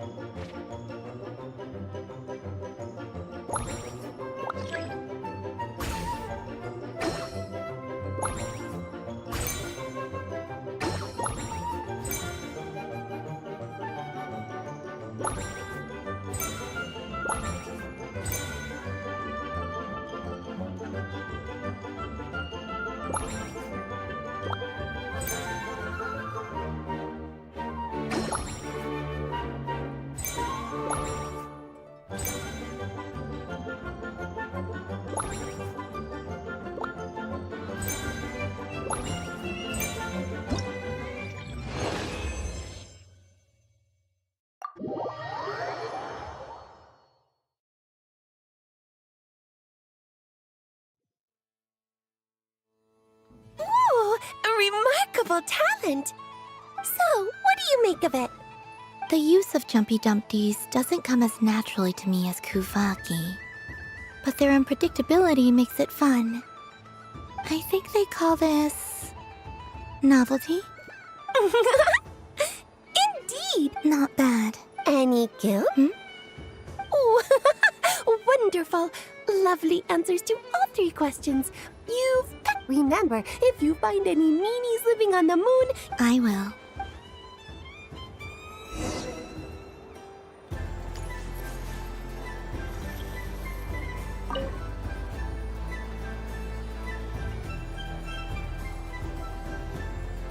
I wouldn't say it's unfair, I mean, your voice goes right into people's heads. How would you you can't just explain it away as magic. Is something the matter? Ah, Miss Columbina! No, nothing you need to work. Ah, impeccable timing. Stick around for a second, Miss Columbina. I need your input on this self-proclaimed Knight of Justice has yet to give me a satisfactory answer. I, for one, would like to hear your verdict on the matter. Hey, now, I left the flagship just to help you out, Miss Nicole. What's going on? So Alice and I are both using long-range remote control spells that work on similar principles, allowing us to attend... Sorry, let me backtrack a little. While similar, there are some key differences. Alice, being a great mage, wanted her Dodoko to reflect something of her own charm and mystique. So she adjusted the way its tail moves when it spins around. An entirely gratuitous move, in my opinion. I hardly see how anyone is going to notice that. If anything, I'd say that anyone who stares intently enough at a Dodoko's tail to notice such a small... I only say this to emphasize that my question has nothing to do with tails. Now that we're clear on that, why is Alice's Dodoko permitted to interact directly? Your voice speaks directly into people's minds. See? Exactly what I said. Hmm. Miss Nicole? I can't stand it. I know that probably makes me sound like a whiny child acting out in front of their parents. And it's a little embarrassing now that I think about it. But hey, I've said it now, I can't take it back. That would be even more embarrassing. Also, don't go reading too much into that analogy. It was off the top of my head. I'm actually an awful lot older than either. Miss Nicole, are you saying that you'd like someone to play the game you've prepared? I'm not so invested in that. It's just something cobbled together using items I borrowed from Alice. She probably didn't even make them herself. The point is, I want to know everyone's thoughts after they receive their prizes. But as you've said, I can't. I've been biting my lip for so long, and I've had no one to vent my frustrations on. I thought this was going to be a nice, straightforward festival where I'd get the chance. Well, can I play? I can't guarantee that I'll... You will? I'd like to try. Then what are we waiting for? Let the game begin! It's like they forgot I was ever here.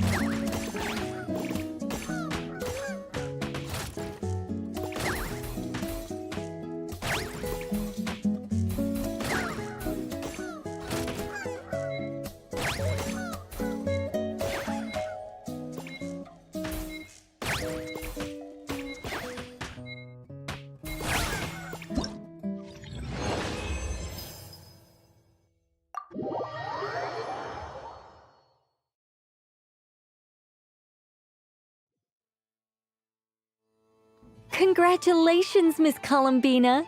With your great wisdom, you have overcome every obstacle in your path and conquered the great challenge posed to you by fate. Fate?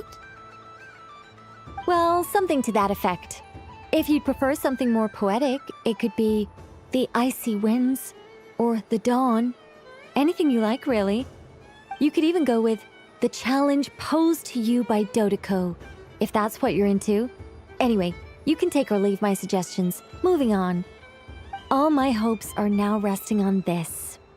Can I open it now? Stop teasing me. Please, I'm begging you. No more talk. Just open it. Wow. What a lovely sculpture. Classic and cute at the same time. Thank you, Miss Nicole. I'll always treasure it. Ah, there we go. Music to my ears.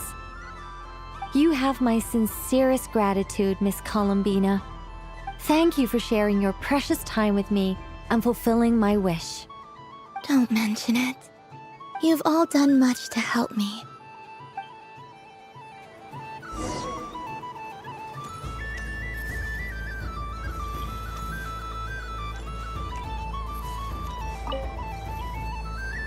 Welcome home, Moon Goddess. Oh, you're the genuine article.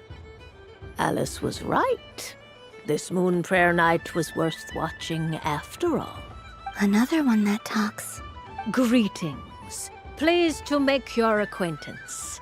I am the Hexen's Circle member they call B.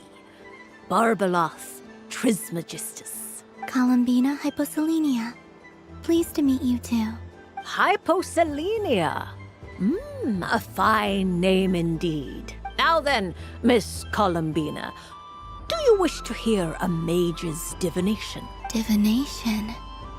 The Frost Moon Scions used to ask me. From the perspective of the one seeking answer, as you look to your journey ahead, if you seek to understand the unknown, resolve your doubts. The unknowns on my journey. Of course, if one wishes to peer in, but that is a complex affair. Hence, I shall use the suitably festive Lunar Arcana. Lunar Arcana. Indeed.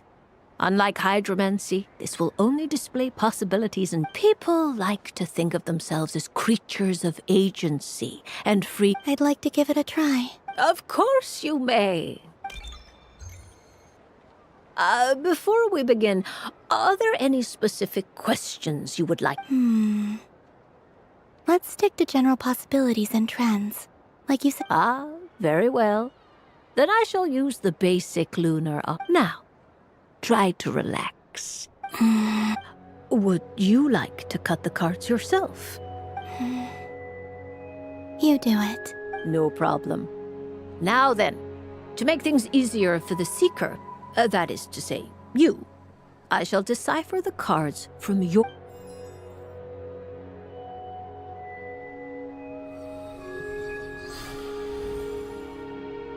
Please, draw the first Lunar Arcana. Now, draw your second card. This will stand for the past. And now the third Arcana. This is the present, your interpretation of the current. Finally, the last card. This shall speak of the future, which... Oh. Kuvaki Pulse? Fascinating. I've never encountered this before in my role as a diviner. Something has exerted an influence upon this card. What do you make of this, Miss Columbina? Perhaps this is the guiding hand of fate in act. Of course, if you wish, you can choose to deny the validity of this card. No, it's fine. Let's go with this one. A bold decision. I must say I'm looking forward to the results. Well then, let us flip the Lunar Arcana in sequence. Sure. First, Destiny. No surprises here. The card that represents yours is the moon. The moon. Indeed. The moon can represent the truth at some times, but deception at others. False peace, destructive calamity, and the world-changing power that lies. When the moon is placed on the destiny tile, it indicates that your destiny is not what it may appear. It symbolizes a journey through the fog, fraught with uncertainty and deception. I don't... Patience, my dear. This is but the first card, which serves as a basis for... Now then, flip the second card. The Hermit, but inverted. Inverted? Yes. The Hermit symbolizes solitude, introspection, and the pursuit of truth, combined with the moon as one's destiny. A choice you made to stand alone in the past. You fumbled through the darkness without a guide, but you... Is this about how I became Kutar despite not wishing to become a god? And how I suspect only you know. All is not lost. The past is in the past, and so it shall remain. Oh my. The lovers. One of the most interesting Lunar Arc. What does this... This means that you have had an unprecedented emotional experience. It's true. I've made a lot of friends recently, and they are very good to me. That sounds lovely. I am most delighted for you. The lovers can all... Yes. I return to the moon. I understand. Parting with friends is never easy, Columbina. But rest assured, this is not the end of your journey. There is always another story. Wait. The future. Well now, it's... I'm ready. Very well. Flip. Oh. Miss Barbaloth? What? This card is death. That doesn't sound... It depends on how we interpret it. It is true that it can represent an agonizing death, a complete and utter end, but at the same time, it can also represent rebirth. Do not forget that your destiny card is the moon. That lends your future many different potential meanings. If death spells the end, is it unavoidable? As I have said, divination can only display general trends. It is a rough guide, but it does not show predetermined outcomes. Allow me to... In the past, you may have lost your way, but you now face an important decision. This change might... But remember, everything is subject to change. The truth. Thank you. Don't mention it. Some people did, but I can see that you're different. The result of this is a rare quality, and one that diviners always hope to see. I understand. Go then, and illuminate your future, Miss Columbina. The moonlight that shines from you now is most captivating.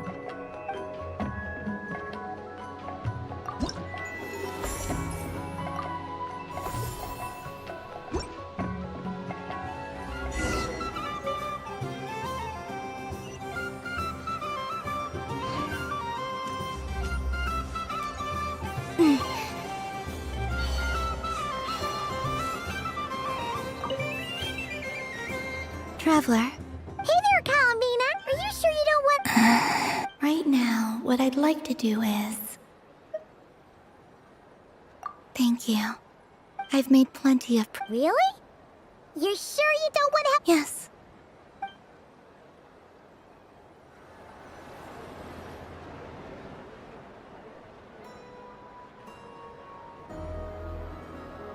This was the most fun I've ever had. Everywhere I went, people were saying, "Welcome home." And there were friends at every turn. I only wish it could last... Oh. Yes, you're right. The moon prayer blossoms. Ooh, look! Look! Moon prayer night.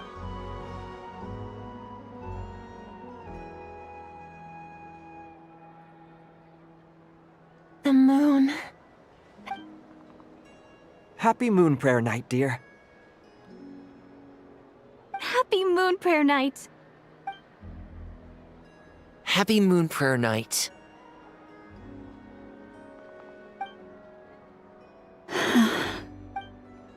Aww. Huh.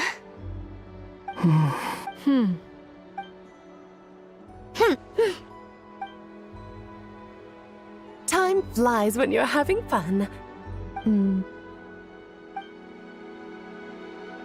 Oh, looks like the time has come. Columbina. You're heading off, then? Yes, to the ruins you mentioned. Wait! I know? At least...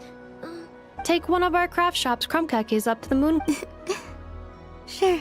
The Curatorium of Secrets believes in proper farewells.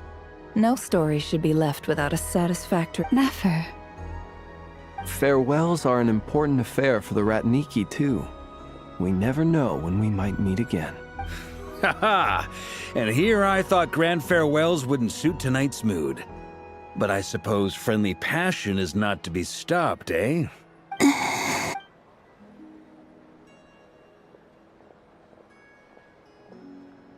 We made a little something. Ta-da! What is it? A Moon Prayer Night greeting card.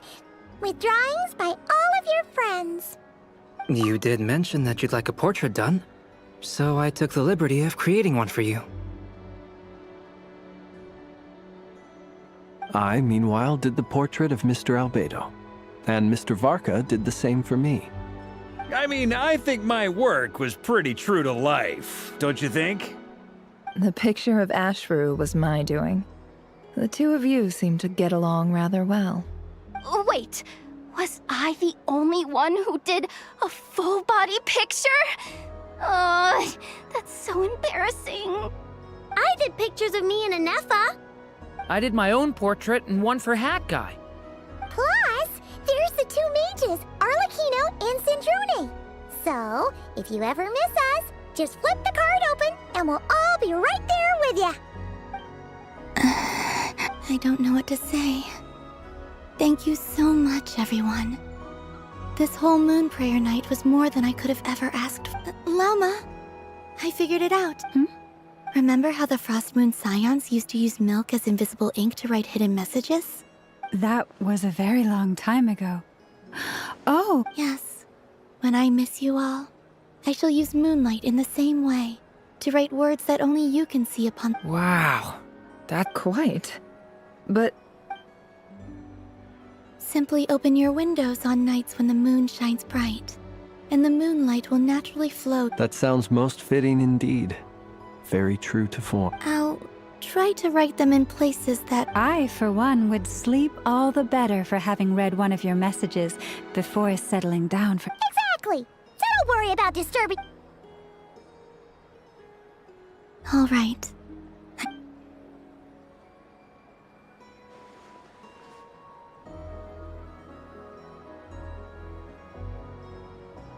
In that case, Columbina. I'm ready. Very well.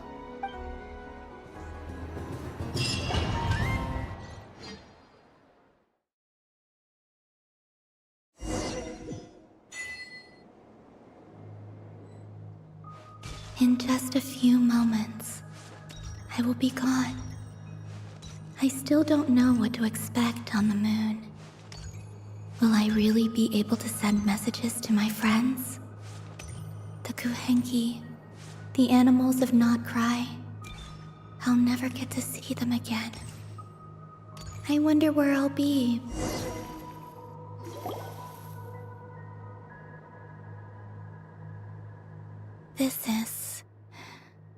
This is where the people of Hyperborea used to—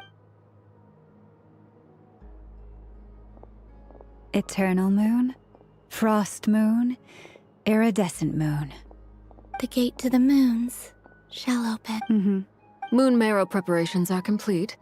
Only the final step remains. I'm sure Nasha Town is livelier than ever at this— Yeah. It's a shame you couldn't be there for it. It's fine. I'm more than happy with this. My last piece of luggage. My own—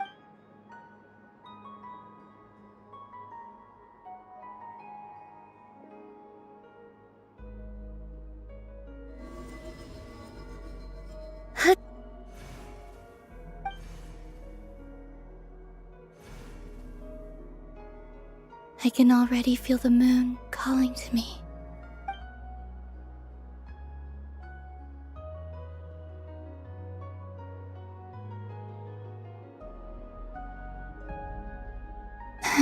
Your home lies on the far side of this light, Columbina. From now on, we will at last have a reason to pray. Columbina, Yes? be sure to come back and see.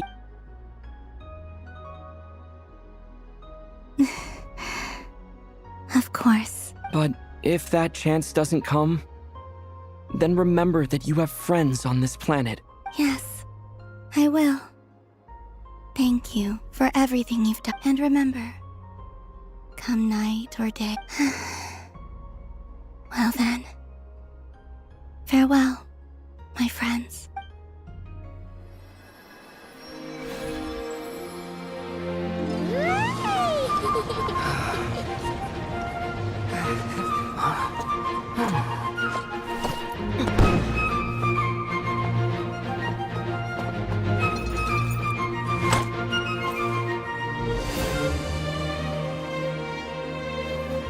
Thank you. This was my happiest night in Tevat.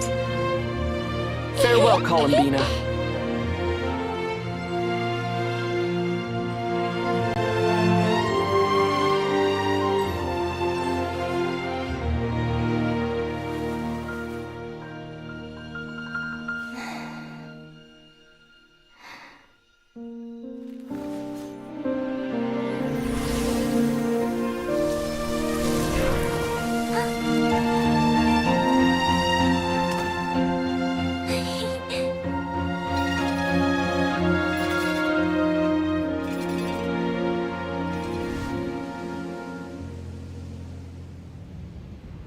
The moon really is closer than ever tonight.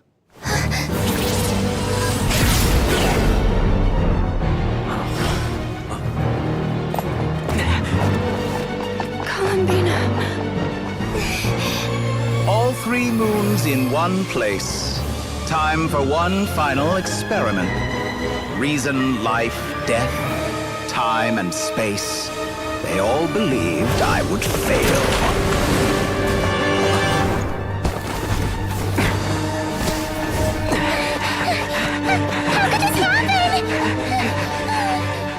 But Tevat's primordial power never did belong to the throne of heaven. And now, they are mine.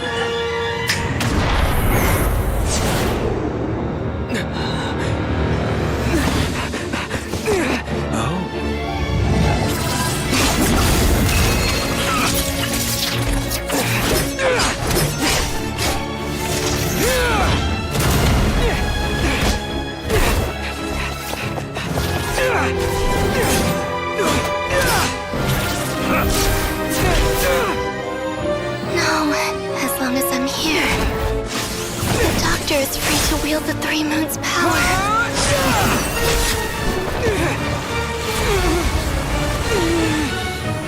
It's the only way.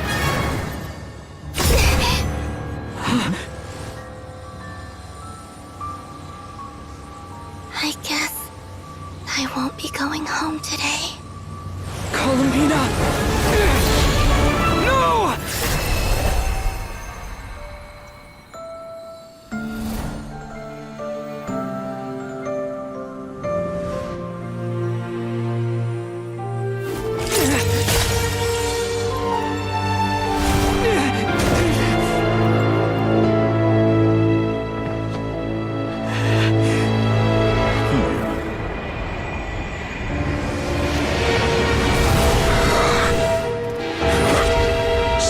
World, do not try to control me!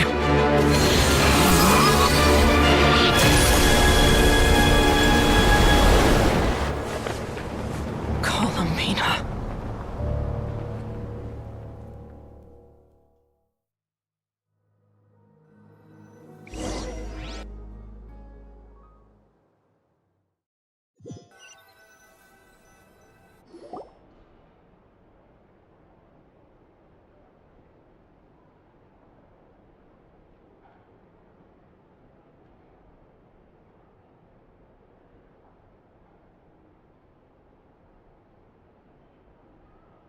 Are you all right? Do your wounds still hurt? I had someone prepare a little medicine that could prove effective. Take it if you need to. In that case, let me relate the contents of the call we made to Alex. That Dottore is a crafty one. He distracted the Hexenzirkel by creating a huge fuss. I'd assumed that the cause was an abyssal intrusion from the outside world, which in fairness is a rather common occurrence. But after learning that you managed to influence the phantoms in Nordcry, I realized that perhaps this interference could have come from within Tevat instead. But we weren't able to change their fates.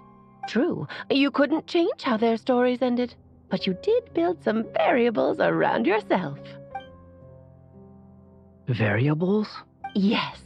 Things you heard that you could not otherwise have learned. Ideas that would otherwise have never crossed your mind. All these things are variables. Of course, most variables usually pale into insignificance with the myriad of possibilities floating around. But the moment you start treating them as building blocks and intentionally stacking them, that changes things. That's what Dottore did, and it's how he created the necessary conditions so that when you activated the portal tonight, it played right into his plan. However, we have no way of knowing exactly what he did. Yeah, we also need to ascertain Columbina's status. And that about sums it. As I suspected, Dottore has disappeared completely. If it's any consolation, he wasn't able to control Columbina as he might have wished to. Oh no! What? She did what? All we saw was Dottore appeared and used some kind of power.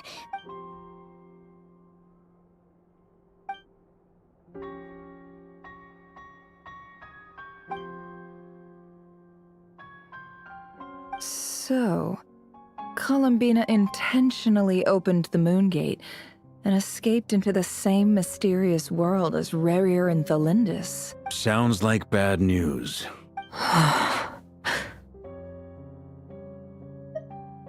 Seen in that way, the trilunar syzygy and Rerir's emergence, Dottore might have been pulling the strings in both cases. According to Miss Alice, he is attempting to transcend his destiny and finish an experiment that only a god might complete. An utter lunatic. Wait a sec, where's Hat Guy? Seems like he'd want to be here for— He took off with the Dodo communication device after we spoke to Alice. He said he had a hunch that he wanted to investigate by himself. The look on his face was terrifying.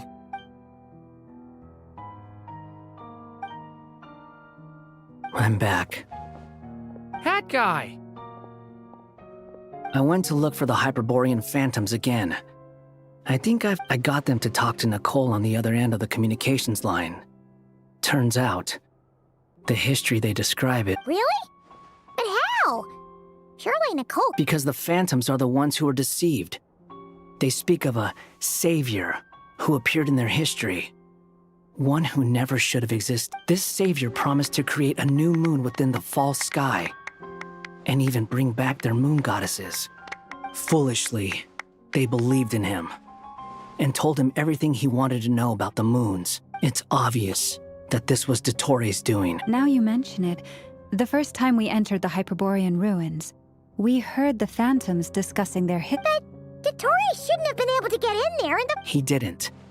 Nicole said that this was an anomalous state triggered by disruptions in the variables that Dottore put in place were substantial enough that they even affected phantoms that he never met. So it's not that their memories were unclear. They'd been tampered with. That's exactly the possibility Dottore was trying to manufacture. He turned these variables into knowledge and engineered the situation so all... Then, he harnessed that knowledge on Moon Prayer Night to truly create a false moon. How is that even To be precise, he exploited a weakness in the way the spell works. The spell senses Kuvaki to detect the moon's location. So, as long as the false moon more strongly resembled the moon, the gate would teleport Columbina to the false moon's location. In other words, to Dottore's side. Once he had her under control, the teleportation spell remained active, and he manipulated her power to seize both moon marrows. At that moment, the moon marrows disappeared right before our eyes. It was already too late. By then, Dottore had already amassed the power of all— So, where does that leave us? I'd certainly like to know what Her Majesty thinks, now that the concerns I expressed to her have come to pass.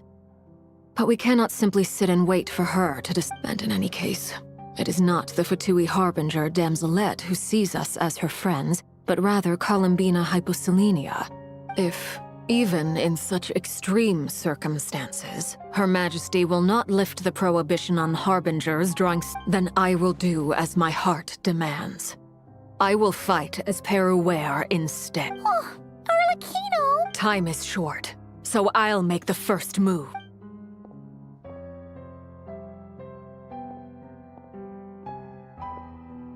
Whew. Even Arlecchino seems to be losing her coolness.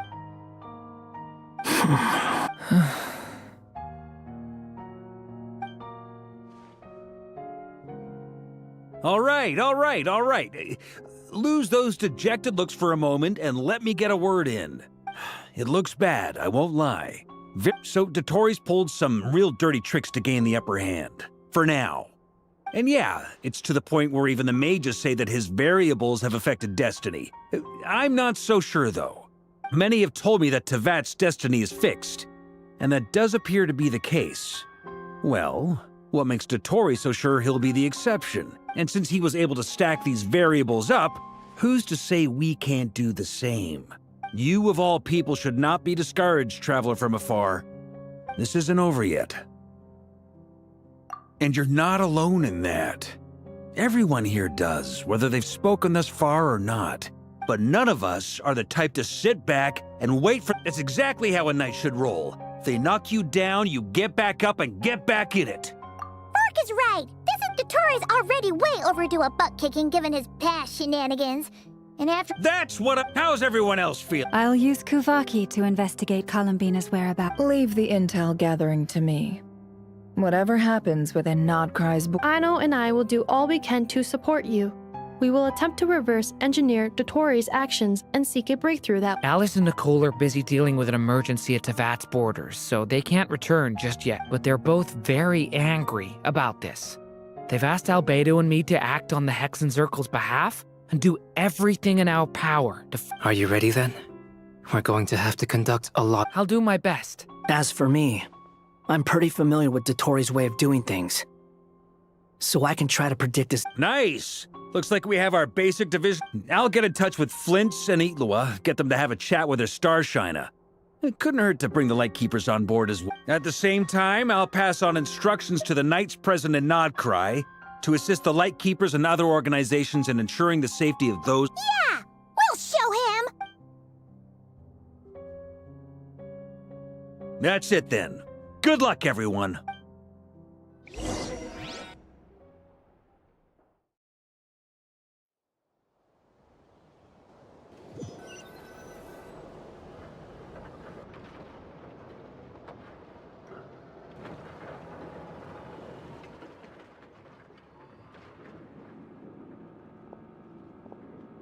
I never thought that Columbina would become my real— It went from being a— And remember, come night or day, the moonlight shall—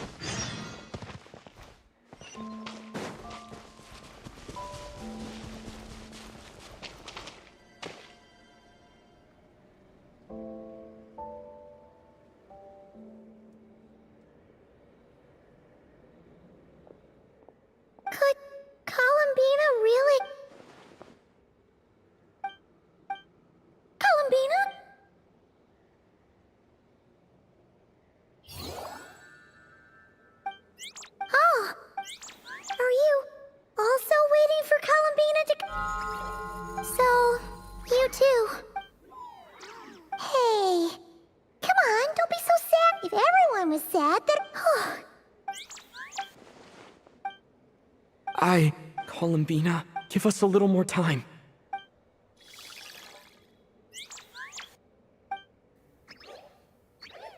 Are they cheering for us? Thank you. Do you need us to help you? This Kuhenki. Paimon, why don't you play something?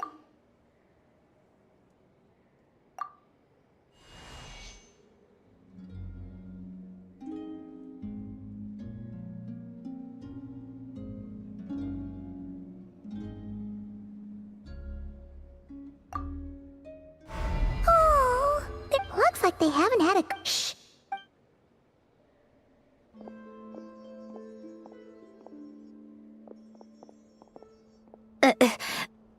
Sandrone! What are you doing here? What? Am I not allowed to take walks now? Thought as much. No such thing as a free miracle, you know. Hey, which way are you headed? Let's not. I'm not in a good mood today. Besides, comfort is the last thing this place needs.